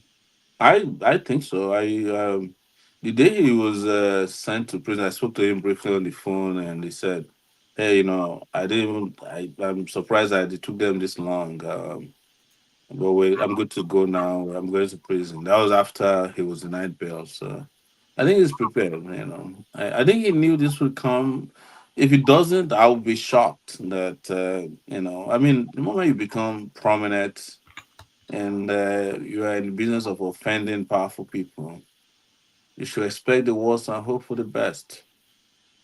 One of the things he said was that if I'm arrested, don't just tell them to take me to court. Don't protest. Don't cry for me. But you're protesting. Well, I didn't get a memo.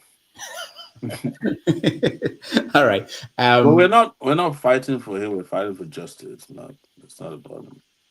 Yeah, I was telling someone that I think Dele is a good candidate to test some of these ideas that big men in Nigeria could pick up anybody, anywhere they like, and maybe test it up all the way to the Supreme Court. I was using the example of Rosa Parks and during the civil rights movement as an example that people refused to get up for white people to go to the back of the buses, and a lot of them suffered. But eventually, someone refused, and that tried and changed that course of history. So maybe this will be one of them. Well, I think there's got to be series of them for us to stop the bleeding. If you read the history of Black resistance very much, Rosa Parks was not the first. Actually, there's a bunch of people that have done it, but they just didn't quite succeed. Maybe police came and drove them out. Some they used dogs to drag them out of the vehicle. But she was the first who sat there and said, you know what? If someone sat in a bus in those days to the point that the photographers came, it was well planned. So, um, but I wasn't there, so I don't know if the photograph was taken on that day or if it was a reenactment. But you see, what Dele has done is remarkable, but there's a lot more that needs to be done just beyond just him not getting up from it. But what is remarkable about it is that his own experience has brought a lot of us together to realize that, hey, wait a minute. If we continue like this, nobody will be left pretty soon. Because you're talking about Delhi, there's a guy that Bonner Boy kept in detention, Speed Darlington. There's a guy called Ijele who's been in detention because one Ebuka Obi prophet in the East kept him there because of, there's several persons who have languishing in detention. There's some bloggers, four of them, that have been in detention because they claim they libeled the managing director of GT Bank. Too many people, So so these laws that you're seeing now, they actually used to be called sedition laws during colonial era, and they're supposed to have been abrogated by states, but a lot of states kept them and they're using them in addition to the cybercrime law as amended, which doesn't even permit what they are doing now. So until the point that it's not just people like Dele resisting, but even lawyers who take people to court for these illegal charges ought to be losing their licenses for doing so. Well, we're not there yet, maybe until we get a revolution on our hands. But the good news is that some of these things are just putting us in that direction without a stop sign. You think it will not fizzle out like every other issue? You But mentioned that's the calculation of the people who did this. First, I think they did not calculate that it will get this rough, that the pushback will be massive. Otherwise, somebody would have said, "Wait a minute, why are we going to Lagos to kidnap Dele? We could have just sued him in court." Falana showed that example when he had his show with Very Dark Man. He could have written a petition to the police to get him arrested, but he said, "Look, I'm going to sue him because it's a civil matter."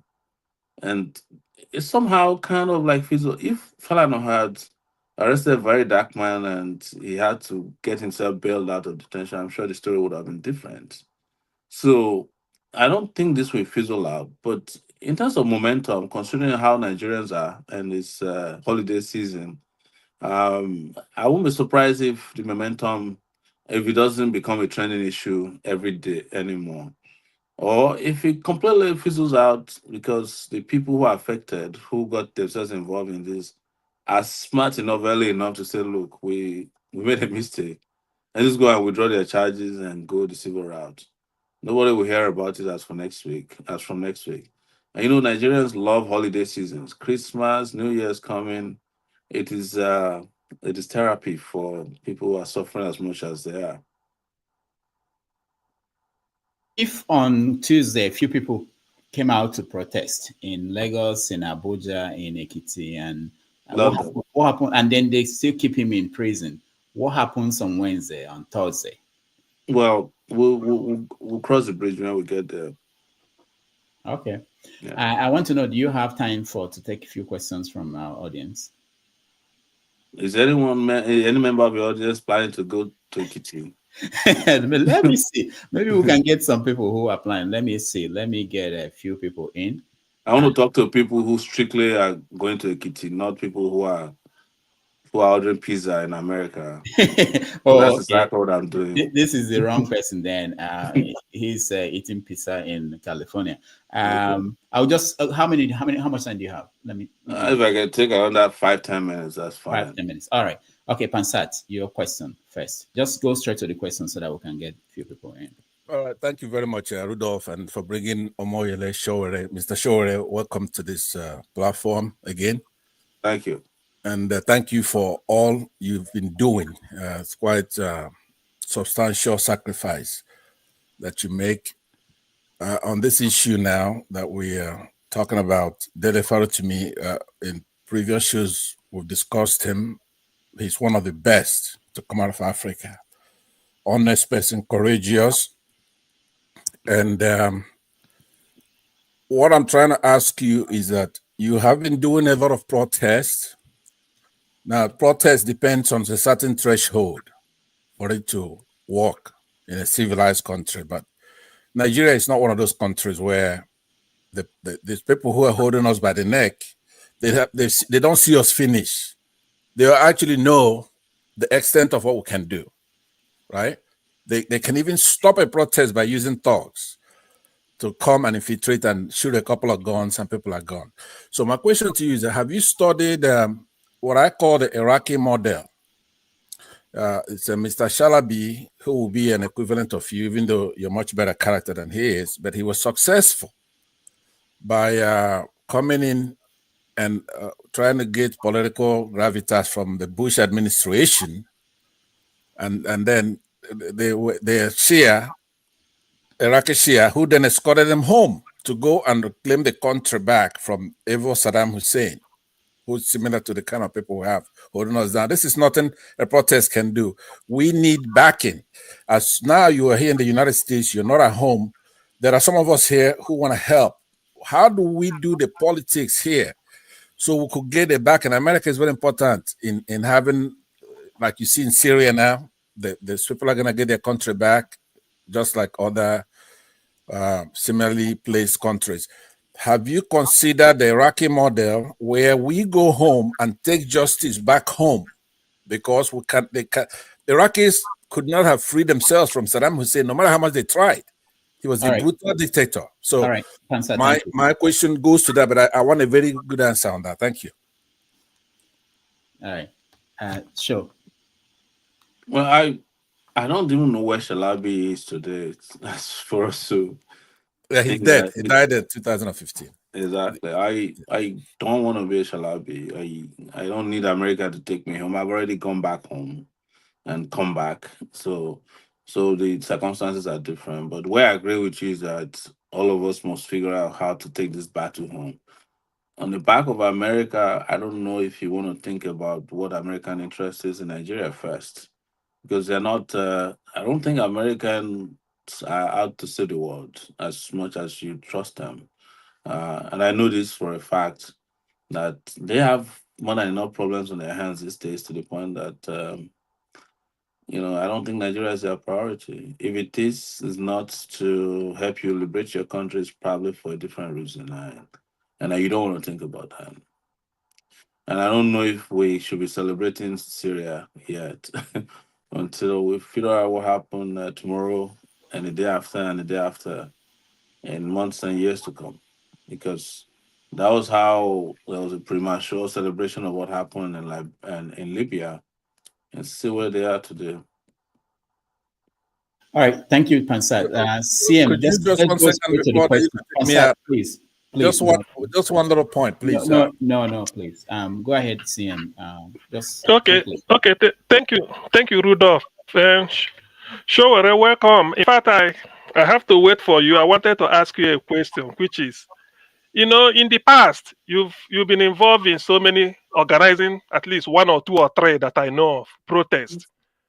End bad government, the hunger. I think the last one was October. There's something you called it.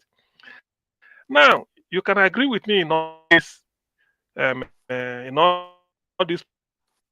protests. The intention, very noble, no doubt. I always tell people you want Nigeria to be better. But the people you are dragging, the people you want to drag to do this thing, they are not ready. So my question is, what is the guarantee or the conviction that this one, like you said, if you had known something like this will crop up, we would have been in Nigeria before now. So what is the guarantee that this particular one that is going to take place on the 10th of December is not going to be like the previous ones, in which in a nation of about 100 million youths, to say the least, not up to 100,000 or 500,000 came out for protest? Don't you think Nigerians are not yet ready? People you are dragging and unwilling people. That's what I'm trying to find out from you. All right, thank you. It's not about them being ready. It's about me being convinced that the struggle for the liberation of the Nigerian people is a ceaseless struggle. But I also understand that it's a thankless job. That's what you are referring to, that these people are not ready. But we will keep doing what we need to do to get Nigerians to the point where they can totally liberate themselves. I cannot liberate anybody. I can't do it by myself. They have to liberate themselves, but I can help promote the theology that can help liberate them. If you were in South Africa, you probably would have given up by now. If you have been around since 1918 when the ANC started fighting against apartheid, and they didn't win until 1994. So you can imagine how long it took. So I think it's important that we understand that this is a marathon and not a dash or sprint. But what I will tell you is that each time there's mass revolts, there is something that is weakened in the psychology of power. We know it, and we can't tell you too much about it because you see it on the surface, we see it from beneath, and we see the back end. Even the idea alone that there's going to be a protest for Dele is already causing them to change strategy. But that pressure, we would not understand how far and how well the introduction of protests into this will help Dele until tomorrow or next. So let's wait. Okay. Let's go to Jagan. Very good day to you. Thank you, Rudolph. Very good day to you, Mr. Shore. First time I'm meeting you here, even though I've seen you a couple of times. 2 questions, really. One, I asked earlier to Dr. Haruna how important it is to make sure that there are people that always come to the fore, because the Nigerian polity would strip the voices of those who are brave enough to speak. How important is that to you? One question. And two, the other one is very minute. It's not so important. You don't have to answer it if you don't wish. It's a small debate that I have with another panelist. They say that you are not a Yoruba, even though you are from Ilaje, which is my area. And I wondered, I said, I'm sure this guy is a Yoruba, not an Ijo, which is what they are calling you. Can you clarify that for me? Those are my two questions.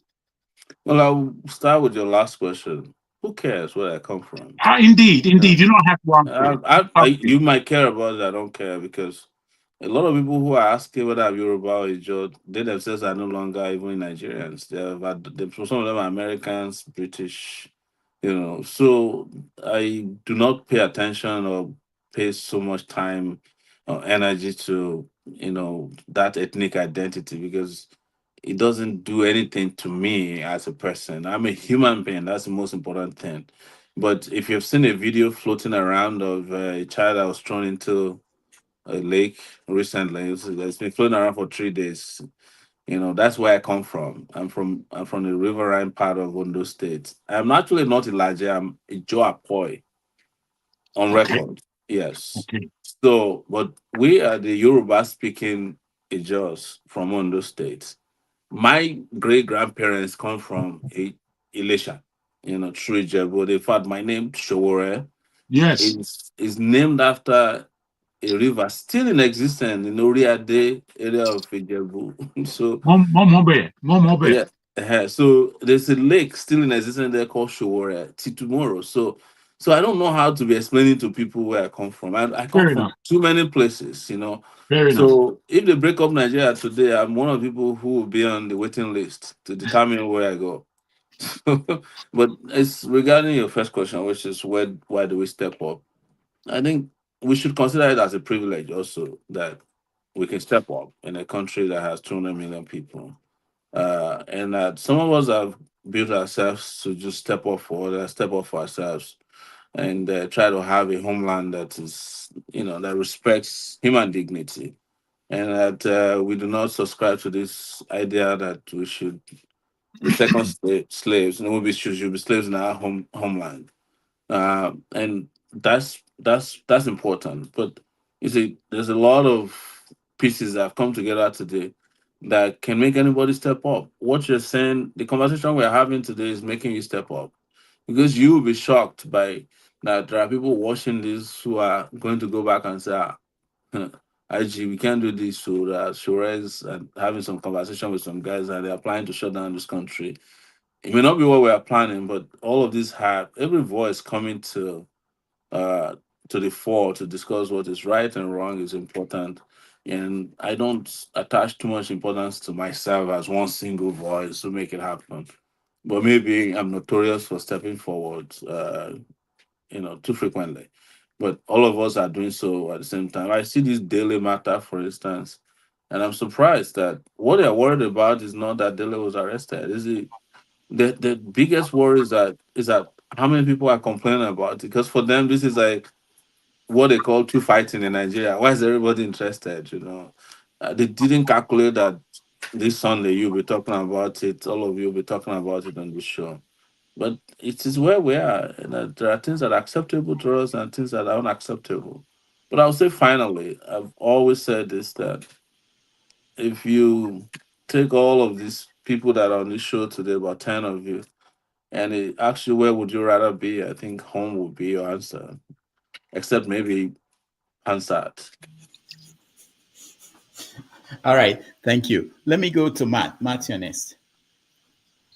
Oh, thank you so much, Mr. Rudolph, for this opportunity. And Mr. Shore, once again, I'm so happy to meet you again. I don't know when you'll be coming to Spain again, huh? I don't know when you'll be visiting again in Barcelona. We are missing you here. Anyway, I just want to ask one question and then appreciate you for all that you have been doing because it's not an easy task, it's not an easy job. You have been doing great, fighting for others, trying to, fight for those that are being oppressed. That's a very good one from you. I pray that God will keep protecting you and guide you also. What I want to ask you is this, please. Why do we always allow these things to happen before we start agitating? Why don't we try to prevent it? Because I don't know this type of, I don't know what I will call it in Nigeria. We always allow these problems to happen, then we start discussing it. But in other places, it doesn't apply like that. It's just they stop it before it happens. Like now, we are complaining about the judiciary, the police. We forget about the police that came to arrest him. They are all All involved right, in Matt, this. we have So to round what do round we up. We do? don't have What do we time. do? What do we do? What do we do to avoid it? Avoid Matt, it happening? your the question you asked is very simple answer. What we need are the numbers, right? So if we want to prevent another delay from happening next week or next month, you have an opportunity now on Tuesday. Mobilize everybody. Even in Spain, go to the Nigerian embassy in Spain with 100 people. Let the London people rise up, let Canada, US, but most importantly at home in Nigeria. Rent a bus for the people who want to go to Ekiti. Don't give me the money, right? Before somebody turns it around and say, "Yeah, but just look for somebody to give them a bus. Let people flood the kitty on that day. There's nothing they can do. I know them. So you will see that nobody will ever try this again. Are you getting my point? I often refer, I use myself as an example. I have thrown my life on the lines a lot of times, and I know that each time I do that, it's like a line in the sand that the state don't want to cross anymore because the consequences that befalls the state. But imagine if, as I'm doing it, someone is doing it elsewhere across the country in 36 states, in all the major cities. We will. Nobody will ever do this again. So the answer is numbers, numbers, commitment. As much as I want to praise how we talk on the internet, also talking too much sometimes doesn't make any difference. We just talk, talk, talk. Next week we are back again. We talk, talk, talk, talk. The people you are talking to, they know that you are coming back to talk. It's like you all are talking heads. They respect people who act, not people who talk too much. So any talking that doesn't lead to action, please, forget it. They would look today. They just had election in Ghana. By 12 noon Ghanaian time, they had announced the winner. The other side had considered. That's the night time in Ghana that they've had transition to demo. I mean, they've had civilian elections. Even INEC chairman was there, shamelessly praising the process. Oh, But he's going to go back and rig the next election. That one is certain. Why? Because you and I tolerate it. That's we must accept and admit that we are the ones who have expanded, extended, and elongated this culture of impunity that become, sacrosanct, so to speak, in our homeland. All right, thank thank you. you. On the politics, we have just few. I don't know how many minutes. So anytime you want to go, let me know. Oh, Yeah, I'm out any minute from now. Okay. So on the politics, just ask your question and then we can. eh, uh, I'll make it short. But first, I want to make a demand, not out of disrespect, but out of appreciation for the work you are privileged to be doing, as you just admitted. For two reasons. One, I traveled all the way from Texas to New York to interview you, but unfortunately, Rudolph gave me the wrong address, so I couldn't make that happen. And two, I'm always in contention with your foot soldier, either from Ekiti, from Lagos. So we always go back and forth on my platform. So when am I going to have you on my platform? That's the demand I am making. Then two, with what is happening to Dele, if I look around the world, I see X, Twitter now X versus Brazil. I see the same Twitter versus Australia. I see the CEO of Telegram being picked up by France. So the question is, what? Not necessarily who next, but what next? Are they going to start going after the platforms, or just like this one that they were to actually siphon our vote, just like what is going on around the world?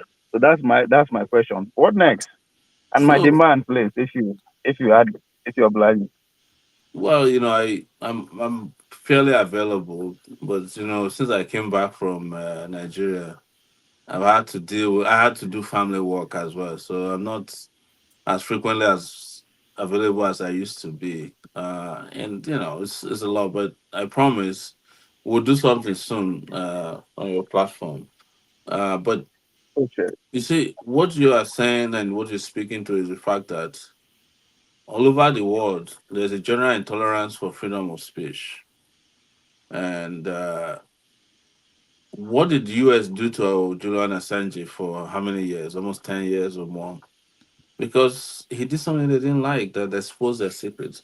There's no government in the world that likes people who expose their secrets. But again, what I find a bit baffling about Nigeria is that we have the numbers, we have the exposure, we have a lot of people, but Nigerians who rather engage in distractions. We can go from this Dele now. In fact, Dele is lucky, and it is because they have not had anything new. Maybe next Monday now they will go and bring Bobrisky back. And everybody will just like, oh my God, look at him. He has changed his color. And we'll be discussing it for another 1 week and we'll forget about Dylan. And I think there's a department for distraction in government in Nigeria. They didn't prepare for this one, like I said. But let's be on the lookout for the next distraction that they will bring. But we must also make commitment at our levels. You know, can like I keep saying, can we have like 1,000 of us say to ourselves, no matter what it takes, we're going to change the country and put everything we have dead on the line on it, and not discuss it on the basis of our ethnicity or who benefits and all that.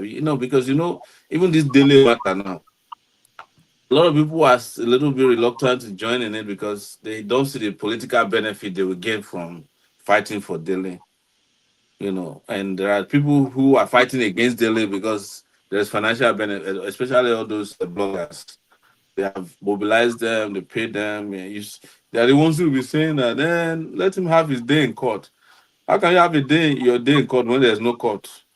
We are telling you that somebody has bought the court.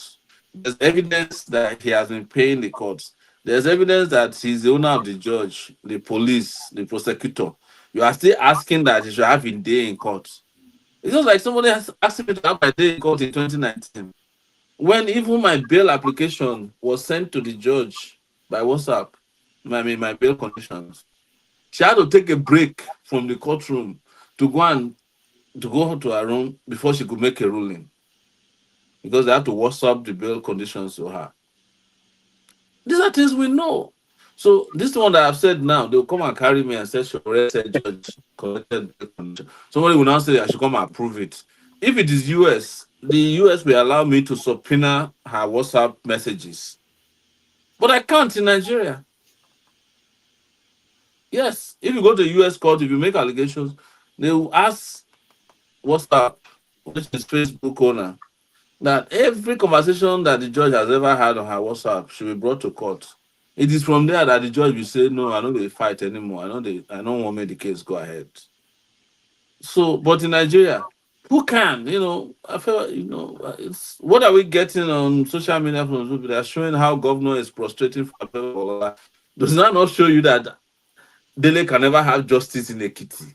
It's not possible, because I feel Babalola owns the yam and the knife in Ekiti State, including the fireplace where they are baking the yam. So there's nothing on earth, no chance on earth that Dele will get justice. Even in the US, we're talking about Julian Assange. What saved Julian Assange eventually was that he was able to resist being brought to the US soil for trial. If he came here, there was no chance that he would have gotten justice. He would not be out today. Because the judge would have made a pronouncement of life imprisonment. How is that going to happen? You need somebody to pardon him. There's no president of the US that will pardon somebody who exposed that level of that volume of secrets of the most powerful nation in the world. So going to Ekiti, there's nobody that needs to be told that Dele can never. The only thing Dele can get out of Ekiti is death, not justice. But we'll make sure that they don't kill him. That's our promise. All right. Thank you. Appreciate you. Thank you. Thank you, everyone. I hope to be back again one of these days. But let me use the opportunity to wish you happy holidays. For those of you, people like us, we don't go on holiday. Next week now, people will bring another problem. All right. Thank you very much. Before you know it, Christmas is ruined. All right. Have a nice afternoon. Thank you so much. Thank you, Shore. Thank you. We appreciate this time you spent with us. Let's do this, and I know most of you didn't get a chance to talk to him. I'm sorry about that, but we will continue to bring people like him to join us when we have issues on the table. Let me. Dr. Bamiji, I lie against you. People say you walk. What lie? Oh, I don't. That's what people do. People just tell any lie. If it's just about me, that's okay. But if it's about the platform, that's where I have to defend that. But if it's about me, that's all right. So yeah. Thank you all. I'm so sorry for those who didn't get a chance. And this is one of the things I hope that we will get to the point where we will always consider other people. I know that we always think that our question will change everything else going on in the country, but just pick one question and then go straight so that other people will get a chance. Not really about me or anybody. All right, let me hear from a few people who didn't get a chance to speak. Let me start with, where did I stop? Righteous Man, did you speak? No. Righteous Man, go ahead. I'm sorry. It's not righteous enough. I'm okay. I'm okay with the discussions.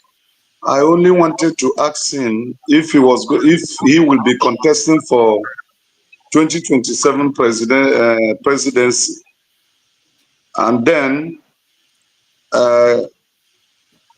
those of us that are in Lagos, we're not even aware that there is upcoming protest. I'm just hearing it from the platform. The Nigerian media, they are not making any such announcements. We're not aware. In fact, I was shocked when you first announced it that there would be protests. It's not known to anyone here. Even the Nigerian news print media, they are not publicizing it. So that was the question I wanted to ask him. How is he going to get people to have the knowledge of what he's planning to do? Because it's like the media space is shut against him in Nigeria. And then the safety of those who will go out to protest, that's another thing. Everything in Nigeria is tiring, honestly. I don't just know. Every time it looks as if one is complaining. But if you feel that I'm complaining, like those who are making such submissions in the comment section, why don't you return back to Nigeria and see if you not complain more than me? Just like Fewore said now, he said he wants questions from those who are in Nigeria, not those who are citizens of America and Britain, because they are not feeling the heat of what we're feeling here. So it's okay. God will see him through and see whatever is organizing to be, a success. It's quite unfortunate, honestly. All right. That's what I have to say. Thank you, Righteous Man. Ike.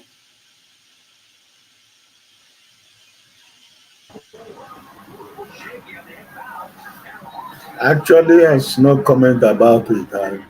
It's okay. Somebody else can say something. Thank you, Janaba. Yeah. Thank you once again. Actually, You know, the last time that I was held in Abuja, I was privileged to be in, I think it was in Area 7. And his younger brother told me he was going to be arranged to be in the court. Uh, and the point I'm trying to make is that the fear of people even going to protest or to see him in the court. What year was that? It's maybe 3 years ago or 4 years ago. Um, when it was, that was in Abuja. So talk is cheap. That's why personally I don't engage in so much talk. The fear is real in Nigeria when you trying to galvanize people to protest, they scare you.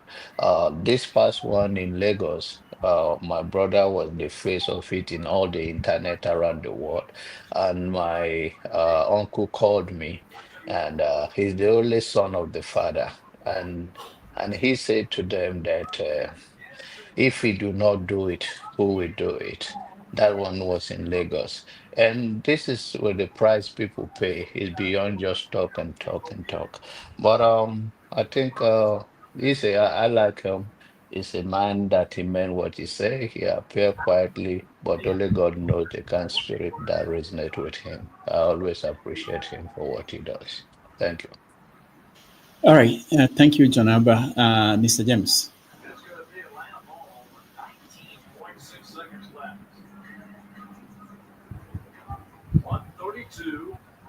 Okay, thank you. Can you hear me, please? Yes. It was, I had the thought of asking him a question. That is, during the Shagari's administration, the election, there's noise in the background.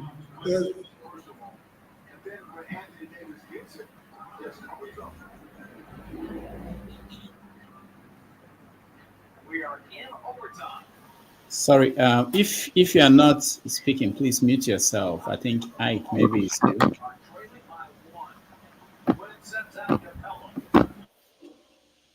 All right. Go ahead. Yes, during the Shagari's administration, there was an election in Ondo State. Akin Omoboriowo and Michael Ajashin had a push and pull. The people of Ondo State took over the streets spontaneously. Nobody organized them. So what has brought us down to this level we are grappling with? That's the question I wanted to ask him, but that's just it. Thank you very much. All right. Thank you. Thank you, Mr. James. Please, kindly allow me to go home. It's nearing bedtime in the Gambia. All right. Have a good night, and Thank you so we'll much. see you Thank next you. time. Okay, CM. Actually, the question I asked Showore, I know he he dodged it, but the truth is, people are not going to join the protest will be a flop. Not really because it lacks merit. Yes, there is need for people to come and on the street and say what is happening it shouldn't be in a civilized country, but not in Nigeria. It won't work. Why it won't work is that the person they want to protest against, the protest should have been in favor of Dele Farotimi, but against Babalola. Babalola is wealthy.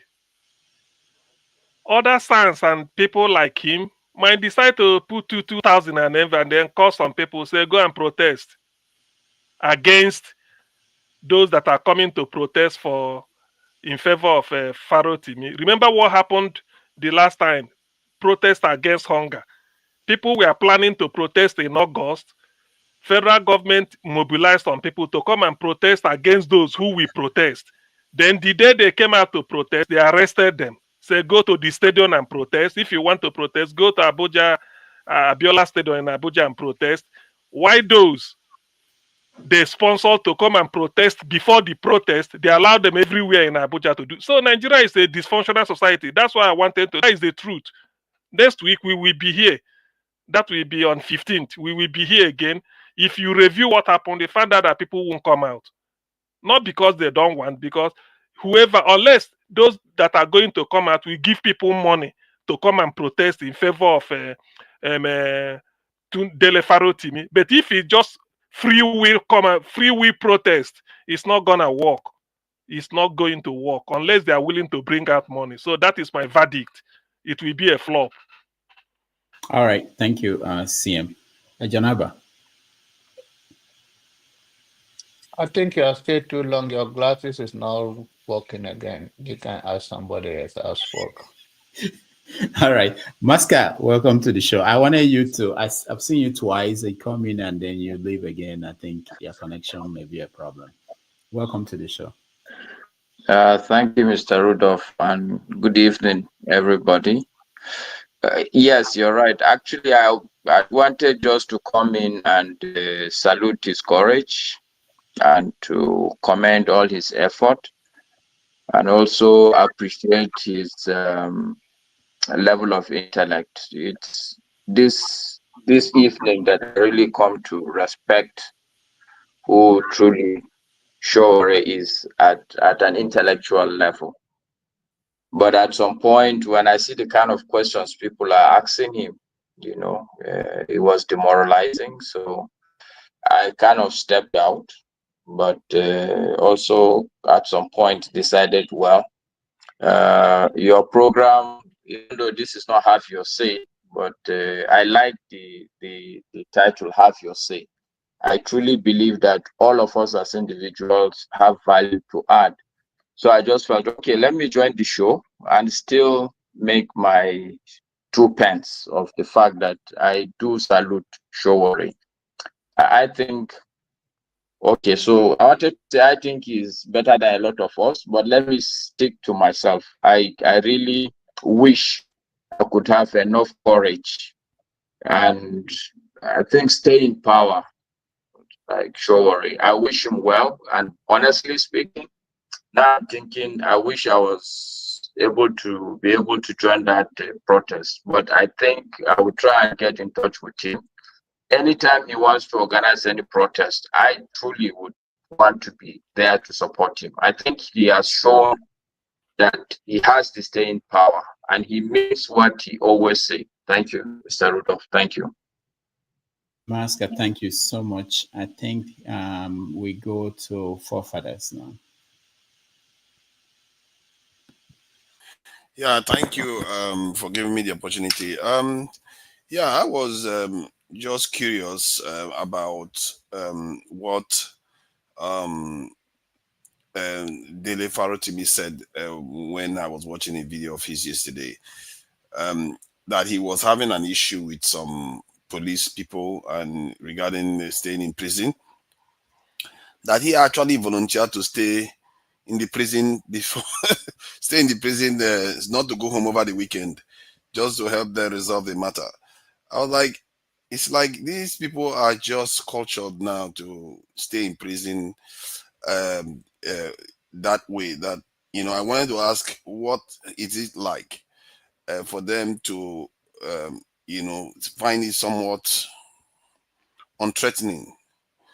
And there is also the aspect of a general that we played a video of his yesterday, complaining about the judicial system.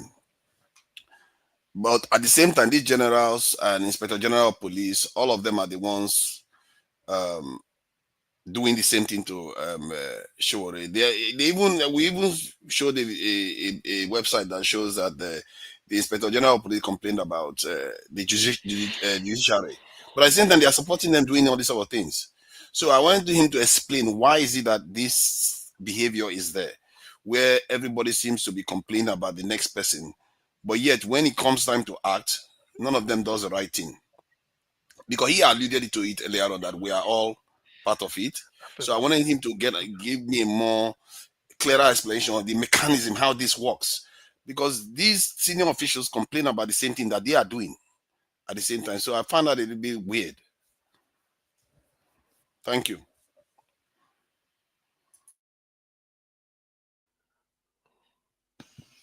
Thank you.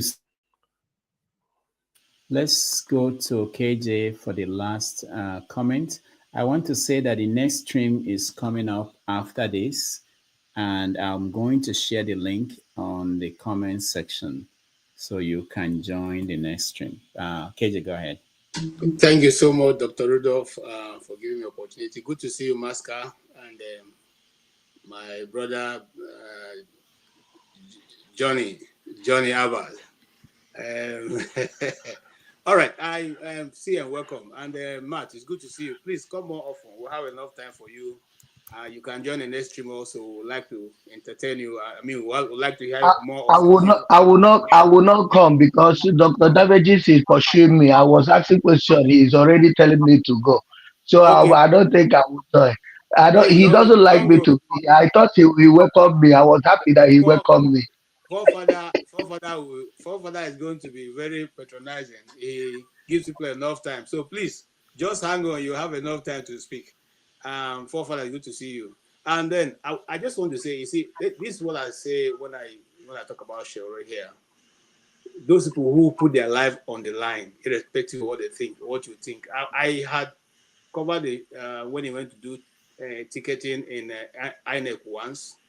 I was there to cover that story. And despite the fact that the INEC people had surrounded the whole place with police, so much so that journalists were now because when you be on the side of the police just in case they decide to start shooting.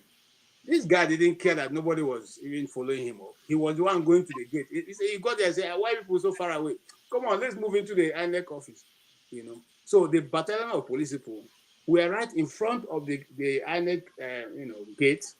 And Shore didn't mind. He got to grab when I was talking to them, like, you guys are crazy. You are doing this thing and they're rigging the elections and they're doing it on your behalf. They're doing it for you and your children. So I see these people at close range, and I know that for you to be able to do this kind of thing, I can't do it. Yeah, I can be stubborn, but I cannot do that because they are facing the barrel, and anybody can be trigger happy, and the life no get duplicate, as the Igbo say. So you must have taken your life.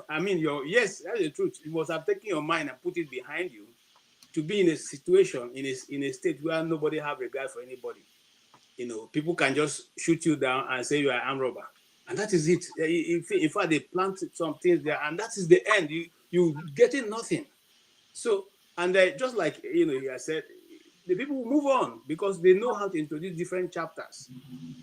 If each day they have chapter for Nigerians to keep debating why they are doing the nonsense they are doing, behind the scene. So I praise him, and I praise any other person, people like him who have been holding the ram, the horn of the cow, to make sure that Nigeria is being steered to the right direction, or at least to put some form of fear in the mind of those who are governing Nigeria. I praise him, and I just pray for their safety. I have followed the guy Dele for a long time, and I know people like them that have given up their life. So when they leave their house, I want to tell you what some of them say when they leave their houses. They tell their wives, if I come back, I come. If I don't come back, well, so be it. How many of us can do that? I can't leave my house. In fact, before I leave, I go down pray like 3 prayers to go, come, the one for middle of road. And then, so they are brave guys. Whether we like them or not, we just have to appreciate what they're doing. Because without them, I'm telling you, we'll have all be slaves now in Nigeria. Without those people pushing the lead every time to make sure that people are still alive in this enclave. And I really appreciate his work. Thank you so much. All right. Thank you, everybody. And I want to again appeal to those who have not subscribed to Iroko Post TV to please do so. We are moving January 1 to Iroko Post TV, and it will be good to have at least 1,000 subscribers so that we have all the tools that we need to be able to keep bringing you the program that we do every weekend. I want to also thank those who supported us through Super Chat. Especially yesterday, we had a lot of help from Madam Luke. We appreciate you. We appreciate all the people, Tope, Kulata, One Man, and I will try to catch all the names. And it's mostly the women, no, let's be clear. T Majek, T Legit, I believe, T Majek, Tope, T Majek, Alexander Gomez. Thank you, everybody. Alexander Gomez, Oscar Blackbone, Alexander Gomez, Nana Bash, Pulata. Everybody, thank you so much. We next year we are trying to expand what we're doing. We are going to hire a lot of producers that will help us do this show in a better, more professional way. We are also going to bring in other content creators. Our goal, like I've said on this platform, is to have a 24-hour show that will be ongoing. That's a long-term goal, but we're going to start somewhere. So we appreciate all of you and all your help. Please join the next broadcast. I shared the link, which will start as soon as we end this one. Once again, thank you for joining me. Next week, we are going to bring you another set of interesting guests that will join us on Saturdays and on Sundays.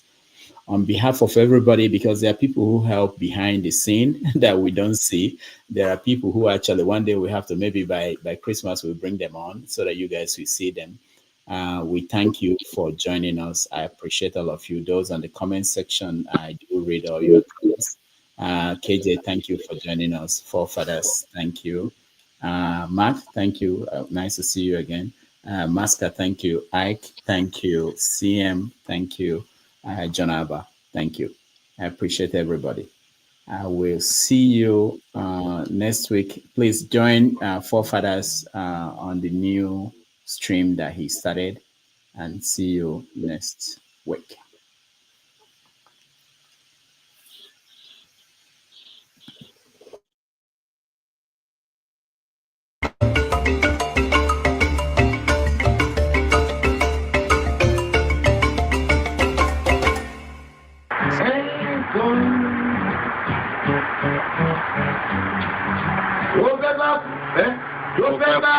Tó fẹ́ kú torí ẹ̀.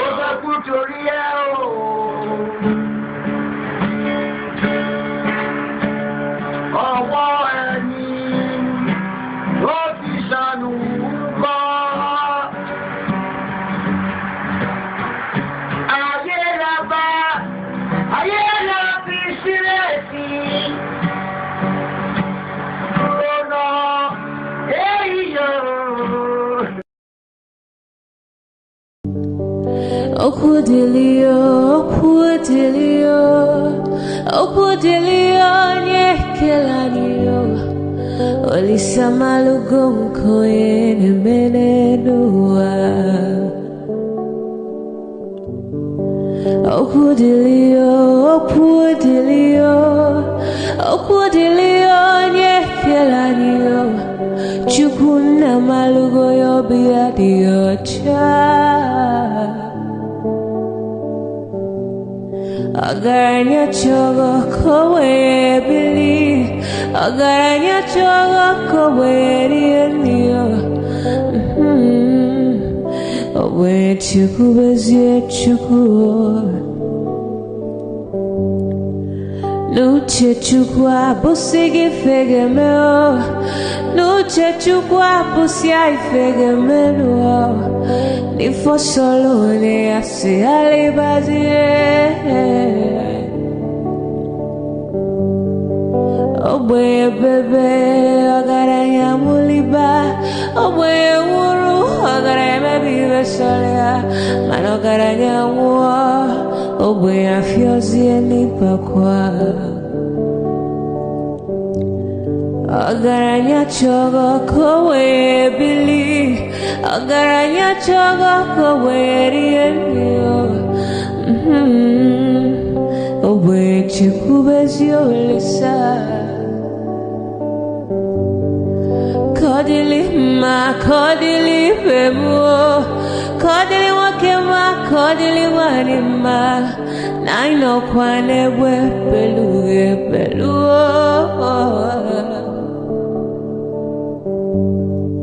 Kodili ma, kodili bemo, kodili kemo, kodili heyo. Ibedwe me wane, nikadiezi bohimo.